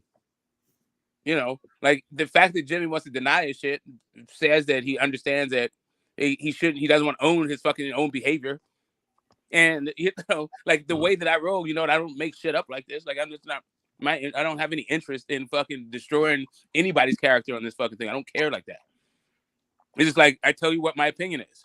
I tell you and I don't say it behind your back. All this shit's on tape, right? I mean, all this shit's like once you say it, it's it's the property of everybody else. So like I make sure that I keep the same kind of the level of integrity that I hold like in life. It's like, yeah, I'm not here to make enemies. I'm not here to make friends. I'm here to talk about the fucking sports I love, like in my hobby. Yo, Smoke, why are you lying on me for, bro? Why do you keep doing that? You gotta stop spreading bitch gossip, man. Smoke, you have got to stop spreading bitch gossip, all right? Keep my name out your mouth. Yeah, so you shouldn't have ever put my name in yours if that's what your standard is. Like for real, like this whole I don't know what you mean by gossip or bitch. I was on this panel for a while. And you could ask me all these questions, bro. As soon as I bounced, you had a lot to say, bro. When as soon as I bounced, you knew I maybe humbled you don't understand what gossip is, but I can talk about the events in my life however I choose to. All right. And whenever I choose to. Gossip is if I was talking about you and somebody else, but I'm not. No. As soon as I left, you started running your mouth, bro. When I came back, somebody asked me. Talking about. Somebody asked me a question, and I was answering it. He just started talking about this. He wasn't talking about. Someone asked me a question about it. That's why. I mean, if you got something to say about me, just say it when I'm on the panel, and don't be spreading bitch gossip about me, Smoke. Okay, again, I'm not gossiping. I'm relating the details of my life, and you don't get to regulate how I fucking communicate my life. Little kid, you'll be fucked up. Your bitch ass lie. Listen, we get it, man. Anyway, We want free like smoke. I said, I wasn't talking about you. I was talking about fucking boxing, and somebody asked about you. That's why we're talking about you. Yeah, you don't have permission to talk about me, Smoke. Don't mention whatever. I can do whatever the fuck I please, just like you do whatever the fuck you please. We need to address the elephant in the room. Are you a racist though? Like 100% no, bro. Bro, this is a situation, right? I'm a Crawford. Listen, I'm a, you know, that's what I'm telling you. How why did you think black right and to call shit? people? I'm a fan of the guy from Nebraska, right? And an argument broke out between us, right? We went through Smoke, and a lot of fucked up things were said between us. And Smoke got humbled, bro. He wanted free smoke. I gave it to him. Again, he asked you if you're a racist, and he's telling you about Terrence Crawford, as if that. I said no. I said no. Listen, I said no. Yeah, I said no 1,000 fucking times, this bro. has nothing to do with How no many times do you fucking want me to say Terrence no? Crawford. You saying a bunch of racist No, I'm shit has telling you nothing what to do with happened Terrence between Crawford. us, right? Listen, Absolutely why not. you're in your hurt feelings? Why you're in your bitch emotions? I'm telling you why you're in your bitch emotions. That's what I'm saying. I'm explaining to the gentleman why you're in your bitch emotions. All I'm saying is, if you say you're not a racist, right? Cool. He says you're not a racist. Now ask him if he said a bunch of racist shit. Yeah, that's all I was gonna ask you. So why were you backstage saying nigger and all that shit? I mean, this is according to Smoke, right? A guy who's a piece of shit. So you said what? This is according to him, right? I mean, if he's got any proof that I'm a racist, he's welcome to share it. You did it backstage where Yes, you know, bro. He asked you a question. You see how he deflected? You see that? You a racist or not, bro? No, I'm not. No. All right, have you said? Yeah. So I have much love. Listen, I've got much love and respect. All right. For Well, racists. we ain't got no proof, right? But if we catch you on some racist shit, you no, that's not the question. The question is, why do you do racist shit? Why would I answer your question, Smoke? No, why would the I question answer your is, why do you do racist shit if you're not a racist? Listen. Why First do of you all, go around doing a whole bunch of racist shit? Why do you make a whole bunch of racist arguments? That's based the off issue. what, bro? I mean, yeah. Okay, what racist? The arguments you're just making today. Hey, racism so me doesn't defending exist. the guy Anybody from with Nebraska education knows that race don't matter. Okay, man. Okay.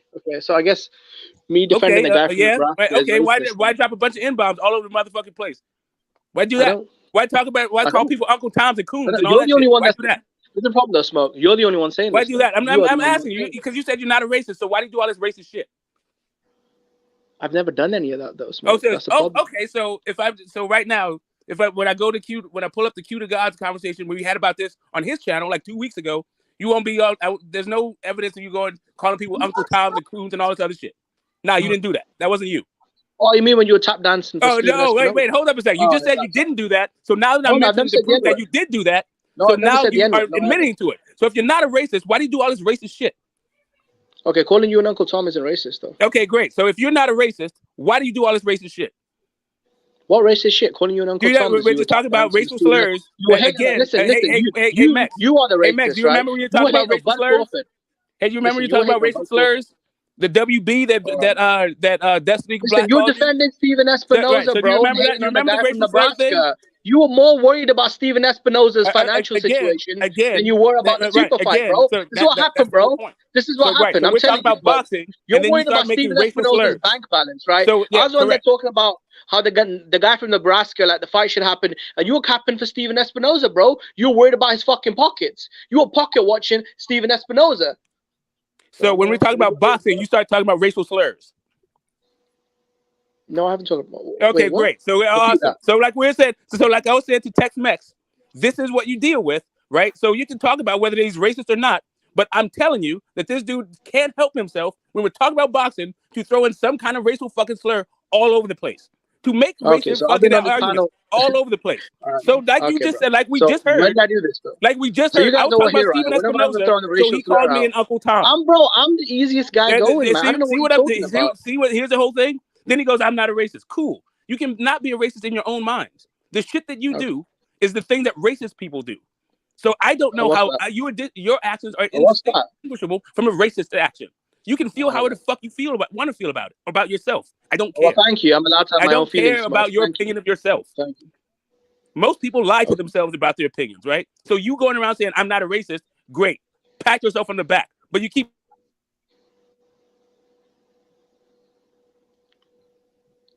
Anyway, what were you guys talking about?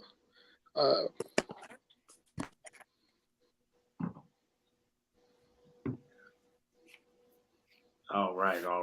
right. Back to the racist section.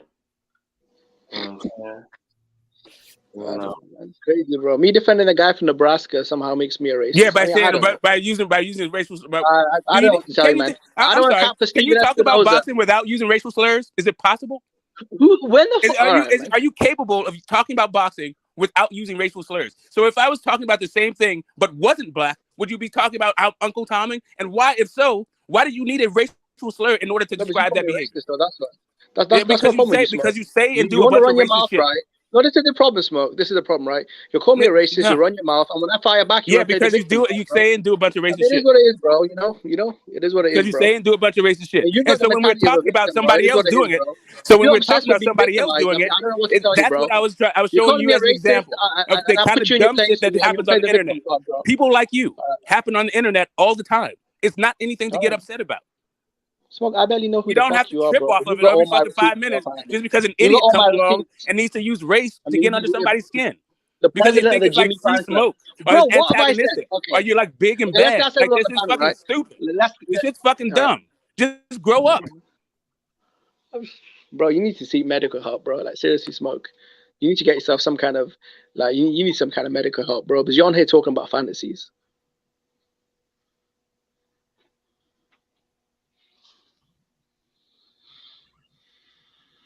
Yeah, see, that's it, Max. You ain't gotta like fucking bang out on him all the time. I mean, you can if you want. Bang on about what though? Bang on about what though? I was talking to you're not Max.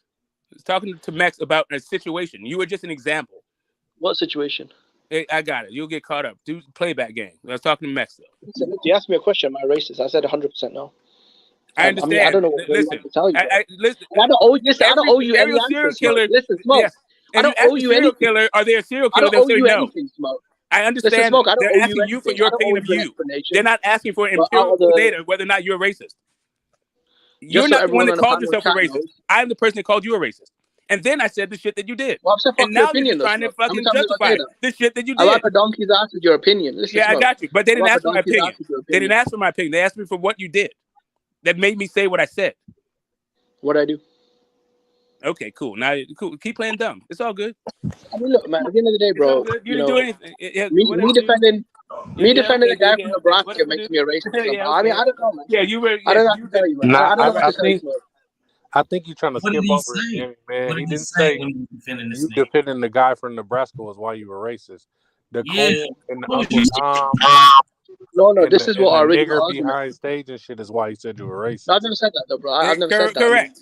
Correct. And he knows that. The whole point is that you did. You literally just said you said it, and you gave the context of why you said it. No. I said I called you an Uncle Tom. I said I've never said the N-word. No, I haven't. Okay, great. You did both of those things. Uncle Tom is a racial slur. You idiot. So when you attack that, fucking hell, bro. Listen. You call me a racist. Right? This is the whole problem. My response to you was that's why, like, you're not from here. You say this whole kind of shit so because you think it'll get under somebody's skin. But if you were from here, well, I mean, you've been rambling for an hour, Smoke. You must have done something to you, what man. You're saying is you've been rambling for an hour. I got it. Yeah, you've been rambling for an hour. You said I'm not under your skin. Max asked one more time. Somebody asked me, you idiot. You've been rambling for an hour, Smoke. We were talking about fucking boxing. Well, louder than, you know, okay, is what it is, bro. You've been rambling for an hour, bro. You've been rambling for an hour. Hey, Jimmy, on some real shit, bro. What the fuck you say about this kid, bro? What racist shit have you said? Nothing racist about him. Well, according to him, you dropping hard R's in the chat and shit, talking shit backstage. According to him, though, bro. According to him, he also said, talking about how it's all good to call me Uncle Tom because you didn't like my take on Stephen Espinoza. No, that's not true. What happened was... Okay, you just said that you called me Uncle Tom Because we're talking about in the boxing conversation. And what was that response to? And what was that in response to? Okay, so what response do you think it is appropriate to call somebody Uncle Tom? How about that? And why do you think it's appropriate to call someone? Okay, there we go. So now if you understand racial slurs, why don't you just answer the damn question, Jimmy? Damn, you keep going all over the damn place. No, a straight up question. You like, I don't know how clear am I racist now? Look, I don't know how y'all get down what in the fuck UK, is so bro, complicated I about don't it? get down like this shit over here. What's so okay? So we don't do that. We don't do that shit over here. If you have that shit on your mind and shit, bro, you need to keep that shit to your fucking self. Don't be using that shit in accent, anger, try to do or nothing like that, because that shows your fucking character, bro. As fucking kids, you keep kids out your fucking mouth too, bro. That shit, you can call him whatever you're gonna call him as him. You keep kids out the shit, and that race shit we don't fly. It don't fly over here ever. You can get on whatever other panel you want to get on and talk that bullshit, but that shit ain't gonna happen. So whatever it is that y'all disagreement y'all have, that's fine. And he has every right to feel how he feels about you when you talking that shit.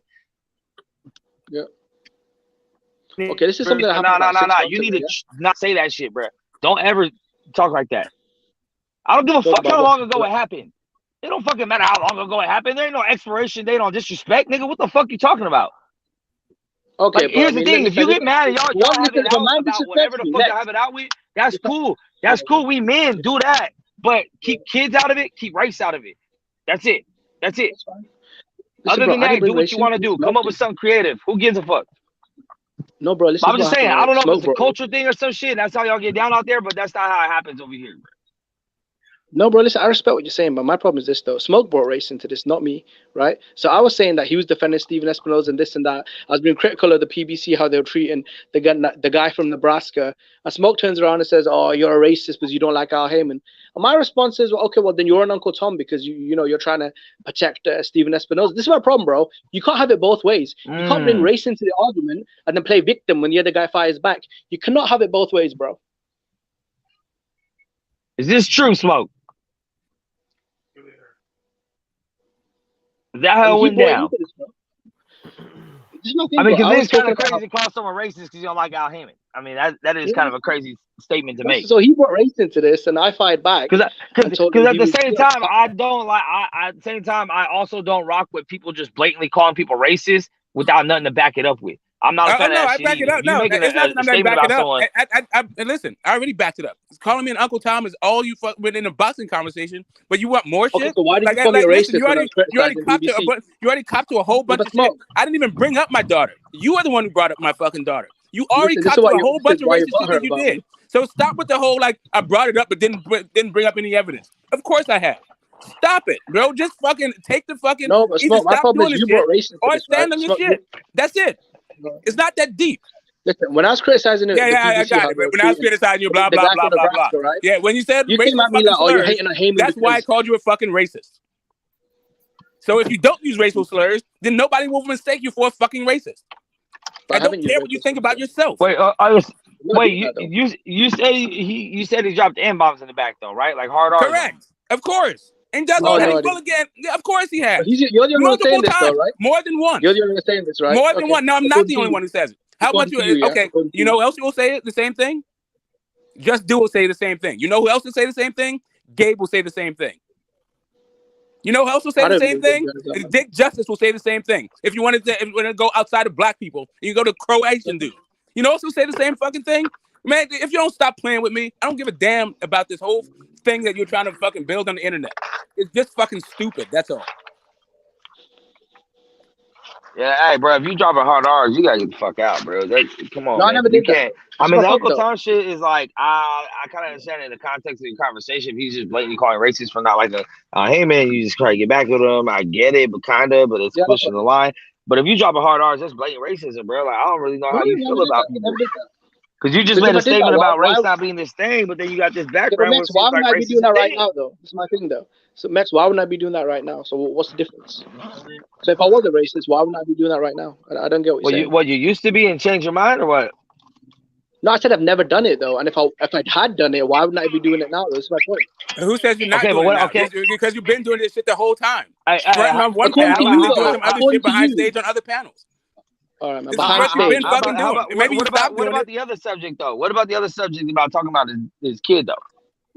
I didn't even bring that shit up. You brought that shit up. But what about the fact that you think that Which you admitted to. You admitted to that. How about the coon? How about the Uncle Tom? How about all the fucking bullshit, all the racial slurs that you use routinely because this is a boxing counseling session. conversation? This ain't your counseling because of session. boxing I conversation. know that we were on a free smoke platform. Listen, Now it was therapy, what it was, bro. Yeah, He took personal shots. I gotta go to work. Therapy. But you're, hey, I gotta go to work, but you're a bitch if you bring up kids and you're a racist, bro. I'm gonna tell you like that. So I don't know what the fuck it is. You admitted to saying shit about his kids, so you a bitch for that. And as far as the racist shit, I guess it's unproven because it's your word versus his. But Max, you need to you chill know his out. daughter's older than you, right? You don't know how old my daughter is, right? You don't know how old my daughter is, right? So you're just saying shit to try to slide out. It wouldn't matter how old she is if you disrespecting the man kid. Nigga, you out of pocket. Jimmy, don't bring up his daughter ever again, bro. No, I won't, man. I'm just here talking boxing. This guy keeps. No, don't say his daughter is his daughter. Don't say her nothing. Age, don't mention her at all, bro. I'm not, bro. He keeps bringing that up, bro. Matter of fact, that goes for all you niggas. Never bring up somebody's kids. Period, bro. Kids at are all off limits. I don't care how old the kid is. The kid could be 133 years old. I don't care. Don't bring up the kids, bro. Yeah, bro. That's cool. All right, now back to regular scheduled program. Now eating ass has became. No, let me stop. I'm just trying to change the fucking. Who is that? The new hello? It's the new. Yeah, right. It's like the new it's like right now it's just all dogs. It's the official butt sniff. Like you don't even hello. Just oh yeah, okay, just yeah, that's right. Maybe next Thursday. Yep. Yeah. Okay. Thursday at 3:00. Oh man, that's funny. Yeah. Yeah, man. But now what the fuck another great show for the boxing section, huh? Absolutely. Yeah, I got to bounce too, y'all. I'm out.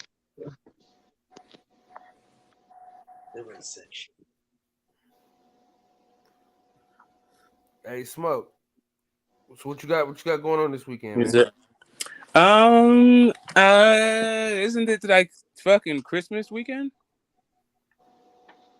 Oh shit, it is. I forgot. The whole world shuts down. What do you mean? Yeah, I forgot it was Christmas time. I ain't gonna lie. Yeah, I'm doing. You know, I got shopping all week. I turned into a They consumer. got a big card in Japan, bro. Isn't Ioka and fighting Bam's brother in the unification in Japan? Who? Yeah, Franco, Ioka, and Franco. It's a good fight, naturally. It's a unification between two of the top guys. Oh. Yeah, I'm not really interested into them little guys like that, honestly. Yeah, me either. But I mean, Ioka can fight though. Ioka's nice. Franco's all right. I mean, you know, he had that whole thing with Maloney, right? The controversial couple fights. Yeah. With the Maloney brother. Mm-hmm. Like thumbed in the eye, one beat his ass, and the other one, everybody was like, "Oh." Anyway, so I don't know. Ioka's a good fight. Like, yeah, I think it'll be a good fight, but I think it's at like 3 or 4 in the morning, some shit. I think they might stream it for free on YouTube though, because I don't think there'll be a big American or British network that'll pick it up. Where? I thought it was one of the zones. Not the zone. Yeah, I think it's his own fight. All right. I thought it was on a Japanese TV. Ioka fought Nietes, I think, on his own, like his last fight. I really want to see the Inouye and the Fulton fight. That's the big fight at the lower weights I want to see. We'll see what happens. Sounds like you ready to shut it down. Who? You. No. Nah. Unless I want to, you know what I mean? You know me, man. I'm here for the people. No, shit. Nah, let's keep cooking. Shit, they got the Eubank fight on though. That's a big fight in the UK. Chris Eubank Jr. versus Liam Smith in January. So I'm looking forward to that. So do you go to fights out there? Yeah, I do. I try. I mean, it's been tough recently with the pandemic, and after that, the UK's had a lot of safety rules. So it's been a long time since I've been to a fight, to be honest. What's the atmosphere like out there, man? That's pretty nice, to be honest. for the big shows, man, it's almost like it's kind of like what you guys get for like, I guess, the Super Bowl. So with Anthony Joshua fights, man, it's a crazy atmosphere. It's nice, man. A lot of people, man, they really enjoy themselves at the fights. There's drinking, there's, you got music on. It's like a rock show. So you guys have soccer, boxing, rugby, and what else is like your top sports? To be honest, mate, I think we've got number one. I think would be soccer, and then we got other sports like we got, like you said, boxing. We got cricket. We got darts. Rugby is okay, and then we got motorsports. You got McDonald's at home. We got McDonald's money. Parents was out of pocket. Oh, this nigga funny as hell. Hey, nigga, do you got McDonald's money? Bro, that shit was $2 back then. Talking about, do I got McDonald's money? Nigga, my dad used to shake. My bad. I'm not gonna lie, bro. I don't really like McDonald's, bro. It's a bit overrated. For a kid, that was everything. With a toy and shit. They don't even give out good toys no more, bro. Them toys is trash now, bro. You be playing with them and shit. They be giving out cardboards and shit now. They don't even get they give out playing cards for toys. Now, bro, I actually prefer Burger King. You know, like for the Whoppers, I think Burger King do a better burger. Oh, I don't know about that. I mean, I don't eat either one of them burgers, honestly. Yeah, I mean, it's not that good, to be honest, bro. It's all pretty much processed shit. Yeah, I'd rather have a vegan burger than one of them. Do you guys have something called corn in America? It's like a meat supplement. It's called corn. No, I don't know what that is. So if you're vegan, I think you'd really like that. It's kind of like a vegan meat, but it's really healthy for you. It's almost like I guess it's similar to like mushrooms. Like, why don't you ask me nicely? Oh my god. Why don't you ask me nicely?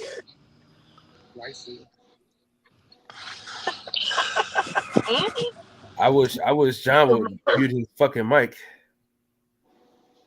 Nah, we want to know what he ordered from McDonald's. Let us get number 7 with this. Hey, this boy Money. We went to the McDonald's. This motherfucker, nigga bought 30 nuggets and 2 sandwiches. Hey man, hey man, don't be out here spreading rumors like I be eating McDonald's. That's a rare goddamn thing. Man. I only eat McDonald's on the road, like, you know what I mean? Because it's like it's always a time thing. So it's like if you can get somewhere in an hour or two, you're like, all right, we're gonna be there in an hour, but you never really account for the gas breaks. So what I do is I get off, I go to the right. It's always a gas station right there. And then you can go to McDonald's because there's usually a McDonald's right there next to the gas station. So to keep good time on the road, you know what I mean? Usually you can beat it by 10 minutes, but if you do it like that, you can kind of get there on time. You know what I'm saying? Because you ain't stopping but for like 10 minutes. You know what I mean? Because everything right there. Or if you go to the right address. Right. Or if they see you right with the city. You know what I'm saying? So you're not in another city when they know they don't live in that city. And you know what I'm saying? I can't wait for another trip, bro. You know what I mean? Because now you know where the hell I stay at, so it'll be easier for you to get here. Yeah, I'm gonna make sure it says Hayward before I start driving. I was really trying to just get on. I was rushing. You know what I'm saying? I had to go get the card and come get you. I was just like, But if you didn't have that other shit going on, you'd have been more. You'd have had your mind would have been way more clear though. You get what I'm saying? You had the extra shit going on where you were just like, man, I'm finna just get up out of here, bro. Fuck it. You know what I'm saying? Mm-hmm. That's all. Your ass was talking to me, asking me questions and shit. I'm trying to figure out the seat, all kind of shit. You know what I'm saying? Now I'm mad again. Why you bring that up, brother? Hey, just don't get the Camaro next time, man. No, man, we ain't, man. Man, the seats didn't go back or nothing, dog. Up for 5.5 hours to LA. Hey, boy, legs was locking up and everything. Telling you, motherfuckers, happy to get out that car. But yeah, I ain't gonna lie though, you got us there though. You know what I'm saying? You do some driving, you just don't know when to hit the brakes, but you do some driving though.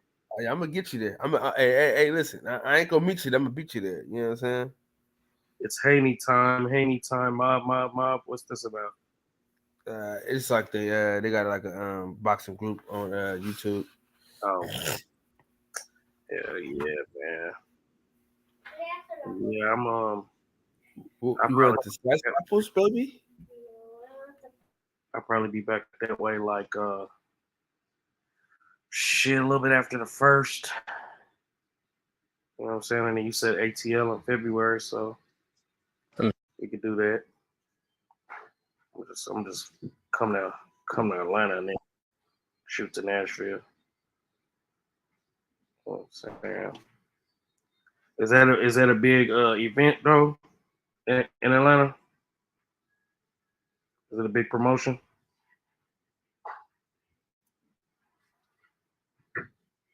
Kyle?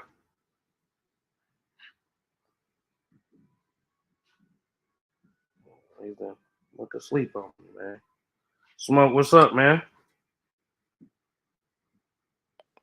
We got Adrian right here. Bonner. We got Kyle Adrian was Bonner in second ago. February, right? Yeah, he was here a second ago. But what'd you say about February? I was saying supposed to be a fight in Atlanta in February, though. Oh, who? Adrian Bonner. Listen, Adrian Broner, Ivan Redcatch, that shit. Yeah, that's gonna be dope. It's gonna be a dope event. Okay. I mean, listen, you're welcome to it.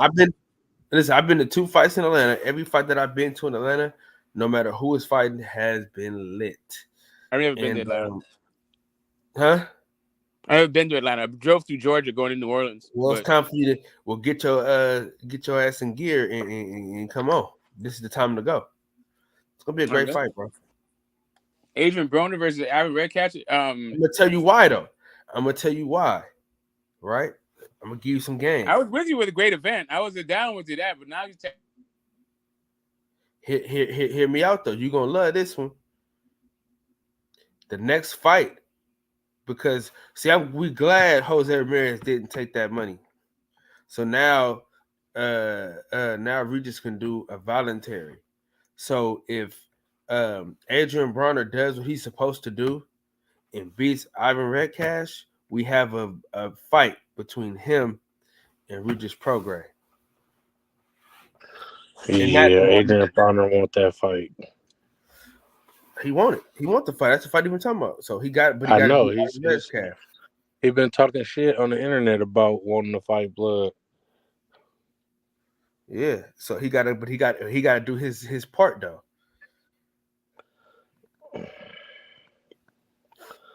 If AB don't knock him out, he don't deserve that fight. Fuck it. I need AB to let them hands go.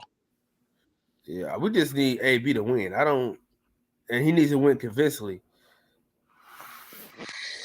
OG, man. So what's up? You riding with us to Atlanta or what?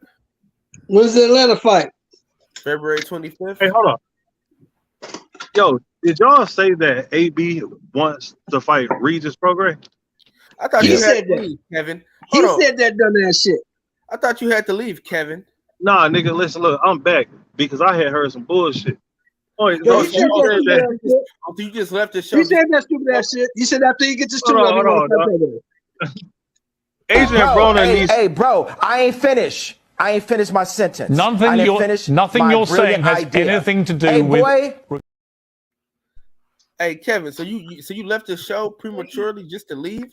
I thought you had something to do, man. Nah, well, I did, but it was a phone call. Anyway, yeah. Oh, okay, all right. But I heard some bullshit. AB out. Man, look, AB better stay away from Regis, especially if it is his next fight after fucking Ivan Redcatch. He has been too inactive, and I just think that Regis is just gonna beat him up. Regis gonna stop him. Y'all better quit disrespect to AB like that. Bro, AB ain't never been stopped. Adrian Broner disrespects his damn self. That's your favorite line. You always say that. Oh, he gonna stop him. He gonna stop him. Man, stop, man. He ain't never been stopped. He ain't never been knocked down. He been knocked down once his career. You talking about he's gonna get stopped? Come on, man. No, I never said that. I said that. Regis Prograis ain't gonna stop his ass. Yeah, but I do think AB gonna get stopped, knocked out. What kind of sandwich you eating on, OG? I'm eating on some jerk chicken, nigga. It sound good. It is good. It sound good as hell. It is good, nigga. It is good, nigga. The way you be smacking. Yep. But yeah, AB better stay far away from Regis, bro. As far as he can. Hey, first of all. Second of all, can the nigga make 140? Kyle, let me get some pics. Huh? Let me get some pictures. The last time I seen the motherfucker, he looked like a pot-belly pig. Going to LA, fool. You said what? Regis Prograis is the same dude we just saw in LA. Man, we seen so many niggas, man. No, he was Last time I saw AB, he looked like a pot-belly pig. My bad.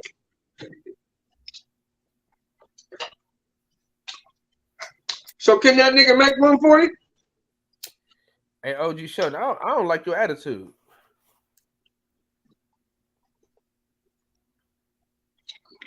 No, I'm just telling the truth, brother. You don't like the truth about your favorite fighters. Nah. Hey, it ain't that I don't like the truth. I don't like you. Damn. You don't like the truth about your favorite fighters, man. You think all your favorite fighters is good. Just because they're your favorites don't mean they're good. AB been past it, bro. He ain't passed it yet. He ain't been to it yet. His last 5 fights should have showed you that.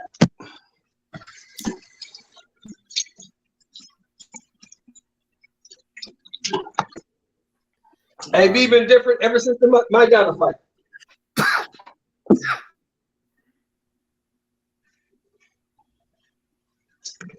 That Marcos Maidana ass whooping changed, AB. He gonna be all right. Don't worry about it. Oh, I ain't. Hey, hey, Sheldon, but that's gonna be a great event. Though. Listen, it's gonna be a great event. Hell yeah! And all the niggas is coming out. Listen, if Adrian Bronner can pull this win off against Rick Hatch, Rick Hatch just quit against Prograis. We know that motherfucker quits. No, we gotta hope he quits because listen to this, dog. Listen, we gotta hope he quits, dog. Because listen, if he beats Ivan Redskite by knocking him out, then he's gonna be back on the map. Now listen, Regis Prograis versus Adrian Bronner, that solidifies BLK Prime. Ivan Redcatch is not putting. What map exactly would Ivan Redcatch put you on? No, because listen, the thing is, Adrian Bronner he needs to look good. It don't matter who it's against. For the casual fans to get back on the Adrian Bronner hype train, he has to knock somebody out. You dig what I'm saying, bro? Listen. No, hold on, let me finish. If he knocks him out, right, then the Regis fight is going to look good for us to get. And when that fight happens, BLK Prime is going to be able to put on a hell of a show and then recoup their money, and then we can get bigger fights through BLK Prime. Because that, they'll be able to, if they put that show on, it's going to be crazy. Especially they do it in Atlanta or Houston. You know what I mean? Either one of them cities, it'd be crazy. But Adrian Bronner got to do his fucking part. Yeah. Hey, you my Chloe buddy.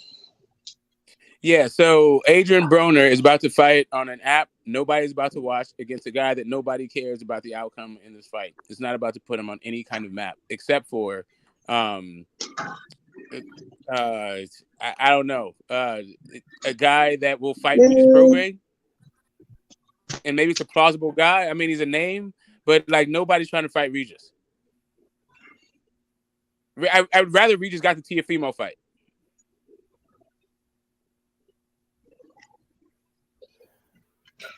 Who the fuck want to see Teofimo after what we saw 2 weeks ago?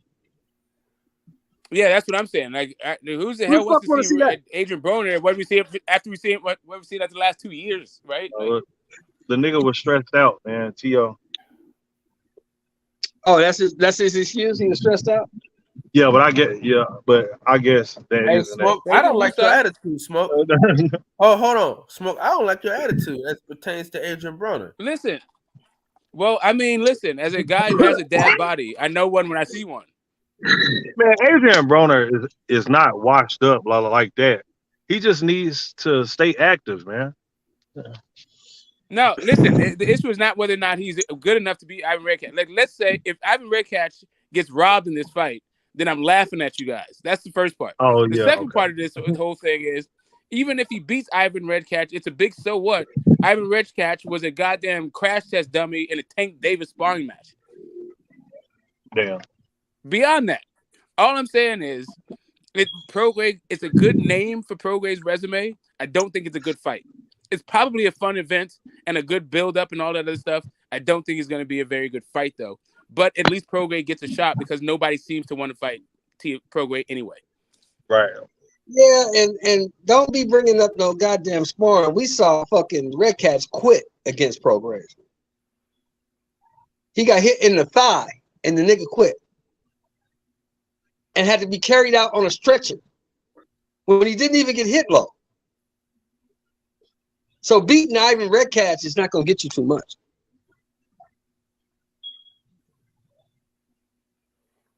But in the eyes of the casual fans, it's going to give him everything. You think so? Yeah, because the thing is, if you think about it, right, they're going to say, oh, Adrian Broner is back. By beating this bum? They don't know he a bum. All they see is just the name, Adrian Broner. They don't give a fuck who the niggas fighting. If Adrian Broner knock a motherfucker out, I'm into it, you know? What if he said the same thing when you lose? You know I beat that boy? Then I'm going to be laughing. I was controlling the fight. But Man, he had you bouncing around that motherfucker like a pinball. But to us, That we know old that man it's a was bullshit. beating your ass. Yeah, man. I like Regis Prograis though. I interviewed him before. But Regis seemed cool. He a dog too. Hey, listen, as a media member of BLK Prime, we needed to succeed. You know what I'm saying? Yeah, we need BLK Prime to succeed so we can get that Spence fight on BLK Prime. Yeah, if we can get Al Haymon to get the hell out the way. Why are you going? Well, let me ask you a question. Gal. Have you noticed that a lot of Al Haymon fighters is signing to BLK Prime? Not yet.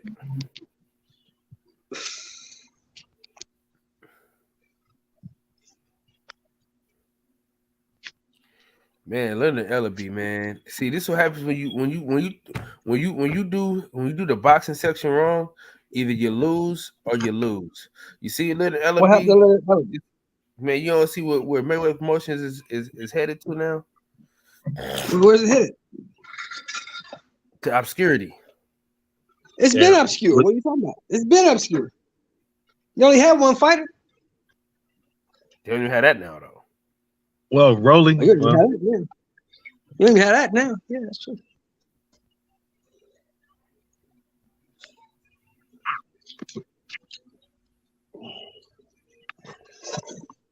Was Mayweather Promotions ever a promotional company? No. What was Mayweather Promotions?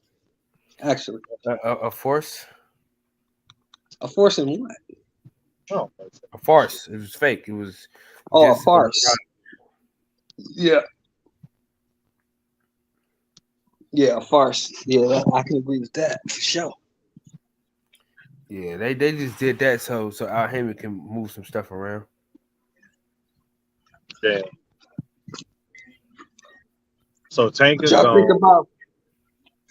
think about the rumors that Al Haymon got something to do with BLK?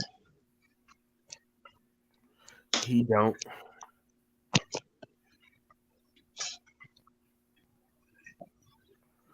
He don't. You don't think so? The people You think it's all bullshit? The people he got money from run BLK Prime though.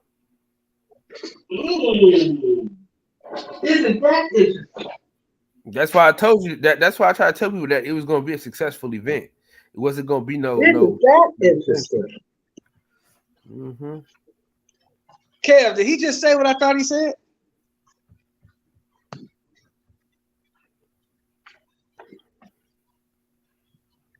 So I'm trying to tell folks, man. So the same motherfuckers that's funding the PBC is funding BLK Prime. That's what you tell me. Mm-hmm. You see them put their money. You know, PBC ain't putting their own money up. Yeah, that sounds like Al Heyman might got something to do with it. I don't know. You heard he didn't hear nothing I just said, huh, OG? Nah, I did. My bad. I'm driving. I'm just saying, if the same motherfuckers is putting up money for two different boxing promotions, and the number one guy they got in boxing is Al Heyman, I mean, it stands to reason that maybe, you know, and the fact that you know, Fox is probably done with boxing. I don't see Fox putting on another event anytime soon. No, Fox ain't done. They just had a commercial about boxing. Who they had? Who they promote? They just had a PBC commercial the other day on Fox. Where at? On TV? Yeah, on College Game Day. Really? Matter of fact, it was when Michigan played. Who they Ohio play State? for? No. Purdue. Oh, they played Purdue. Yep. What'd they say about what fight? No, they just showed like a commercial of PBC boxing, like all the fights that they had already. Oh, okay. Yeah. Okay. So they're not gonna just show maybe he ain't looking for a network deal. I think he had to revise some shit though. Oh yeah. Well, yeah. But see, you know what it is though? I think they only gonna have pay-per-views on Fox. I don't think they're gonna have regular shows on Fox. No regular shows? No regular shows, it's all pay-per-views. So they're gonna make them David Morrell fights pay-per-view now. They gonna put him on Showtime like they just did. I don't know what they're gonna do, man. I like David Morrell though. I like his swag, man. Yeah, he's a decent fighter too. He's pretty good. That's a fact. What you think about my boy Vladimir Shishkin though? Man, I mean he did all right though, but at 168, I don't see him doing too much. He say he coming for all them dudes. That's what he said. Yeah, but you come on.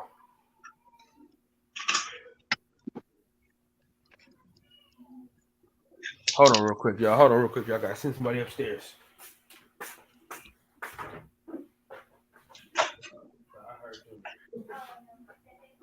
Oh, Hey, shut that dog up, man. That dog, man, that dog been unruly since I've known you. That dog been unruly since 2019. Unruly ass dog. Kev, you still here, bro, or what? Yeah, I'm still here. Oh, okay. All right. Coop, you still here or what? Yeah, I'm still here, man. I'm just arguing with Noon about Kobe not being top 5. Man, don't get your ass beat. He's not. Hey, listen. I'm really gonna sock one of you niggas, bro. Nah, bro, listen, look, it goes Kareem first, Wilt second, third Jordan, fourth LeBron, fifth Monte Ellis. Listen. All time?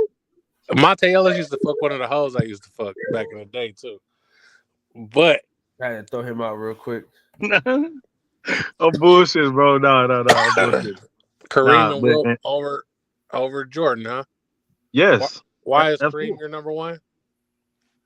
Because he's the highest scoring. Well, right now he's the highest scoring person in the NBA history. So when LeBron is the scoring leader, will you project him to number one? No, hold on, nigga. I wasn't done. Okay, go ahead. And he has the most unstoppable move in basketball history. Got him trash. But go ahead.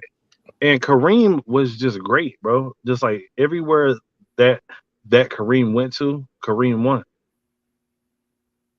Oh, and in fifth place, I would put Magic Johnson in there.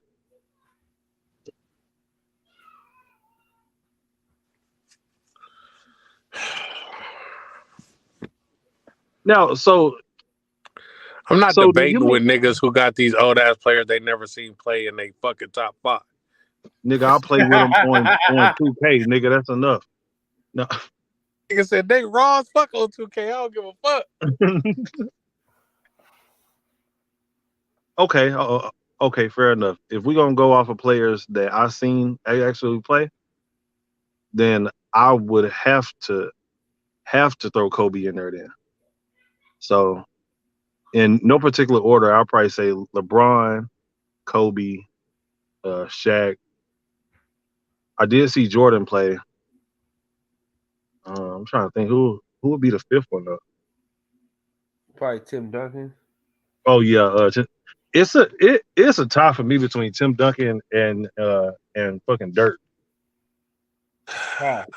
Well, you gotta go with the guys that you saw play because you never saw giving Dr. Tim J. Duncan this high of credit because he has championships. The second half of his career was mediocre.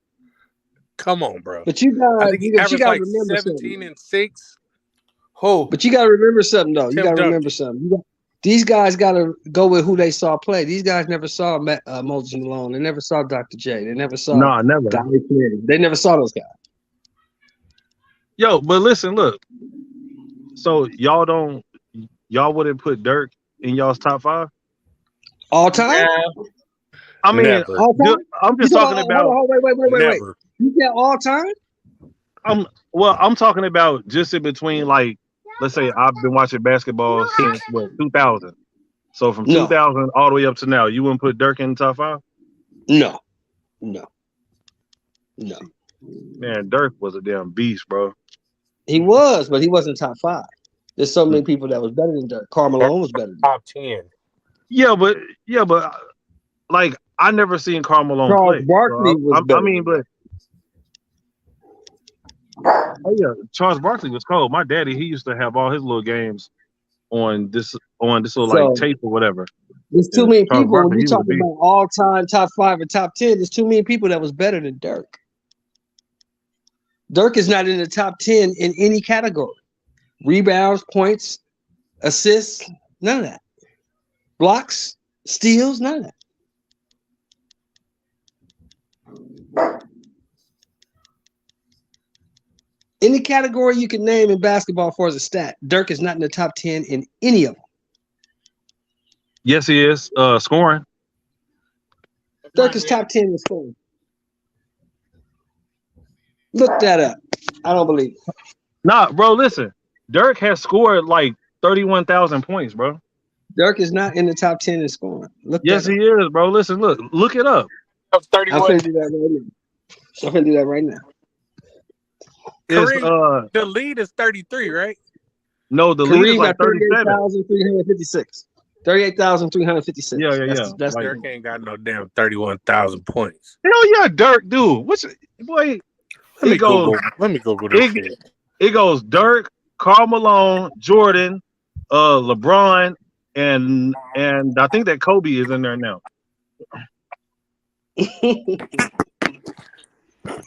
Bro, Dirk was what kind of list is that? He got 31,000. Yep, facts. He got 560. And that shit was garbage. Hell no, nigga. Dirk was a beast. He said bro. Dirk top 5. I'm saying it's top a top what? for me NBA between players of all time. No. Hold on now. I'm saying from the year 2000 all the way up until now. Oh, like it's a tie between Dirk and Tim Duncan for me. Dirk had like a 6-year run from like 06 to 12 when they beat LeBron. I want to say. And the nigga was cold. Wait a minute, wasn't Shaq part of this fucking thing? Yeah, like come on, man. Yo, Dirk was literally like unguardable.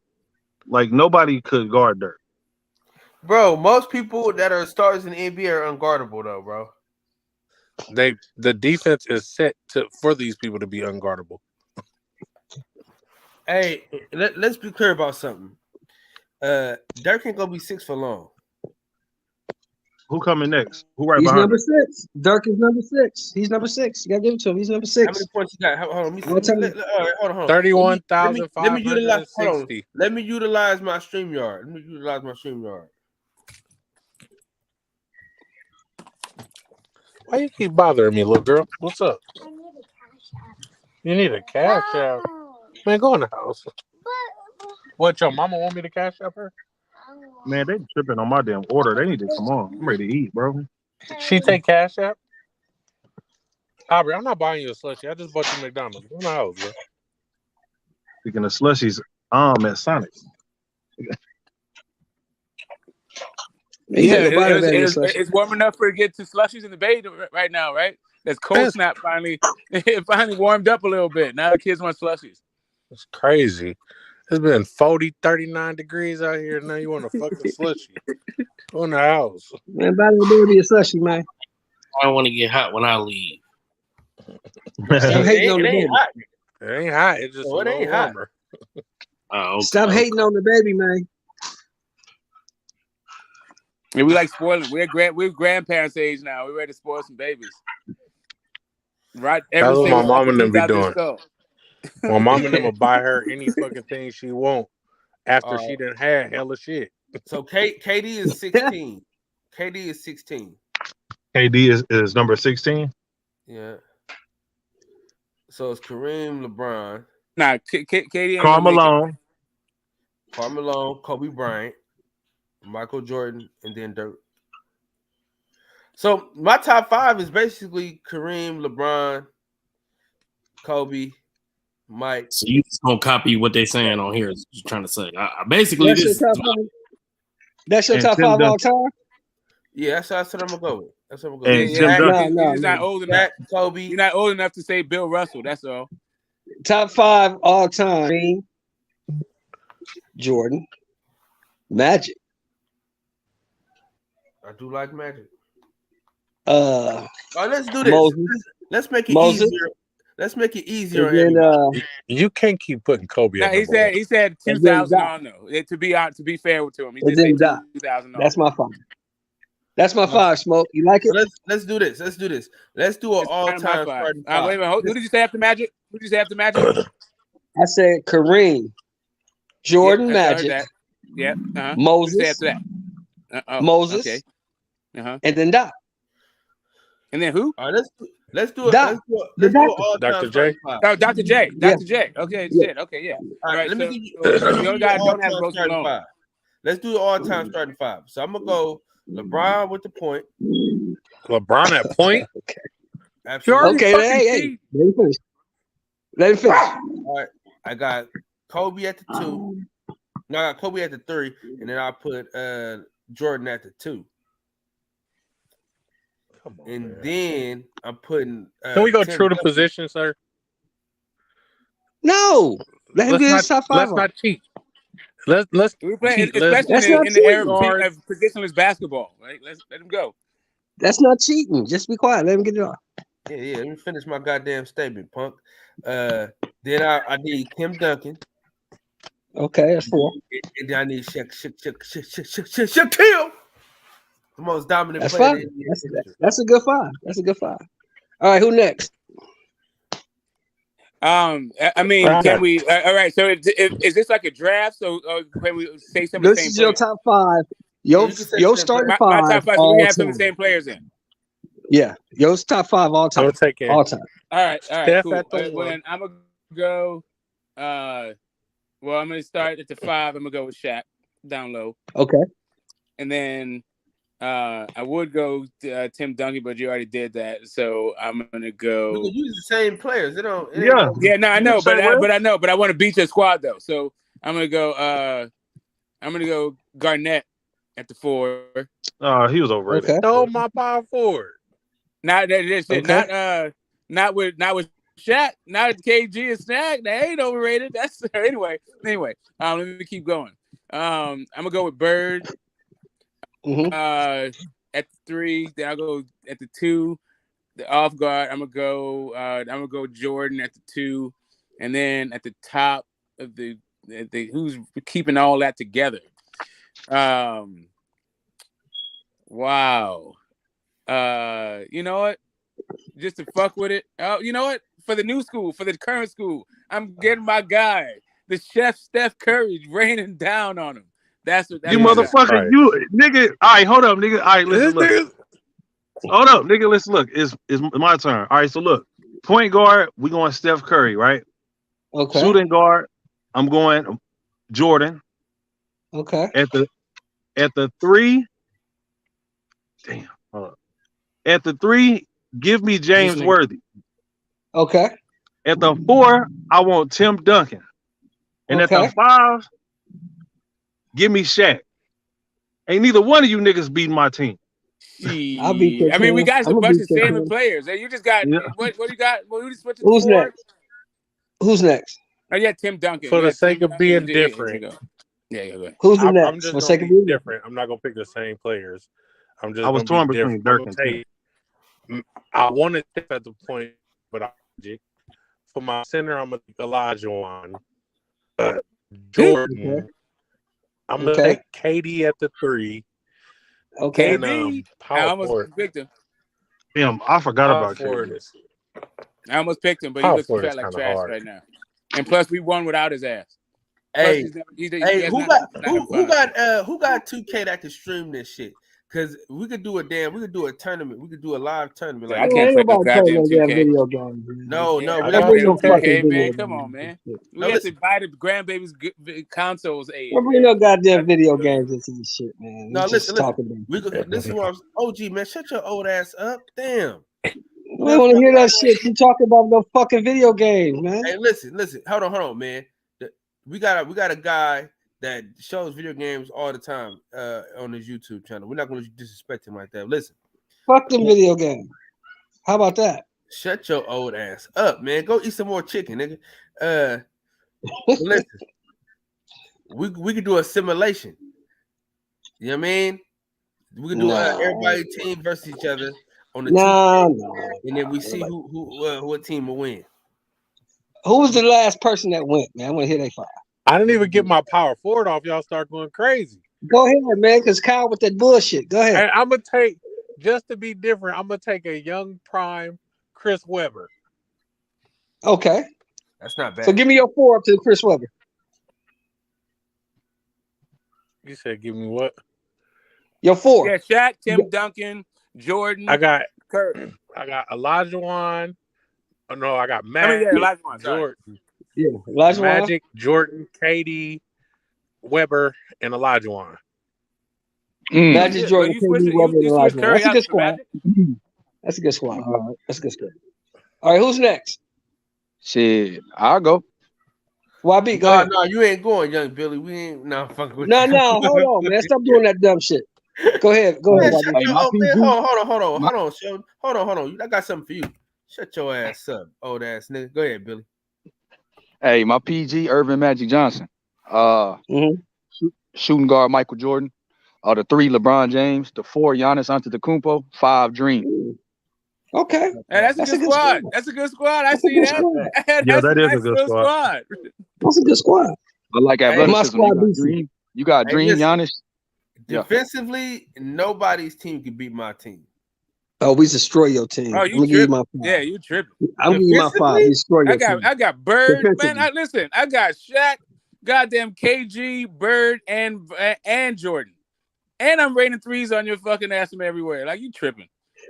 I got motherfuckers that was balling without the 3-point shot. So I got Kareem. I got 2, 3. I got Bird. Right? They don't know how to fucking defend it then. No, they don't know how to defend it. I got Kareem at the center, right? I got Magic at the point guard. I got Michael Jordan as my 2 guard, right? That's 3. At my power forward, I got Moses Malone.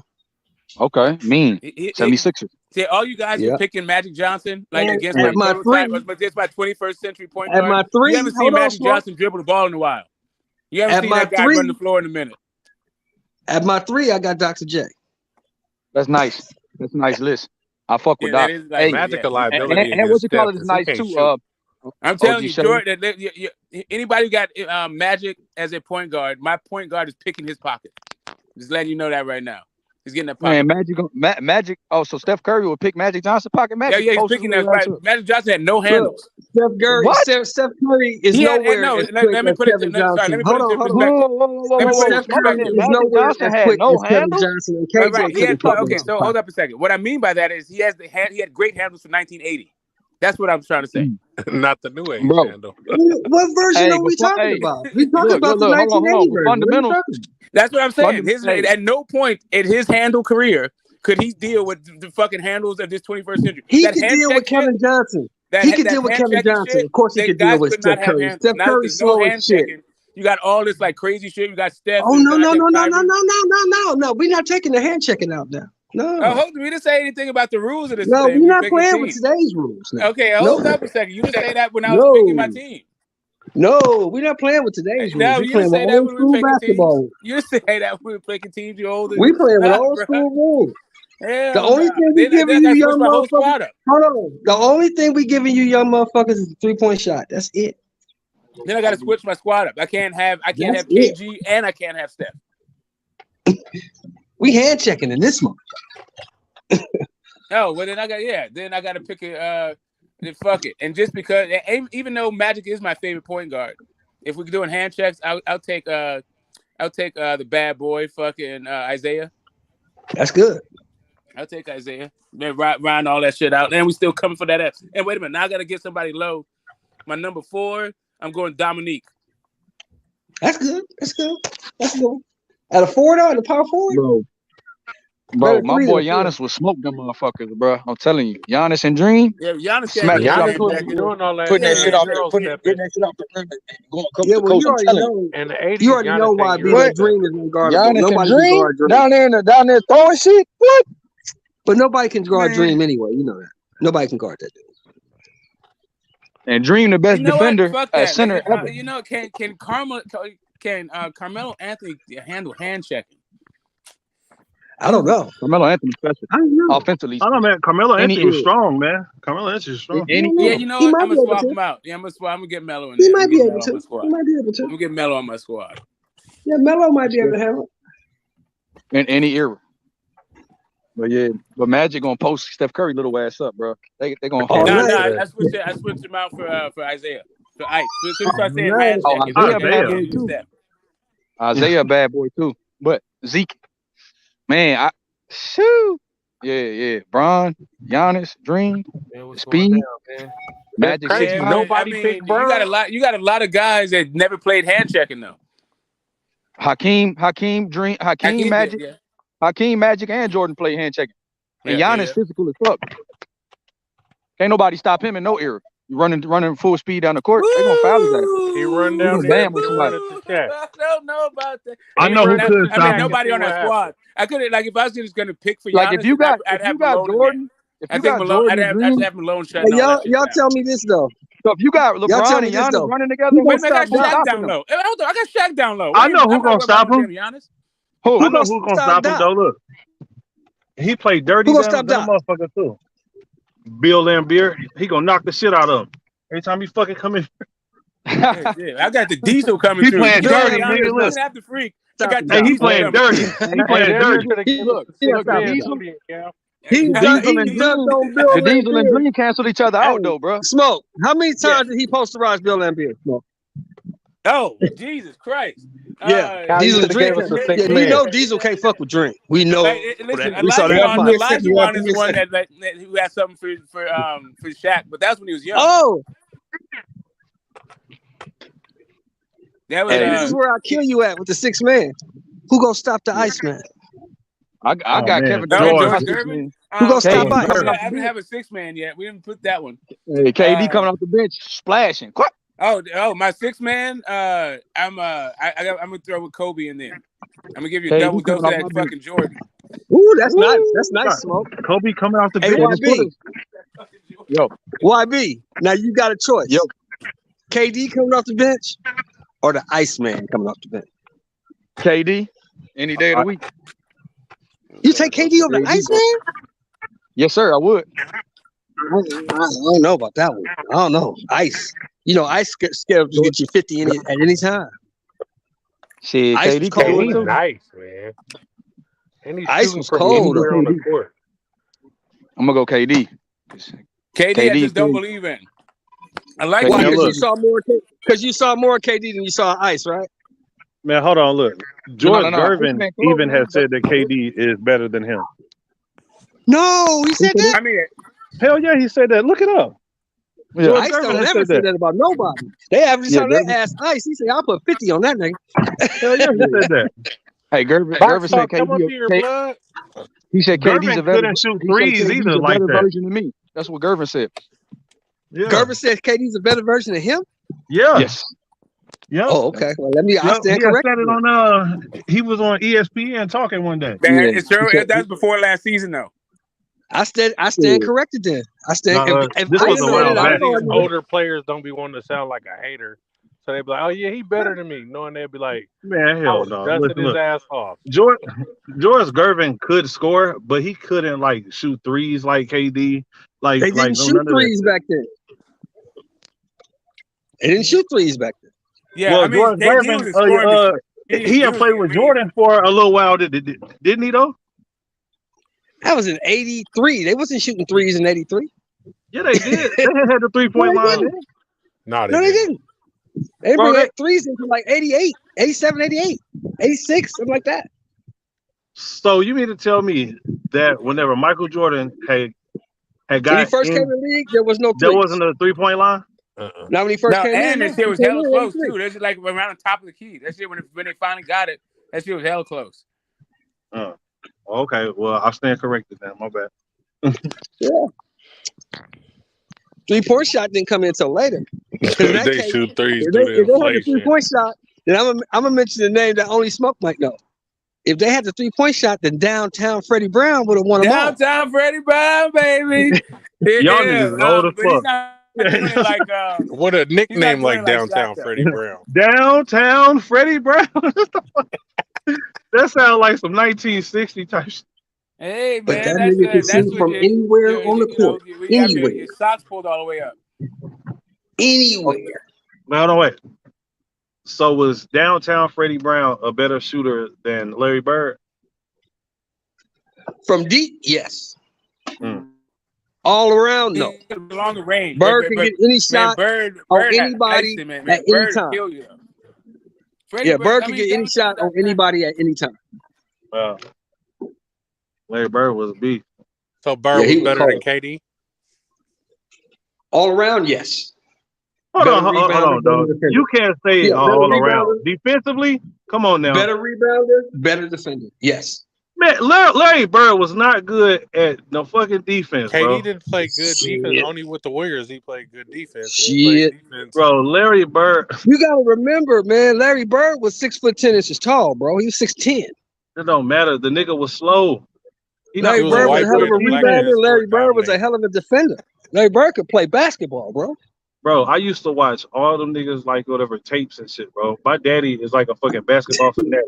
Larry Bird was not good at defense.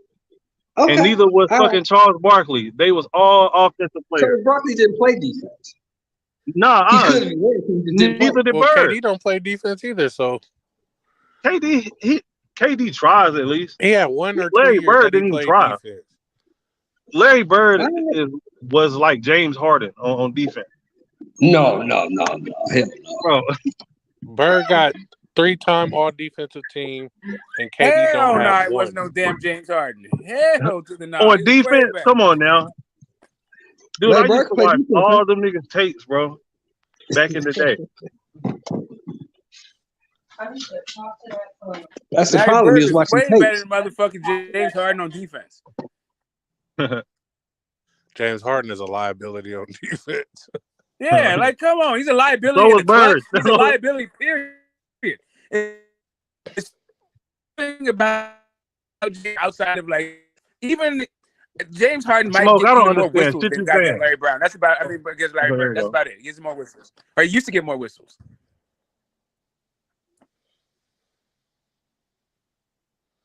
Of all those protected ass fucking players, I think actually James Harden might be the most protected player in NBA history. I've never seen anybody like if they get close to him, they blow the whistle. I've never seen anything like that. They hip to his shit now that since he left Houston. He don't get them same calls. Yeah, that'd be the bust. Yeah, he don't get them shits anymore. But I'm just saying, like, the rise of James Harden was largely ref assisted. And I don't like to even talk shit about that California basketball. You know, like I'm a California kid. But that dude is a goddamn disgrace to California basketball, as far as I can tell. This dude, he made a video. It's on YouTube talking about how Ja Morant played basketball. He said this ain't real basketball. They let this nigga travel on every play and just do hella crazy ass shit, and the refs don't call it. Yeah, like Ja be all over the court. Shit, man. Guys have been traveling and carrying for a while now. I don't even trip off that shit. That's why I'm talking about the handles. That's why the handle to me is totally different because the rules are totally different. Guys can dance on you now. Like you couldn't do that shit back in the day. Wide ass steps and all that weird shit they got going.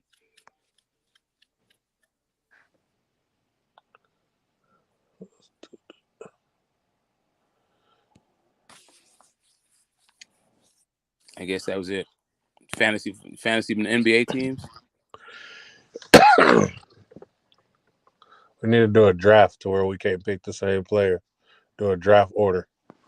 There's box talk. Hey man, I'm hearing a lot of Rolly hate, and you've been popping in my mind. Kyle, where you at? Hey, y'all niggas, hold on real quick, y'all. Hold on.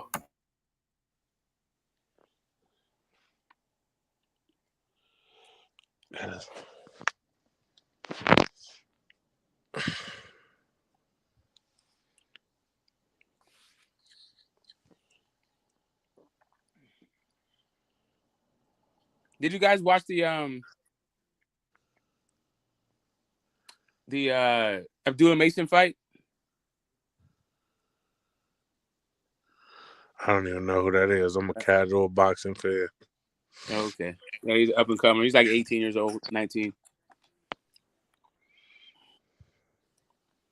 He's nice. Everybody else in here quiet than a motherfucker. Yeah, all that fucking fantasy basketball team got people in their feelings, nostalgia and shit. Yo, can y'all hear me? Yeah, now we can. Okay. Hey, Smoke. What was that guy's name that you said that was at 140 that wouldn't nobody fight him? Subriel Matias. Okay, hold on, wait. Let me put that in my phone. Said. How the fuck you spell that?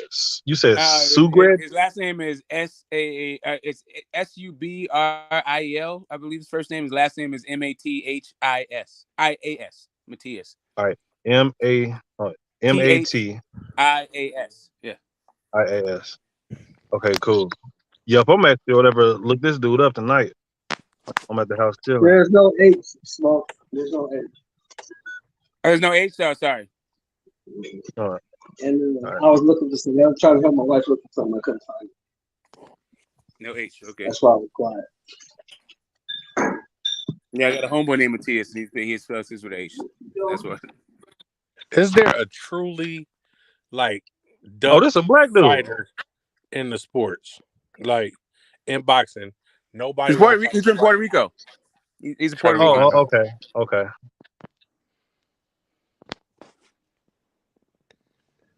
That man got a body on his record. And he fought a guy who had a body on his record. And you should see the shots that these guys were exchanging. The whole problem. When you say a body on his record, you mean they killed somebody in the ring? Yeah. Damn.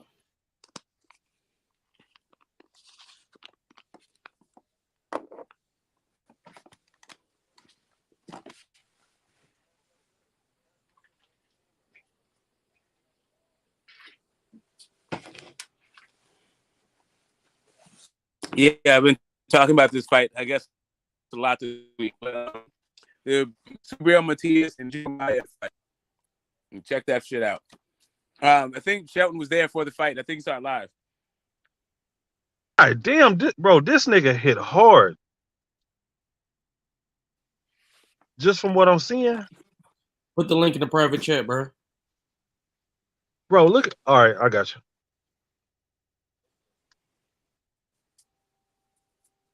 Bro, these punches, nigga, is something serious. I'm about to drop it right now. Bruh.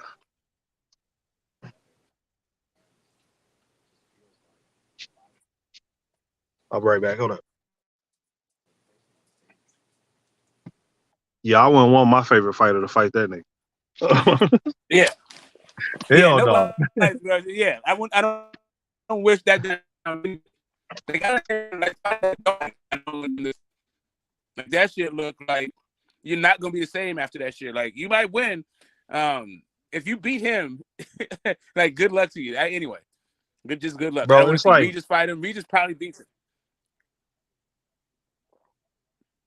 Regis probably beats him, but Regis gonna get his fucking beat up in the process. It looked like every punch that he throws has some kind of like effect. Like it's like damn. Heavy hands. And a hell of a 18 wins, 18 KOs. Yeah, he beat the shit out of bro face. God damn. Yeah. That nigga, boy, hell no.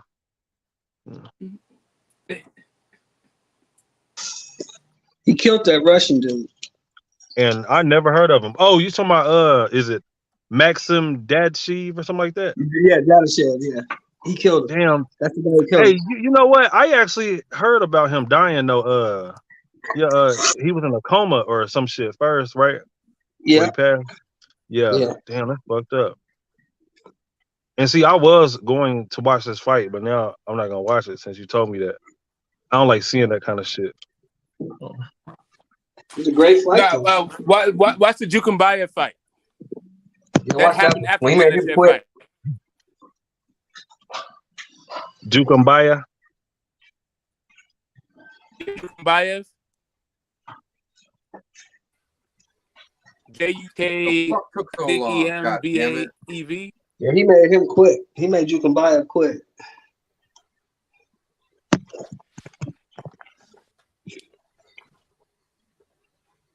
And I was saying, Jukumbayev is the guy. He also has a body on his record too. So just watch how these guys are like slinging.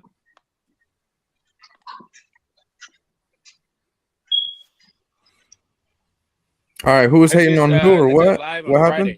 Talk about this same shit. I haven't talked about that fight. I talked about it maybe once since it happened. But I was like tripping. Like there's another fight, another card happening that same night. I don't remember what it was. Hey, Shelton, do you remember what card, the other card that was on that night? The Jukumbaya, did you went to that one? Anyway, I think it was like a Teo fight, or maybe it's a Loma fight. I don't know. Somebody else's fight on ESPN. Or maybe it's Matchroom. I can't remember. No, it would have to be. It could have been fucking Canelo. Anyway, doesn't matter. Point being, I was watching that shit, and everybody else was watching the other fucking card. And I'm like, I can't believe you guys aren't watching this.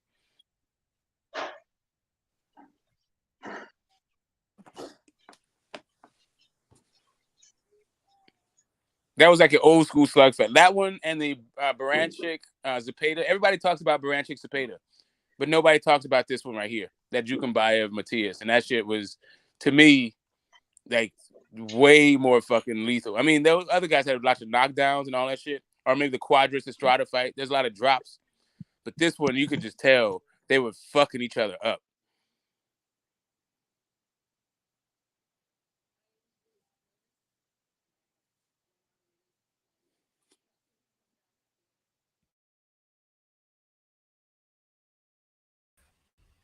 Hey man, y'all need to wake the fuck up. Y'all falling asleep or what?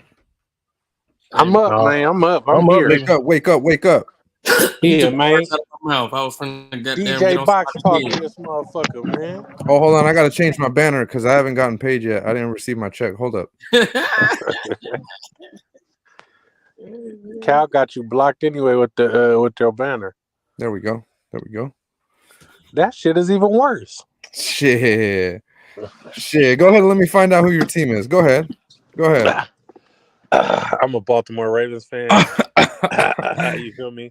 And we whooped y'all last in the Super Bowl, so I don't want to hear nothing. Yeah, that's fine. You guys can have one. We got 5. Let me know when you catch up.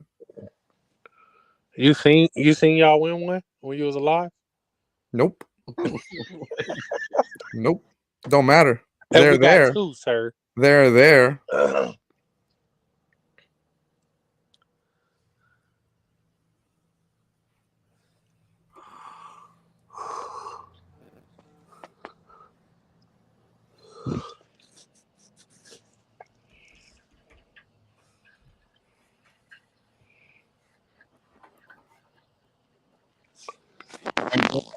Go get Mixing Destiny. It's time for the race. It's time to bring it back. Bring back the racist section.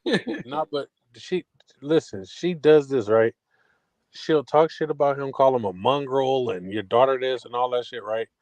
Then when he be like, he say nigga just talking, she be like, y'all letting him say nigga? Y'all letting him? That's racist. Like, what the fuck are you talking about? You just talked about this man, being a wetback and hella shit, and then want us to hold him accountable for saying nigga.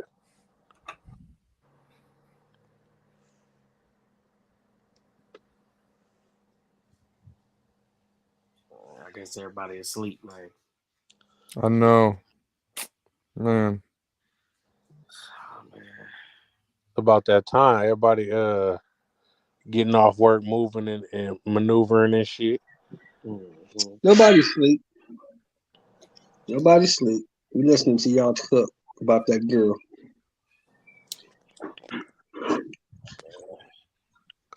I'm just getting done with a little work myself around. When you all know, when every time you let her on the panel, she's gonna do the same thing because that's what she always does. I don't know why. Well, this isn't why are my you shocked when platform, she does it? but she wouldn't So be why here if this was my shit.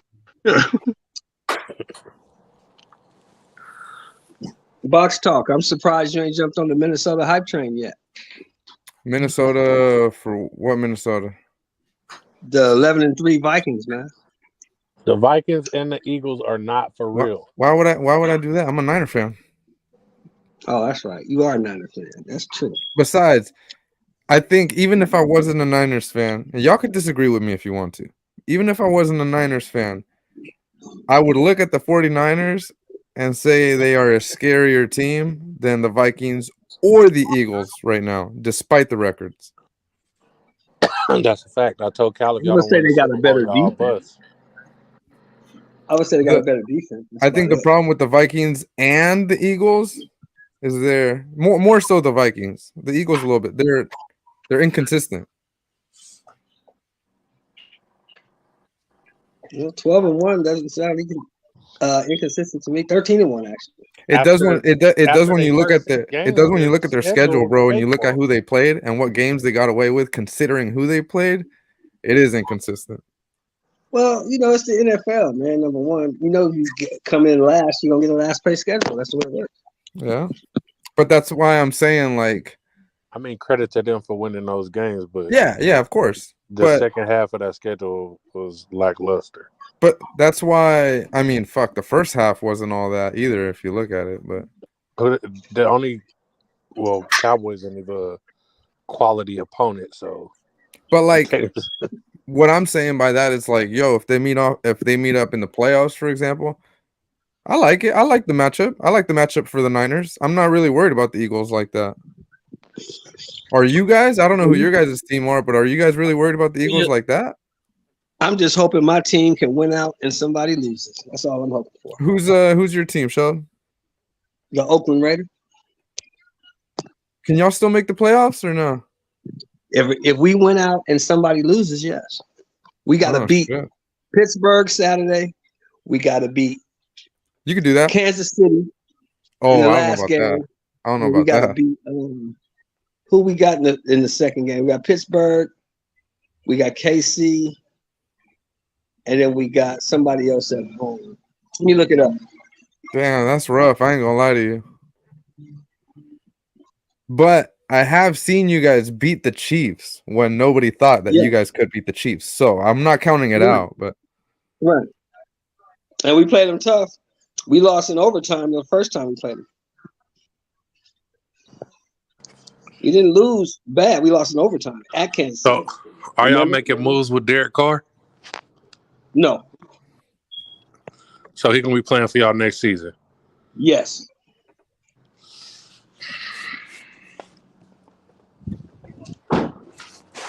Y'all got too much invested in that boy.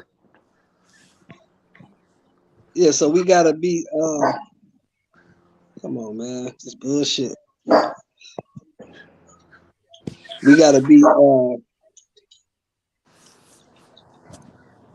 Pittsburgh, and we got the Niners January 1st. That's gonna be the battle of the Bay. We gotta beat the Raiders, the Niners, and the Chiefs. That's all we gotta do.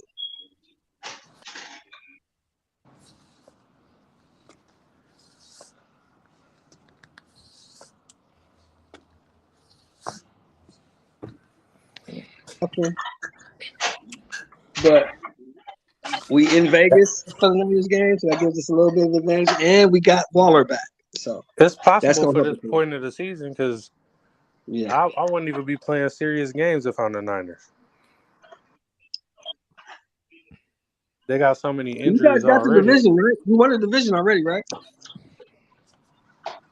Yeah, our division, yeah. Yeah, won the division already. So Yeah, who we already knows if did. they're gonna play everybody against the Raiders? They might. They should. Don't know if they will. No, I think they will because just because we locked the division doesn't mean like I don't know what it's Well, you're looking not like gonna right get- now. But the Okay. number one seed is not going to go to you. You're not going to get that. It's either going to be the No, Vikings. are or they the the only ones that get the bye? The number one seed gets the bye. Yes, Just the number one seed? just the number one seed. So they got one loss. Yeah. I mean, technically, bro, if they lose the next three and we win the next three, we would tie. But I doubt that's gonna happen. Did y'all play the Eagles this year? No. We're playing the Washington Comanches or whatever the fuck their name is now. The Comanches. Yeah, same shit. And I forgot who else. That's who we play next week. The Commanders. Yeah, and then the Wow. Cardinals. Just wow. You can beat the Everybody beats the Cardinals, though. They lost everybody. Everybody's hurt. Wait, is it the Cardinals or I'm tripping? No, I'm tripping. My bad. We play the Comanches, then we play the Raiders, then the Cardinals. It's Commanders. It's the Comanches, Team is bro. Commanders. It's the Comanches. Yeah, it's Whatever just they wrong. are. It's just wrong. They're in the playoffs. They're in the playoffs as of right now. Even though they lost to the Giants, didn't they? The Commodores. In the Commodores, yeah. Brick. Did they lose to the Giants? Who? The Commanders last week. The Washington Commanders. Who the fuck are the Commanders? That's who they are. Who? The Washington Redskins. Oh, why didn't you just say that? I always say that. I'm just playing. You said to the Giants. Yeah, they lost. They lost to the Giants, right? Yeah. The Skins lost to the Giants. Okay, so that means they fighting for their playoff lives. Damn. It's a dangerous team fighting for their playoff lives, bro. They're going to give you all they got. May not be much, but it's going to be what they got, you know?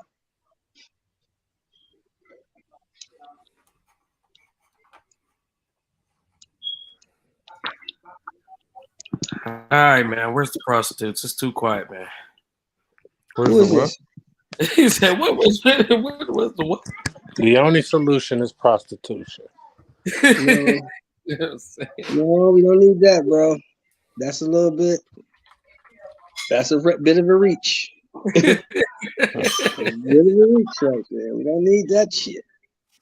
Man, I'm happy. I just got a contact letter, man, from the city. So I'm like, yes, sir. Are they trying to get you on? They trying to put you on deck? Yeah, man. I work for the state now, but I'm trying to transfer to the city, man. It's like a $30,000 automatic, even with they base pay. And I should come in on, the second or third tier. So Of course you want to get that. that's great. Work for the city. That's 3 people watching and 1 person working. I like that. Yes, sir. We ain't doing much. See, I be chilling with y'all.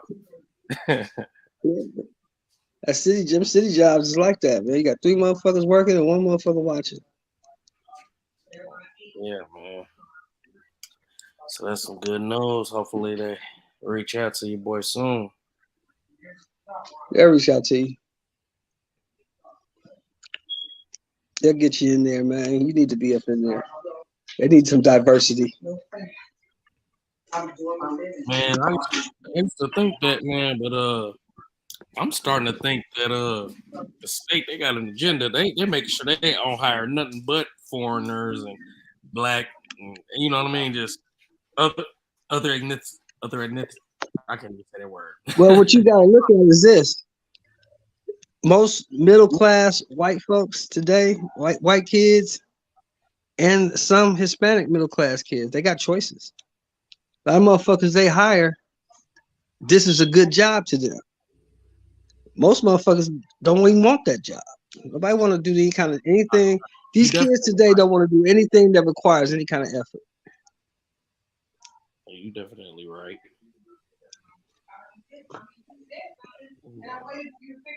And this is one of these jobs that people just be in and out of, you know what I mean? Entry level positions. I've been there a few years now, so.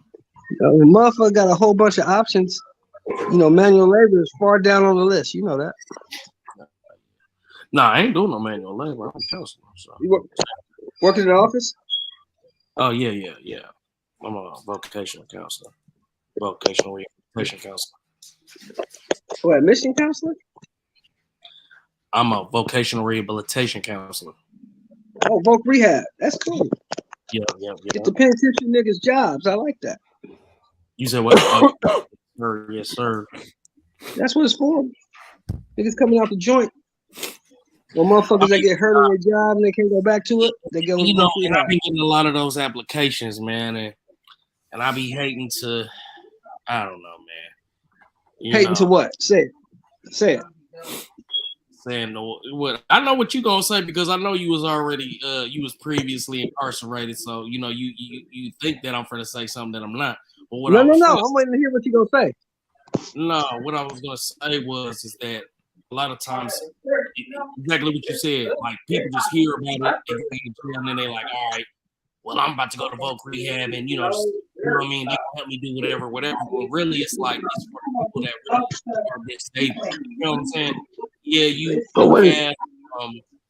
you know what I mean? A lot of people that were recently incarcerated and done a lot of time, they do have that adjustment disorder. Then you got a lot of people that get out and you know are functioning correctly, can get a job, can work, still want to, you know, take advantage of the system. So what I was gonna say was that I've been getting a lot of adjustment disorder, you know, recently released offenders, you know what I'm saying? That you know, that I've been having to do that. You know what I mean? They already been told by people in there that they gonna get it. So, you know, when I gotta tell them that they ain't gonna get it, they kind of get upset. You know what I mean? Oh, they think they.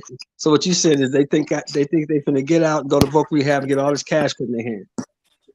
Yeah, exactly. You know what I mean? And it's not how it works. You gotta exactly, and that's what I'm saying. Just because you recently released, don't mean that you're eligible for service. And then it's just like, right. I gotta kind of see what the mindset is and all of that. Hey, what are you doing? But see, this is what you gotta understand too. This is something that you need to understand. This, you can put this down in your records, right? You guys understand when a motherfucker gets locked up, say a dude get locked up at 18, 19, 20 years old, right? And say he do 10 years, he get out, he's 31, right? You have to realize that unless he's gotten some education in there and spent the whole time with his head down in the library and just hung around all the OGs and just listened to game, then more than likely his emotional development has stopped because he's been around for the last 10 years people in his own age bracket who their emotional development has stopped. So when a dude gets locked up at 19 and he gets out at 30, more than likely he still got the same mindset as that 19-year-old dude that went in. But that doesn't make you disabled. That doesn't mean you can't work a job. That doesn't mean you can't go to work, hold a job, and be gainfully employed. And that's what I'm saying. So many. But you understand that that's a skill, right? But you understand that that's a skill, right? That you have to be taught. What I'm saying getting the job and keeping a job is a skill. What I'm saying is, Shelton, is that not everybody suffers from those symptoms. You heard what I'm saying? Some people are able to get out and get right back to it. Not saying that everybody does, not saying that everybody should. But I'm saying that there are persons that get out, get a job, then call, put in an application with us and then say, oh, I want to get a computer, or, I want y'all to help me get this job. I was like, okay, are you working? Yeah, I'm working.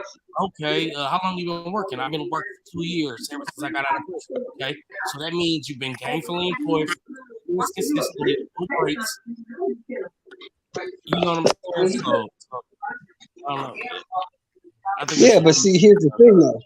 But you also you also got to remember this, right? So you don't need help. You have no impediment to employment because you are employed and you've been gainfully employed for 2 years ever since you've been released. So you don't have a problem with getting a job and keeping a job. That's the misconception. People think that because they've been locked up and it's hard and the world is it's not easy, that means that's an adjustment disorder. No. Yes, you may have some hurdles. Oh, I see what you're saying. I see what you're saying now. You said you get motherfuckers coming down there looking for a check. Exactly. That's what I'm trying to tell you. So that, yeah. That's different. Otherwise informed that that's what this is for. Now that you can just go down there, tell them this, and they're going to give you that. But that ain't how it works. No, if you wanna get out of jail and just get a check, what you need to do is go get on GR, right, and then tell them GR people that you having problems adjusting and you need to see a psychiatrist, and then they'll send you to a psychiatrist, and that's how you get the check. Exactly. But and then it's broke rehab. See how you just broke that down. Broke rehab is not going to get you that. Broke rehab is not for that. How to rape the system, though. You feel what I'm saying? Don't need that. You get what I'm saying? If they don't need that, they get that game from an older head. You feel what I'm saying? They okay. And they come out. But see, it's my job. Thinking they gonna get that? Yeah, it don't work like that. To the conversation. Yeah, and tell. That's what I'm saying. You can tell after listen to the conversation and see what the intent is, what you're really trying to do, what you're really trying to accomplish. And if I then they hear that it's a young dude, it's a black dude. Oh, he gonna mess with me, But and I hate to say that. I understand it different because when I got out, right, what I did was I went to voc rehab and I got out, but I already had a gig lined up. So when I got into the office, dude was pulling out the pamphlets and telling me this. I said, look, I don't want to hear none of that. This is what I need you to do. I need you to get me this list of tools. That's all I need from you. I don't need nothing else. Oh, and I need you to pay this $250 to get me back in the carpentry unit. Yeah, that's all I need. You can do that. No, I can do the rest. If you came to me like that and you told me that's what you needed to succeed, I would support you. You know what I mean? If you had what you needed, you know what I mean, as far as your documentation, and you came to me and you said that, I would support you. You know why? Because you're not trying to manipulate me. You're not trying to run game on me. What you're trying to do is say, I had this hurdle right here. But with that hurdle overcome, then I'll be able to succeed. So I'm like, okay. Right. You need and I have a plethora of monetary funds. I have funds available, so of course I can get you these tools, and then it gets me a successful closure. If I see that you're a person that looks like you're about to be, that you're about your business, you seem like you got a sound mind on your shoulders, I'm gonna go ahead and get you those tools, get you that job, get you that successful closure, and then support you. But if you come and you say, I want an Apple MacBook, okay, what type of job you trying to do? Oh man, I want to be a barber. I want to be a barber. Trying to be a rapper. You make my beats. I have to take tests and stuff. Man, if you don't get out of here, man, you're the right one. Because I'm a counselor, but I'm also a real nigga. You feel what I'm saying? It's like stop playing with me. If you're trying to be a barber, don't you need some clippers, nigga? Yeah, Ain't that what you need? What's up, y'all? I'm back. Yeah, man. Don't you need some clippers? Don't you need like a clipper set? Ain't that what you need? Right. You go to DOR, tell them you need a computer, you get you a new MacBook. Go to DOR, man. They'll buy you a car. They get all. All that shit you get. I got to be the one to break their heart. Yeah, I remember I told my voc rehab counselor that same shit. He's like, man, don't you? Do you need a computer? I said, for what? I need a computer for? I need a hammer. I don't need a computer. See, and that would have showed me right there that you're not trying to take advantage of me or the system. Yeah, I need a fucking computer, nigga. I need a hammer and a speed square. That's what I need in the level. Can you get me that? Yep, immediately. I would have hurry up. Yeah, fuck all that bullshit. I need no goddamn computer. My woman got that. I don't need that. I'm just trying not to get kicked out the house. I gotta bring a check in, man. Whoa. But yeah, I feel you. That will become taxing after a while. It's like, God damn, another nigga trying to play me. Right. And like I said, you gotta understand it's like you dealing with somebody that's in that position, that's educated, but also real niggas. Like, I'm listening to you. And like I said, if you just be real with me and tell me what you need, and I feel like I can help you and this can benefit you, I would rather do that. But you got the guys that are trying to either manipulate you, intimidate you, or or just try to tell on you and think that they're gonna get you in trouble. Whatever method they use. I'm just that's the one that would kill me though, the intimidation one. Oh, okay. So what you gonna do? If I don't do this for you, what are you gonna do? Oh yeah, the intimidation. See, the thing is that we have other counselors that may be a little more timid and stuff like that. But they bump into me and it's like I had this one guy and I think they just sent him back to me. But we had this one guy, I had to have my manager sit in because I knew it was that type of situation. And we're doing the intake, and this guy starts eyeballing me and looking at me like he wants to fight, like staring at me, And of course, we're doing the intake, so of course I'm supposed to look at you in your eye, Right, He's trying to stuff and all this, and nah, we ain't doing that. I ain't doing that. And he don't want to answer questions. He just want us to give him what he came here for and stop asking him questions. That's not how it's gonna work. But my manager, he wanted to be all nice and try to, placate and and you like, hell no. No, I'm like, nah, I'm not gonna have to work with this guy. I'm not gonna deal with this. If you think that I'm gonna deal with him in here acting like we're having eye fights or something like that, no, I'm not gonna deal with this guy. You need to be transferring him out. He's not stable. So yeah, man, Yeah, you have to. I think I would think in that situation, you have to go ahead and just holler at him one-on-one, close the door, like, look, check this out. All that shit you're doing right there is not gonna get you nothing. See, the thing is that I can't do that. Even though I would do that, I can't do that. Yeah. And I'm not gonna give a nigga the ammo to do that. You feel what I'm saying? Right. I'm gonna do. So what you need to do is follow these instructions, right? Yeah, I handle like answer the questions I'm asking you, and that way I can try to help you. No, but if that's what you're doing right there, I ain't gonna help you nothing. I told the consumer this. I said, hold on. You're talking to me like you're gonna intimidate me. You're talking to me like like there's an issue. I'm not gonna continue to deal with that. Either you can talk to me with some respect and we can get this done, or I can transfer you to my manager and we'll transfer you to another counselor. It really has it doesn't matter to me.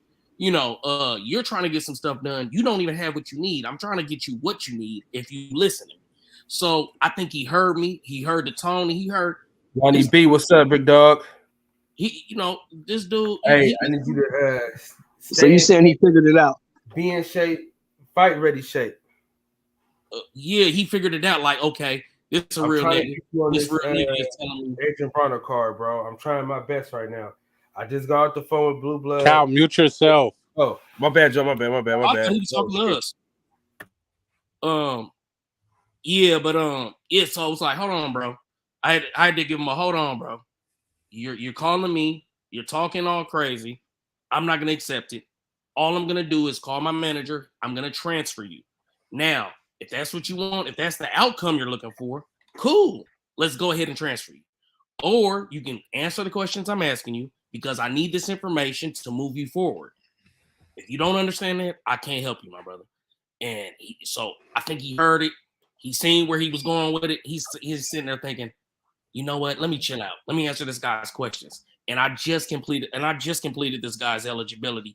And it was somebody that I could easily just, it was like I said, a recently released offender that, only had certain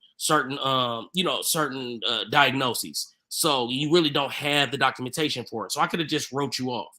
But because he was willing to listen. He was able to humble himself and say, you know what, let me chill out. Let me answer this guy's questions. I made sure that I, helped him through this process and made sure that I got him eligible. Now we're going to help him and assist him with, this truck driving, because that shows me, okay, even though you're mad about whatever you're mad about, oh, okay, you emailed me, you called me and I didn't answer you. I'm on the phone right now.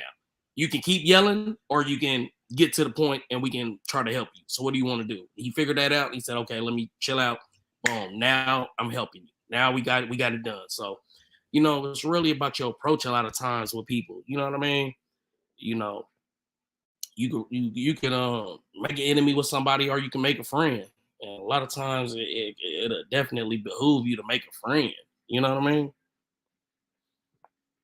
But yeah, all right, I'm done talking about my job, y'all. Y'all can go back to boxing.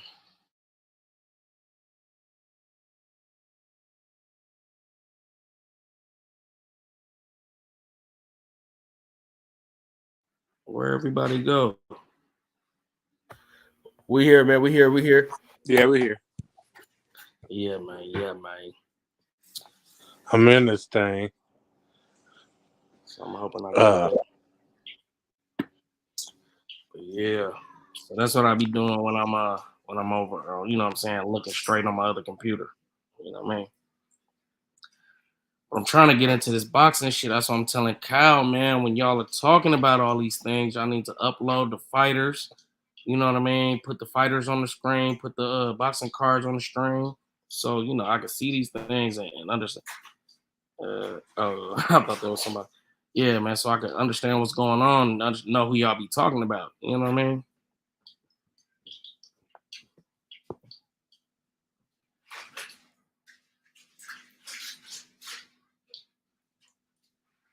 All right.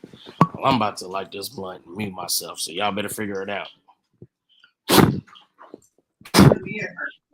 I'll make you some more. Don't worry about it. I got you. Yeah. Hey, that's hey, an interesting little on the show. What did you say? Okay.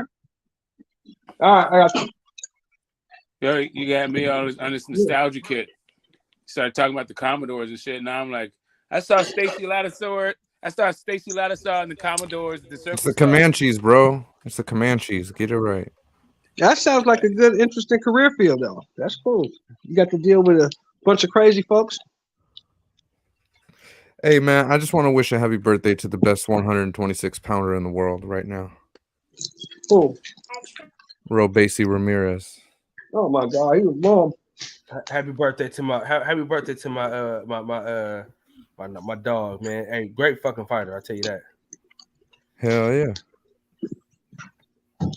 But if Shakur Stevenson was at 126, though, that wouldn't be the. Brandon Figueroa gonna beat his ass. If was a fifth, bro, he's the best 126-pounder right now. Brandon Figueroa gonna beat his ass. Come on, man. Out of here. No way. Shut up. Hey, first of all, they ain't gonna fight because they're on opposite sides. Hold on, real quick, y'all. We got a very special guest, so I gotta drop the intro real quick. Got the roots, he let the beats build, bitch, and we never switch. Even if I'm rich, I'll be broke like I'm Mitch. Niggas talking down, but that's headed in the wrong direction. But I knock that shit out like the boxing section, cause they can't touch what they can't. Lonnie B, what's going on, big dog? You on mute? You on mute? I knew a guy named Mitch one time. You on mute? Lonnie? You on mute? There you go. Yeah, you good now? Can you hear me? Yeah, you good. All right. Yo, okay, before I come to the studio, I want to apologize to everybody because we talked on here. I was in camp with Zerto. I thought he was going to do. Honestly, I think he overtrained because in camp he looked way better than he was quicker. He was dynamite. I think he overtrained. You know what I'm saying? But I make no excuses. Bivol did what he's supposed to do. You know what I'm saying? But I think he overtrained. But I was wrong. That's all right though. But that lets you know though the shots he was getting hit with and ain't go down. That means he was in some shape. Yeah. But Better Beef gonna kill, man. Better Beef gonna kill. Oh, yes, sir. But listen, Beer Beef going to decapitate him. Is there anybody that beats Better Beef right now? Facts. Yo, I just came from camp with Beer Beef. Who beats him right now? Nobody. Nobody, right? Thank you. Nobody. Yo, I just came from camp with him. Yo, that's like that's the most treacherous camp you could ever go. Like all the champions in camp with Kyle Frock, Chad Dawson, Lucian Butte, Troy Ross. I've been in camp with Zerto. I've been in camp with some real guys. That's the worst camp I ever been to. Beater B was the worst camp I ever been to. So, are you going to London? I'm not right now. They ain't tell me nothing. I hope they shoot you that, man. Give you that extra push, man. You might see me up Lonnie, in there. when you get back in the ring, man. Soon. We working on some stuff now I can't speak on, but soon, man. Y'all about to see me in a warm-up fight. Then y'all gonna see me on the big stage decapitating somebody. Yeah, it's time because you seen your boy last week. The boy you beat on, he got beat on again. Right. But he went 12 though. And he didn't get knocked down. So that tells you that Lonnie B is better than the nigga that he fought. Exactly. Like, and it was a close fight. It was like back and forth. Me and his fight, it was one-sided. It was like he one-sided from 1 to 10. And I was in like I was like in third gear. And on the 2-week notice. That was the kid I had time to train. Mine's on a 2.5 notice. Cooked him. Crushed. And correct me if I'm wrong. We don't know if he was clean, do we? Thank you. That's what I'm talking about. Thank you, sir. You know it's crazy because I don't like listen. That shows you I'm in the whole just the mindset, right? Like everybody say, Kobe had the Mamba mindset. Michael Jordan. Yo, when my career is over, it's gonna be the Lonnie B mindset. Just name me a fighter in the last 20 years that moved down the way at 34 and beat somebody that possibly wasn't clean with ease. With the ease. Exactly. I'm in a whole nother cloth. Like y'all gonna see though. Remember, 2023 is my year. I will be super middleweight champion of the world. I'm running through everybody. You name them, David Benavidez, whoever. Like, I don't care who it is. They get in my way, I'm running them over. Yeah, man, we working really hard in the background, man. We're trying our best to give our boy in the ring, man. I'm doing everything I can right now. Yeah, these guys ain't cut from my cloth, man. Listen, who's scared to fight a 37-year-old who ain't fought in 3 years? These guys still stuttering. Me? Lonnie B?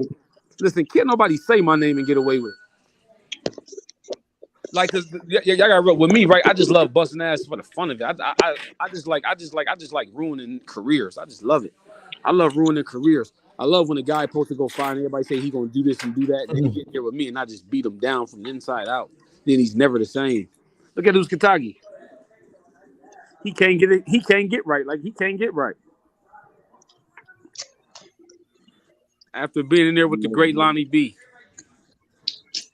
And he only got like 75% of me. He ain't even get. If he got 100%, he wouldn't even be fighting over. Jumping jack. You know what I'm saying? He wouldn't even be fighting no more. You know what I'm saying? So you know what I'm saying? I'm just staying ready in the gym right now, feeling good. You got to finish training, about to train. He got a phone call. He'll be back. But yeah, man. Yo, can you hear me? Yeah. You had a phone call? You good? You back? You back? Yeah, somebody keep. Yeah, you know what I mean. I'm ready to go, man. I'm ready to go. Line them up, Lonnie B. Ready to smash. Just line them up. I'm not going. Line them up, man. Super middleweight, ain't nobody seeing me. Nobody. I don't care. I don't care what they say. See, you know, I'm gonna tell y'all why, though, right? These other guys, right? If you take and these are good fighters. I'm not dissing Caleb, Dave. I'm not dissing anybody. They are very good fighters. But if you look at it, they won 20-something fights they were supposed to win. Like, you know what I'm saying? Like, okay, Caleb last fight with Canelo, ain't nobody thinks he was going to. Only a few people thought he would win. With Uzcategui, it was 50-50, so I give Caleb more credit. You know, but these guys really ain't. They supposed to be where they at. You know what I'm saying? Lonnie B made it to the top of the mountain with no manager, no promoter, and no money, just taking fights on short notice and kicking ass. And I won 20-something fights I was supposed to lose.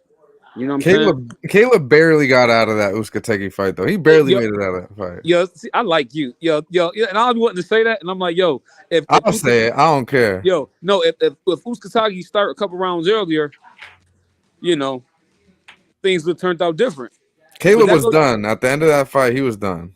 And that goes to show you how good I am. He had 8 weeks to train, and I had 2 weeks. You see the difference in performances? Rolly versus next. I can't say Rolly's next fight, bro. It's but he's fighting I think in February. Yeah, you know what I'm saying. So, like, man, how Ho said, allow me to reintroduce myself. My name is Lonnie B. It's going down, man. Hopefully, what we talked about earlier, it comes to pass because that's gonna be fucking phenomenal. Yeah, I'm running through whoever. I'm all gas. I ain't no brakes. I'm all gas. I ain't no brakes, man. I'm crushing. I'm running through this division. I promise you, I am. I'm running through this division. Like I'm all risk. I'm ready to take any risk I got to take. I don't care any risk. I don't care what it is. Any risk. Just make it fair and let's get it popping. You know what I'm saying? Let's get it popping. Straight up. Yeah, man. We looking forward to seeing you back in that motherfucker, man. How good does Better Beef look? Oh my God. I can't even explain it. He looks so good, I can't even explain it. If I told you, I couldn't even explain it properly. Like people are like, how hard he hit? I'm like, I can't even explain it to you without this is something you gotta feel to understand. Cause I can't explain it. But to say he hit hard is like not giving him his due. Like, oh, he hit hard. So you go into a fight, think, oh, Lonnie B said he hit hard. Then you get hit and like, yo, that's not hard. Like, no fucking hit me with a building. It sounds like you would call him the hardest puncher you ever sparred. Forget the hardest puncher I ever sparred. The hardest person that ever hit me since I've been alive. Okay, so who would you say then? That leads me to my question. Who would you say comes in second? Close to Beater B? Yeah. Nobody. All right, then who comes in second? Not even close, but who comes in second? That kid is Kovalev, but Kovalev and that kid Collegiate, Collegiate, you know what I'm talking about? The one that fought Arthur. He fought the tall kid, tall Linky. He fought Marcus Brown, really beat him, but they didn't give it to him. I'm trying to think of who that is. Radovich Collegiate. Him and Kovalev, oh my God, them two, woo, they can crack. Oh, I know who you're talking about. Yeah, I know who you're talking about. He can crack. He's like, I don't even know what he is. He's not Russian, is he? No, he's not Russian. He like Ukraine. He close like Ukraine. Yeah, he's something like that. Dude can punch, yo. I'm like, woo. When I fought him, I'm like, yo. Every time he hit me, he had me wobbly, but I don't think he knew. Like I was, I ain't gonna front. I was on queer street. Every time he hit me, it was like cuckoo, cuckoo, cuckoo, cuckoo. Like, but I was experienced by then, so I still knew how to fight. I just kept hitting the swinging at the one in the middle. But Beater Beef is a whole different monster. Beater Beef a whole different animal. Like Beater Beef, boy can crack, man. Like it's just amazing how hard dude hit. Like wow, like and he's physically an animal. Like he's physically an animal, physically a monster. I can't see nobody holding up under that, man, for no 12 rounds. That type of beating, if you do, you ain't gonna be the same. You're gonna be missing a step. So who do you think can outbox him? Nobody. He said nobody, bro. Nobody's beating him. No, I'm not saying. I'm saying if somebody could take the punch, could anybody outbox him? Father Time. Your fact, father time. Only that's gonna beat him because like he's so disciplined. He's so like thing is he cut the ring off too good, and then like he don't get tired. See, it's not like he gonna slow down. Like it's like when he hit you, you know. Excuse me. When he hit you, when dude hit you, you don't even. It's like it's like when Kovalev hit me, right? By the time I got back to the corner, I was good in the minute. I'm like, okay, I'm good. I just couldn't think straight because the skills was just amazing. But Beater B, when he hit you, that minute ain't enough to rest. You need more like 10 minutes of getting hit by him. You need more like 10 minutes to recover. Like, nah, I can't go. Like, you know what I'm saying? I can't see somebody just taking that beat and hit you on the arm and hurt. Physically, he's strong. He's hard to move around. Punch real good to the body. What size y'all spar with? What size gloves? He wear 18s. And for fights, he would wear what, 10s? 10s. You ever thought about asking him to maybe up a size for sparring? Yes, sir. Yo, can you wear 34s? I'm just saying, bro. Like, if I'm you and I'm sparring this guy and I'm getting that work and I'm like, hey, man, you know what? You got to either pay me a little extra or you got to put on some bigger gloves. But you know why I do it? Because, like, I like to put myself in harm's way. Because in the fight, you in harm's way. Yeah, you got to know how to react to it. I get what you're saying. You know what I'm saying? So how you gonna deal with it in a real fight? Right. So it's like if I can, I never try to kick his ass. I just try to survive the rounds. You know what I'm saying? Yeah. If you can survive against Better Beef, you can survive against anybody. Right. Like and when I say survive, not mean like punching, like moving, holding, knowing when to touch, knowing when to move, knowing when to, you know what I mean, turn, knowing when to grab. Like a 68, I'm gonna be punching with them little gloves on. They gonna be, man, you know, guys ain't seeing me, man. Guys ain't seeing me, man. No, sir. I'm ready for anything. But listen, fella, I gotta train my guys, so I'm gonna chop it up with y'all. Let's finish chopping it up tomorrow or something. Sounds good, Lonnie. Take care, that's bro. cool. That's cool. Thank y'all for having me, man. I love y'all for real. Peace out, man. Y'all be good. All right.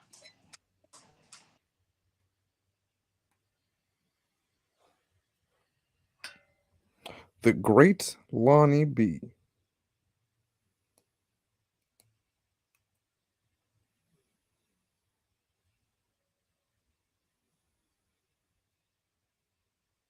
Cal really built a successful platform, man. Like, I watched it come from nothing to what it is now, and I'm impressed. The boxing section, because we used to just talk about, oh, we want to do shit, we want to do something. Cal, like, man, I'm about to start this boxing podcast. I'm like, you know me, I'm gonna highlight all the negatives before it even happened. Like, bro, boxing a niche sport. Like, you sure you want to do that and shit? He like, that's what I'm doing. Like, and really put it in, grind it. That nigga walked around and got 1,000 subscribers. Cause I'm still stuck at 170 something. He put in the footwork and got 1,000 people. Hey, you be on YouTube? Hey, subscribe to my shit. Like, I don't know if I'm that motivated yet. Dedicated, I should say. I need one of them box talk videos on my page so I can get my views and my subscribers up. You know, might just bro, me too. I'm still not monetized. I'm still trying to get back. Why they still monetize your shit? They're reviewing my shit, so that's why I'm like playing it safe right now. I haven't like put up any like full fights and shit.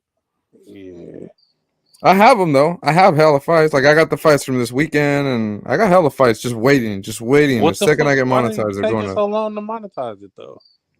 It's well, like 2 months, right? Lonnie had to he cut real quick. God, Lee, he said he took off. He was out of here. I just was bigging you up, but I don't want your head to get big, so I ain't repeating what I said. Yeah. Fuck you. All right, I'll watch the playback. Fuck Cowboy.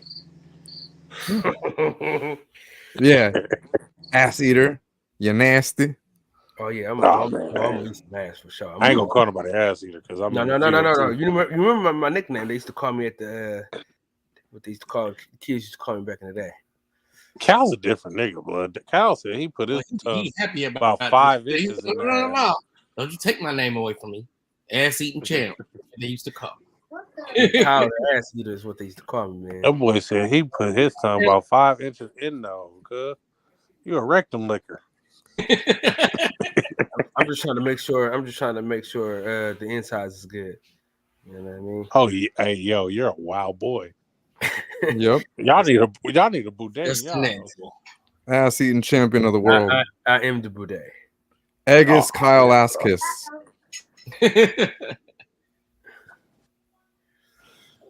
Oh man, bro. Glad he don't smoke. Good show, man. This is a good show. This show has took so many emotional up and down turns, blood, today. Yeah, man. They got 7 subscribers. We had a Kev, I'm gonna subscribe to your shit, blood. Next time I see your comment, I'm gonna make sure I subscribe to your shit, blood. You know, I believe in subscribing to all my homies' pages and shit, man. Supporting. Hey, I'm gonna tell you something though, man. Shout out to YouTube, man, for bringing us all together. Shout out to the YouTube community, bro. Oh, it's my show. Hey, it's my channel's birthday today, y'all. It's the birthday? Your channel's birthday, really? Yeah. It says new. Happy birthday to you and to Robasty. It's your channel's birthday. What's today's date? December 20th. Nigga, man, how the fuck you know it's the birthday and you don't know what today is? Because I'm looking at my my what's the name? It's the 20th. At a calendar. Looking at a calendar, but don't know what the date is on the calendar. It's the 20th, big dog. Man, that's crazy, man. 5 days till Christmas. My kids might kill me in my sleep because Christmas looking real next year-ish. It's looking like tax time. Y'all gonna ball, baby. Because right now... Today? Huh? What does that mean down there? You miss Lonnie, man. He gone, so deal with the question for Lonnie. What does that mean down there? Girl, you gotta learn how to read, because I ain't about to be playing this game with you. Go on.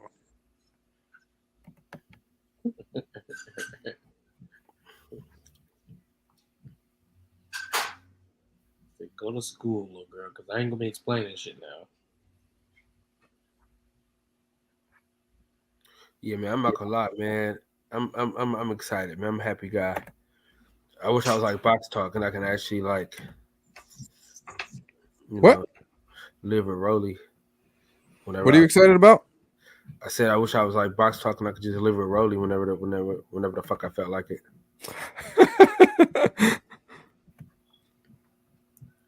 Man, I gotta call my boy Troy, man. I gotta call my boy Troy Isley, man. Y'all hold it down real quick. Let me call my boy Troy real quick. Is he your boy? It's my man, $100,000. He gonna give you a place to stay? He ain't there yet, man. He ain't to that Rolly status shit. You know what I mean? All right. Hey, you might though. But I'm sure of it. I'm sure of it. You know what I mean? You might get there. Oh, Kev's a sorry motherfucker, man. He out here putting his YouTube in the background, but he ain't come on the panel.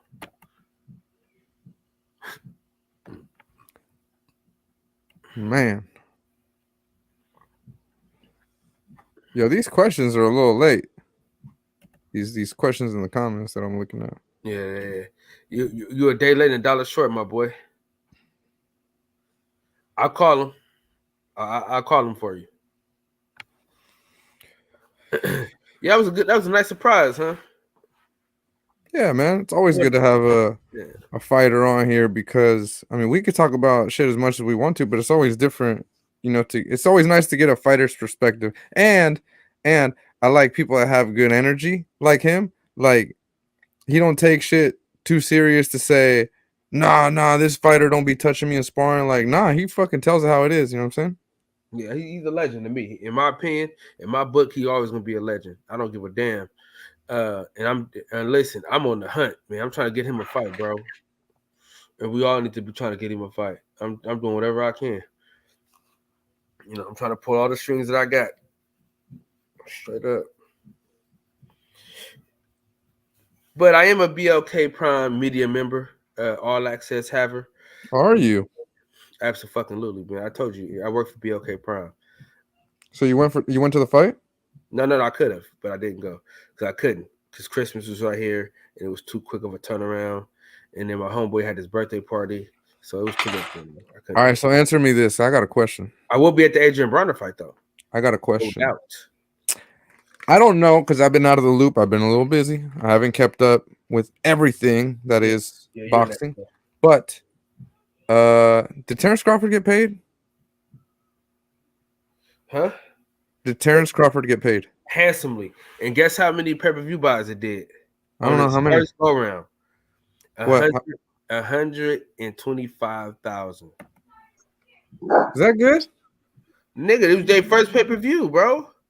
Okay, I get it. It's their first pay-per-view, but it was more than what Wilder did. Pay-per-view or not, it's not great, right? Or it's more than what Wilder did. I heard Wilder's like bombed. I heard, no pun intended. I heard it did like 40. They said 75. Oh yeah, that's not great. That's crazy because I feel like Wilder's a star. I really do. Yeah, I just think what the fuck makes you feel that? Oh, you know what it is? I think it was the opponent. I'm gonna say that. I think it was. You know what it is though. The thing about these YouTubers, man. I just get sad, man, listening to them sometimes, man, because I like to ride for Deontay Wilder. You know what I'm saying? I am a rider of Deontay Wilder. Pause. And the thing is, man, it's like I don't care who he's fighting, bro. He's fighting. So people are like, oh, I'm not buying a fight because he's fighting this guy. And I'm like, bro, that's why we don't get the fights that we want, bro. We gotta support these guys, man. So now when he walks to the negotiation table, they can say, man, listen, hey, bro, we can't really do nothing for you, bro. 75,000 ain't shit, you know. So speaking of 75, I heard Frank Martin got 75 for that fight, and what's the dude, the Ali kid? I heard he got like 200. What, 200,000? Yeah. To take that ass whooping? Yeah. Damn. But he'll be back though. You know, he's not African American, so he'll come back from a loss and be okay. Yeah. Who's the bigger star in their eyes, Box Talk? In whose eyes? The people who spend the money. It was Michelle Rivera. That's why he got 200. Yeah, I get that. I don't think that's the case anymore. But I will say this: I find it ironic that I'm sure in their eyes and a lot of people's, Michelle Rivera was the bigger name. However, he cannot draw a crowd to save his life because that place was tiny, bro. That place was very small. It did not sell out. It's a ballroom, yeah. Yeah, it did not sell out, and the crowd was much louder for Frank Martin, which I thought to be. That was his family. His family and a bunch of people came, but you gotta understand that's fine. It doesn't matter who it is. The point is he put more butts in the seats. But you gotta understand something. Nobody knows either of them. Right. Well, apparently Frank Martin has more nobodies, or I guess less nobodies, however you want to put it, than Michelle Rivera, because nobody in that crowd was there really cheering for Rivera like that. So he may be a bigger name, but that doesn't equate to dollars. Like boxing. People was just there that like boxing, and they was gonna cheer for whoever was winning.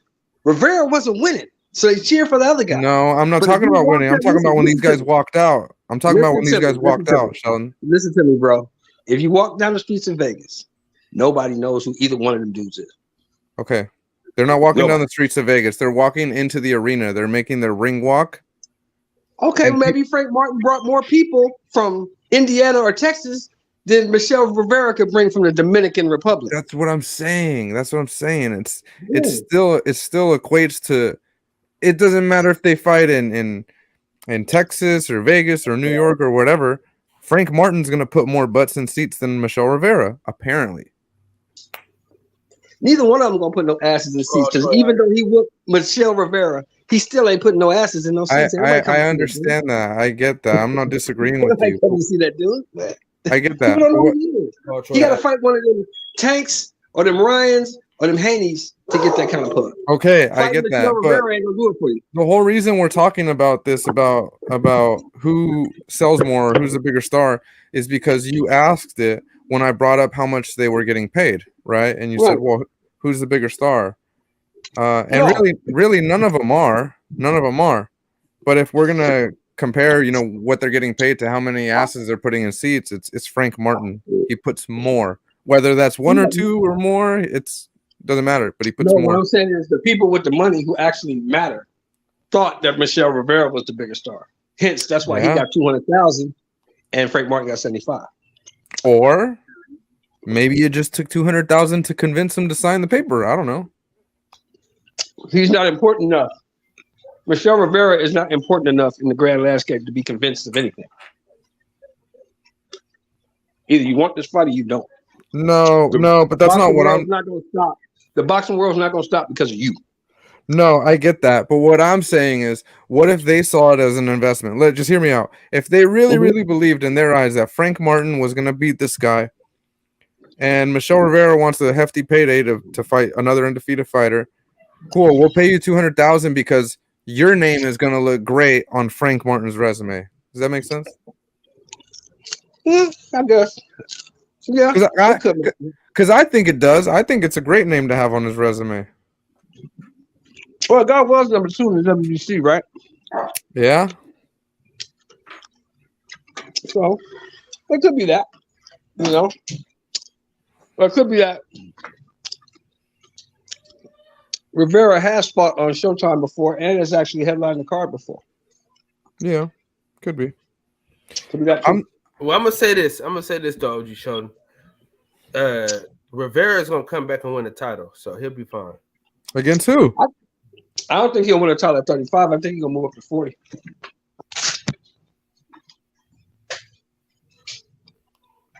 There's like little pockets, box talk, where he's gonna find the WBA is gonna get him a look. Maybe. Who he gonna beat at the top of 35 though? You talking about 35, right, Kyle? He ain't gotta beat nobody at the top of 35 because check what I'm about to check this out. At 35, right? He's gonna eventually get rid of them belts. Right. Then they just go fucking scatter. Yeah. Now, WBA, right? We back Al. WBO, what Bob orders. Right? So you know those 2 belts are spoken for as it pertains to promotional companies, right? That's true. That's true. The WBC is we back Cash. So whoever got the most cash, the WBC is gonna go ahead and follow them. The IBF is like pretty neutral. Kind of neutral. They are. Depends. They are. Well, I see one of the belts going to England, and the other 3 spread around the U.S. England? What the fuck belt's going to England? The IBF. To who? Oh, those 2 English dudes. You said what? One of them English dudes. No, because the guys that are right there are, I think one of them's like Argentinian or something, and the other one is here. I have it right here somewhere. Yeah.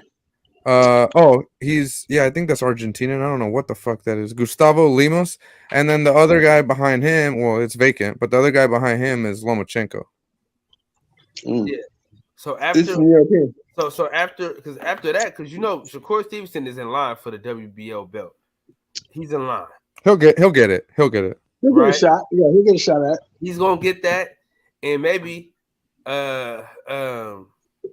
depending on the situation, Frank Martin is probably in line to get the regular belt. Yeah. So, you know. Yeah, they'll elevate Tank, I'm sure. Exactly. Now, what the fight I want to see though, this is the fight I want to see though. Because I don't think Pitbull Cruz is as good as everybody else think he is. I think Frank Martin will wash him. I think so Pitbull too. Cruz? Yep. Pitbull Cruz, yeah, he'll beat the Hebrew shit out of him. So that's my take on that matter. Yeah, he's not very good. He's famous for losing.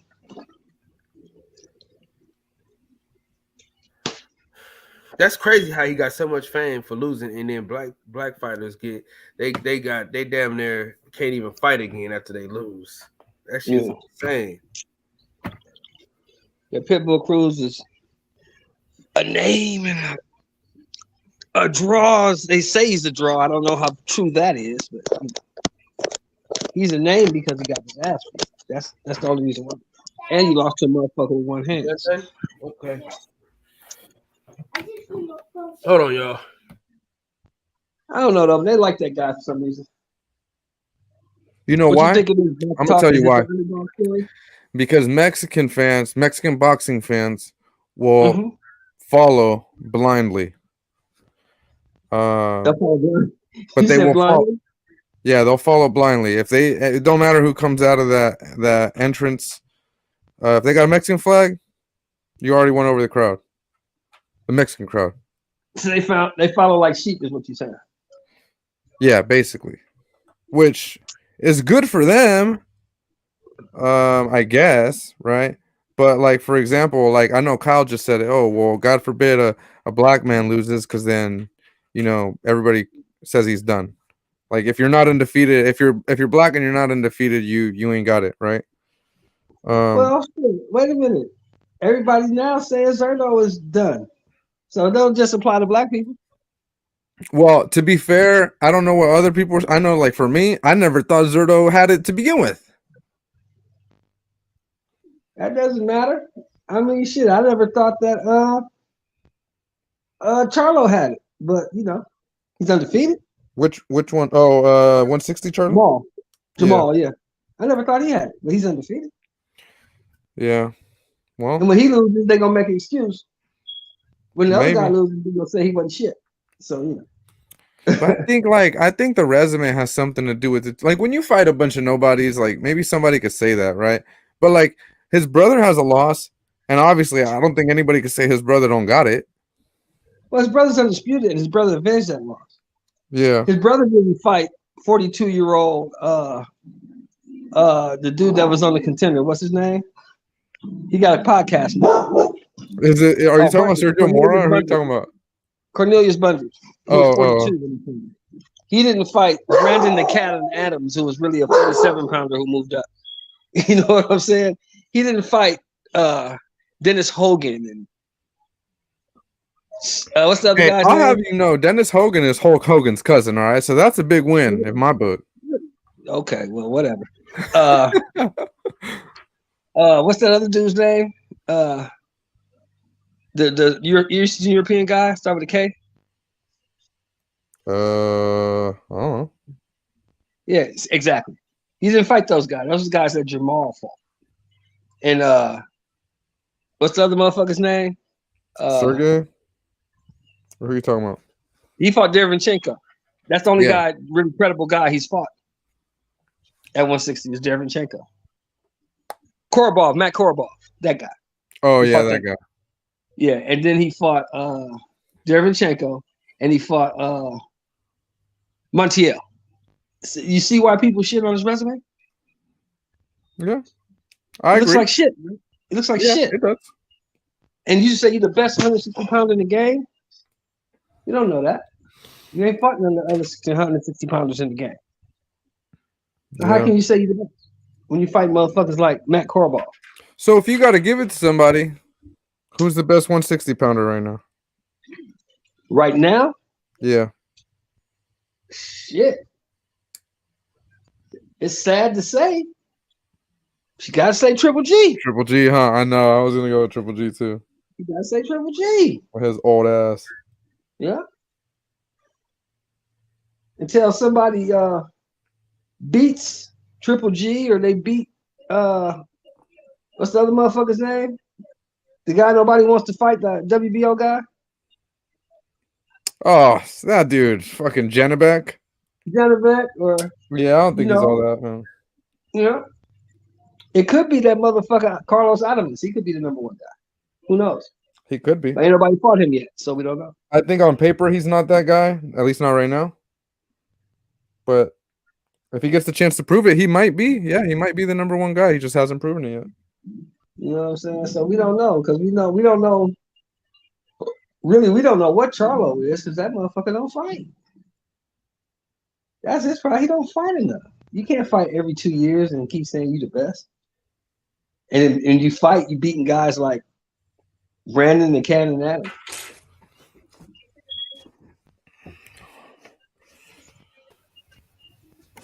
Buck 50. Say so. What up, girl? Yo, salute, bro, to the panel and chat. Salute Hey, man, it's good to have you in here, man. Yo, shut up, bro. Hey, nah. About your favorite Come up fighter, here trying to say mock something. me and shit. Hey, bro, salute to You you, talking about your man. favorite fighter? Say so. Who you talking about, Mr. Moore? Jamal Hitman Charlo. Man, that ain't my favorite fighter, man. Come on, man. Man, come on, man. You know that's your favorite fighter, man. Man, come on, man. That ain't my favorite fighter. Wait, when y'all ever hear me say that? Come on, 150. Charlo. Are you serious, man? This man called out B-ball, man. Come on, man. Hey, Mr. Moore, that's my guy right there, Dimitri B-ball. He'll beat Charlo's ass. He beat Zerto ass already. You know what I'm saying? I told you that. Hey, but what else? What else? He beat Canelo Alvarez. You know, you was on my side with that one, Mr. Moore. You know, we told everybody that. But that's not the guy we want to see him fight. Those aren't the guys we want to see him fight, are they? Yeah, I think he's better B2. Boss. You're fucking nuts. You out your goddamn mind. You're fucking crazy. He'll beat him too. I almost blocked you. Oh, you gonna block me? Damn, Artur, bro. They You can't have an said opinion here. No opinion here, man. Nah, no opinion here. Artur is the man. That's what they're saying. What's yeah, wrong they with you, saying man? Better Be's the man. Look, man, I love Better B as a fighter, man. You know what I'm saying? But I just think B-ball style matchup, man. I just think it's bad for him.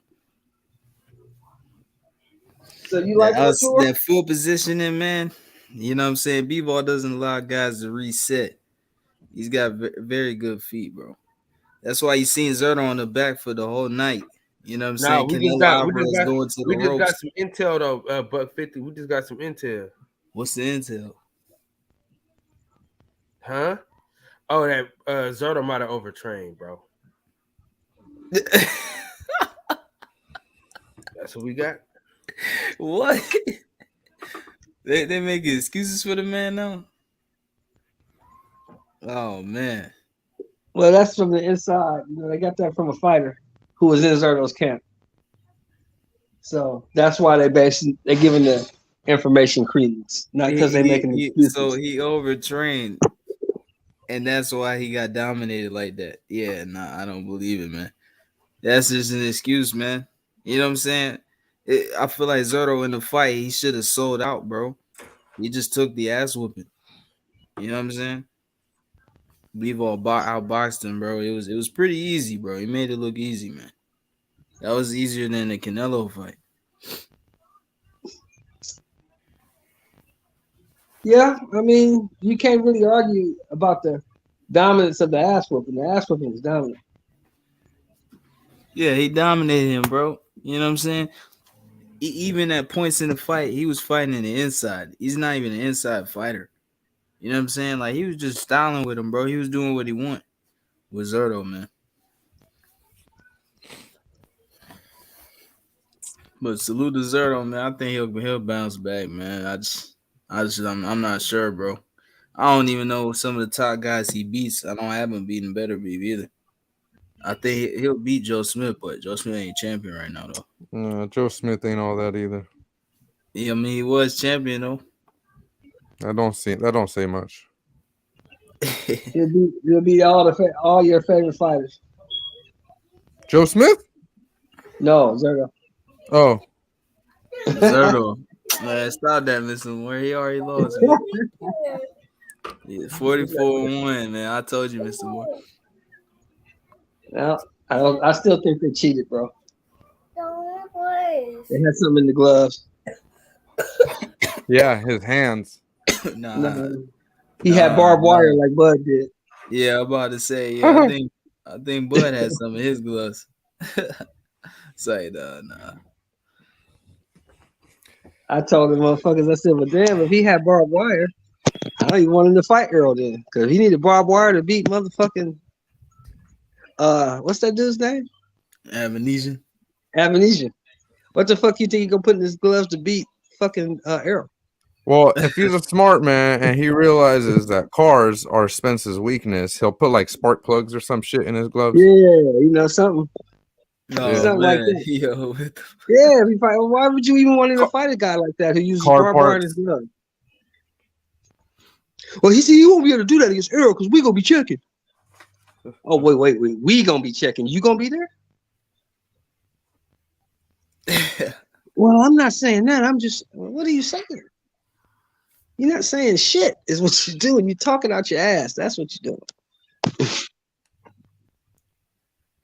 That man can't look at his glove. Hit that motherfucker in the top of his head, and the goddamn glove split. Yeah, them gloves split, man. I was like, what the hell is going on with that? And they let him fight with him too, and he got knocked out. I know. Well, no, because they took him to the side. They took Bud over to Sparkle, the referee. She took Bud over to the corner to the commissioners. And she said, look at these gloves. They're split at the thumbs. What do we do? They said, look, we gonna finish this goddamn round. When we finish this round, we're gonna change gloves. It just never got out of that round. That's all that was. Yeah, but they're not supposed to do that. I mean, actually, I lied. I don't know what Nebraska You don't know what State Athletic Commission is. That's I know their in California. exactly. I know in California, I literally seen them stop a fight mid-round and take hella long to go get the spare gloves and switch and rewrap everything in the ring. Yeah. They do that in California, but that's California. We wasn't in California. Yeah. Each state is autonomous and they have their own commission. Yeah, I know. But you know, them Nebraska Athletic Commission, whatever, they ain't the most experienced in the world because they don't be getting fights like that. So Do you think there was any chance of him winning that fight anyway? No. No, he was gonna get knocked out, man. That was gonna happen. Anyway. But if I was going to argue that, I would say, how would we have known if from the beginning of the fight the gloves didn't look normal?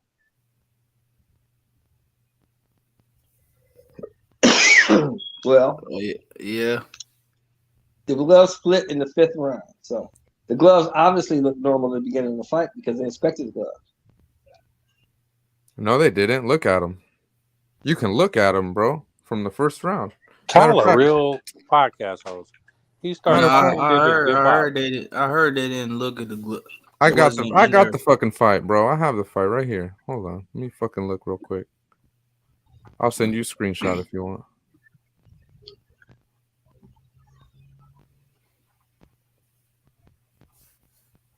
It don't matter, man. I didn't care about that fight, man. We knew the outcome, bro.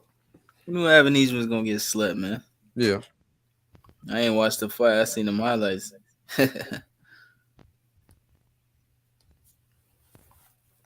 I gotta see that Spence fight, bro. That's how I gotta see. Spence and who? But that's it, bro. You gonna get blocked. We don't know if they gonna fight. You know what I'm saying? I ain't heard nothing about them fighting. Yeah. No. I ain't said no. I'm just saying that's the fight we need. Oh, you know okay. What's going on? That's the fight we need. We do need. Yeah. I'm not saying they gonna fight. Nah, hell no, man. Till it happens, you know what I'm saying? We'll see. But I don't know, man. I don't even think that shit gonna happen no more, man. The way these guys talking. I don't think one guy gives a fuck anymore. who don't care no more? Mr. Wood. Crawford. I don't think. No, he want that fight. He want that fight. No, he want that fight. Yeah, I agree to that. He wants to fight, but he's not gonna go out of his way to get it. I'm gonna tell you this though. Say so, man. We're gonna be in Atlanta, man. February 25th, man. You should probably try to make that happen. Atlanta, you said February 25th.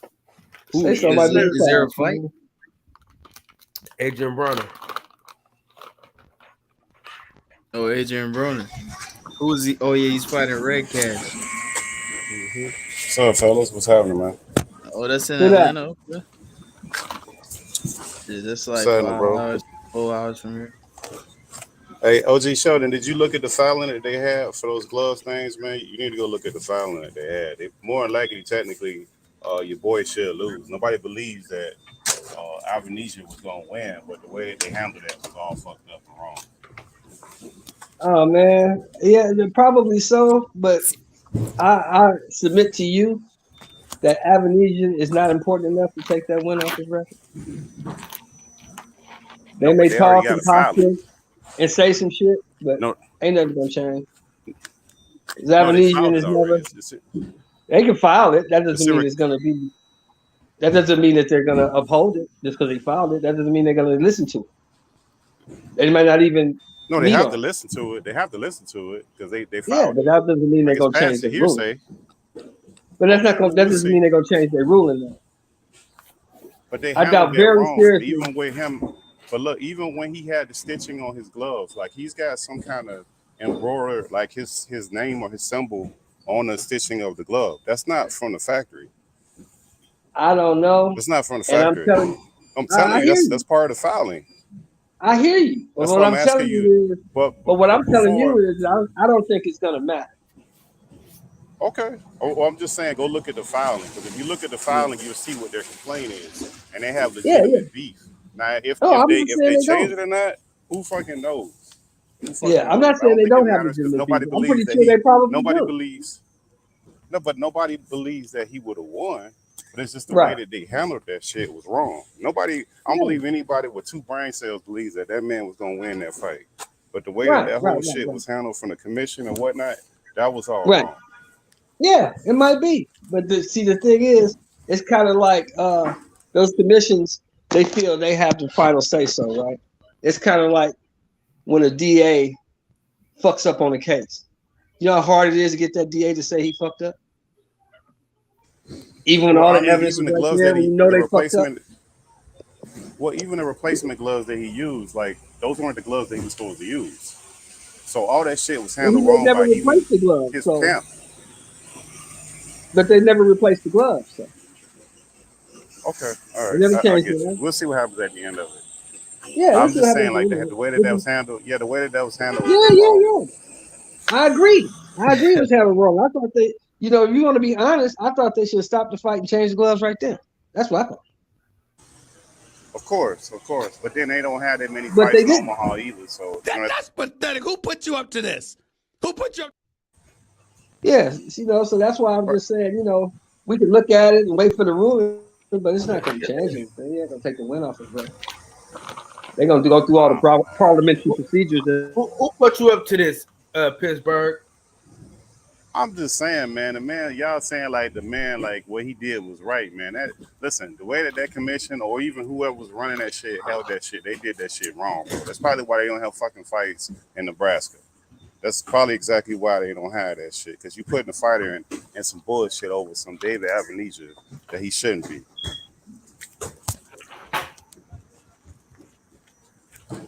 That's all I'm saying. It's not no fault of Bud, but that's whoever was running that shit did that shit wrong. Yeah, it's not Bud's fault.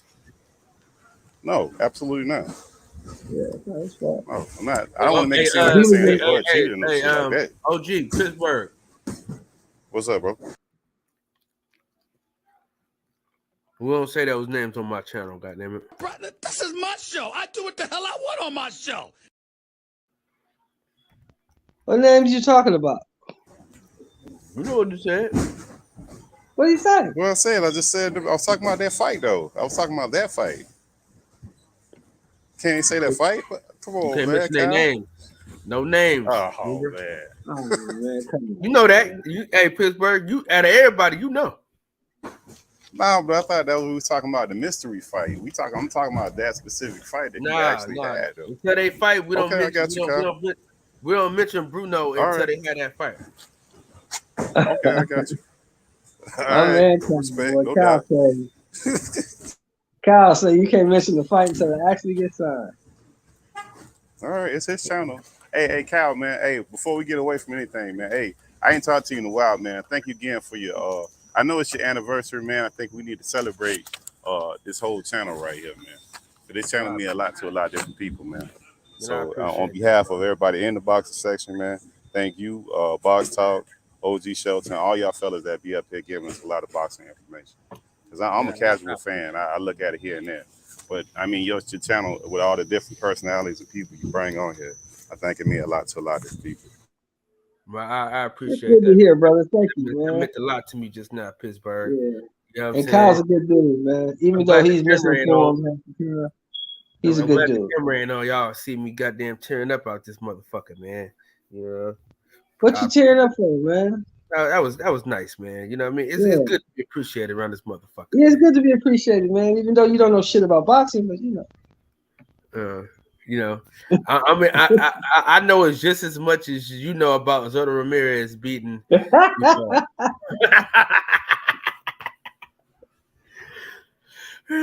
Shit, man, I appreciate that though, Pittsburgh, man. You know what I'm saying? Zoto is the man, bro. You just hate me. Now that I know that December 20th is when I started my actual channel. Yeah. I think it was actually December 19th though. Yo, my baby just woke up, so I'm gonna catch y'all fellas later. Nah. Bring the baby on, All right, man. And Yeah, bring the baby on. we gonna kick the 49ers ass on in 2 weeks, bro. You want to say hi, Daddy's friends? Yeah. Say hi. Hey, little box top. Hi. You see? Daddy. She's beautiful. Hola. And Ami. She's beautiful, man. All right. Aki. Hi, Aki. She's waving at the mic. I told her to say hi into the mic. She's waving at it. She's beautiful. She's beautiful. Hi. Thank you, bro. Thank you. Her birthday was yesterday. Happy birthday, little mama. Happy birthday. Oh no, y'all can see Aubrey, but Aubrey was saying hi to the baby. And that's a great attempt, box talk, but it's not gonna save the 49ers from getting beat down in 2 weeks. From who? We're gonna beat them down, man. We're gonna beat them up. Who's gonna beat them down? The Oakland Raiders. In the stands, maybe. Y'all got some crazy fans. I'll give you that.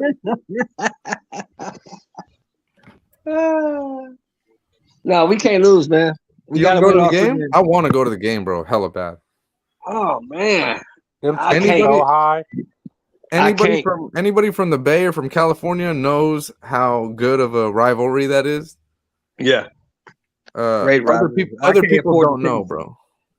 If you don't have that ticket already, you talking about spending at least $400 on that ticket. I know. I've looked at them. I know. Yeah. The Battle of the Bay turned into a straight war.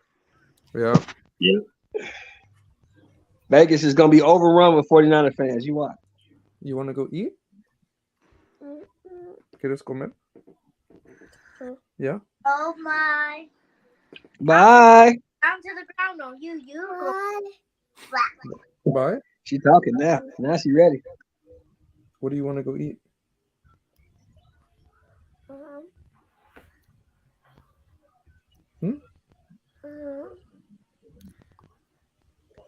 Hey, Buck 50. He doing homework, Kyle. Okay. We need him to step into the. We need him to be there on the 25th, man. Vamos a comer comida. I gotta holler at my grandpa. Applesauce I gotta holler at my grandpa. and pizza. Okay, let's go. Diles bye. Bye. All right, back talk. All right, I'll catch you guys later. All right. Yeah, man. It's gonna be a good one. Are you on the road tonight?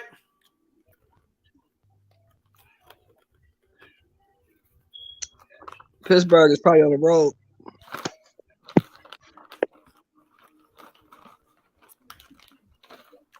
Man.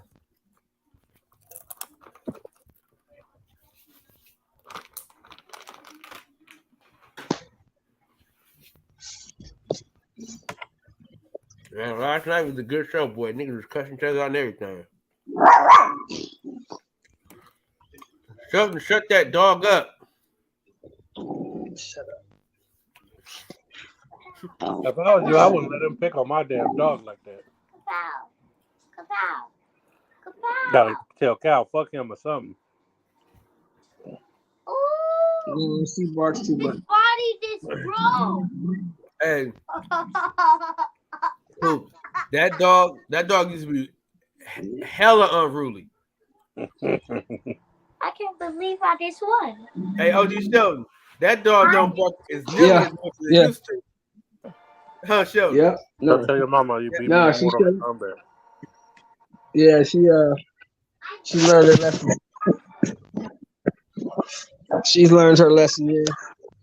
But yeah, man, we ain't got nothing this weekend, huh? No boxing. Nothing. We got football though. We got the Steelers and the Raiders. So I'm with that. Y'all might win that game. Y'all always beat the Steelers.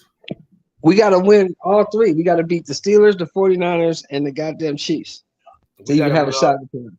We got to win all three so we can get that second. So we can get that second seed in the division. Well, y'all gonna lose to us, so. What inclination do you have that we're gonna lose to you bums? You gonna lose to us because we gotta win, and y'all don't really need to win. Y'all in the playoffs already. So we gotta win. You gotta win if you're trying to get the second seed. But it doesn't really matter because the only person that gets a bye in the playoffs is the number 1 seed. Everybody else gonna play. No, but we got that. You get 2 home games. Oh, you want the home game? Yeah. Mm-hmm. KD, what's up, bro? Well, your linebacker just came back too. I heard. Open your mouth, boy.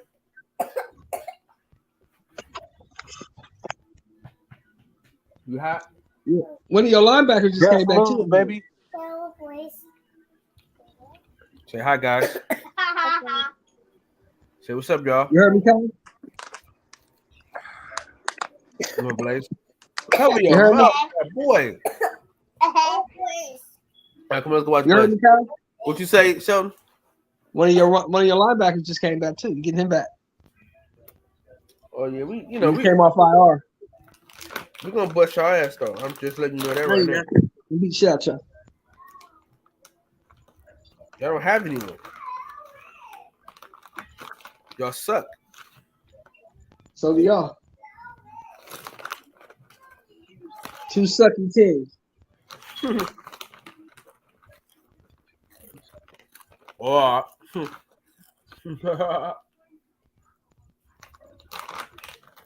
sucky teams playing each other.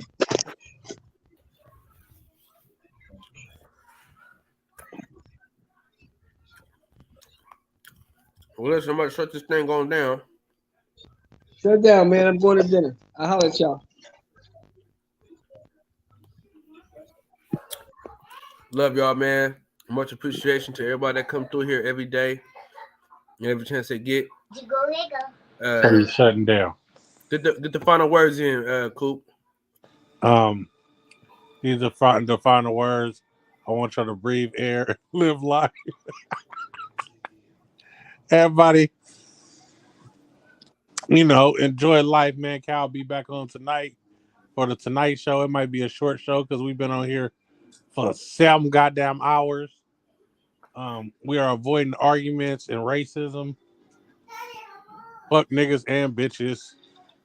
And get your shit together. Oh, wash your motherfucking back. When you're in the shower, don't just let water run down that motherfucker. You need to wash your back. And it wasn't a great philosophy, Lil E. I want you to be here and live life.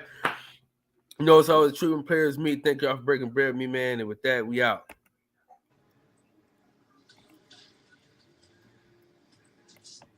I never had this queued up. At the roots, he let the beats build, bitch, and we never switch. Even if I'm rich, I'll be broke like I'm Mitch. Niggas talking down, but that's headed in the wrong direction. But I knock that shit out like the boxing section. Cause they can't touch what they can't see. All I gotta do is be the same me.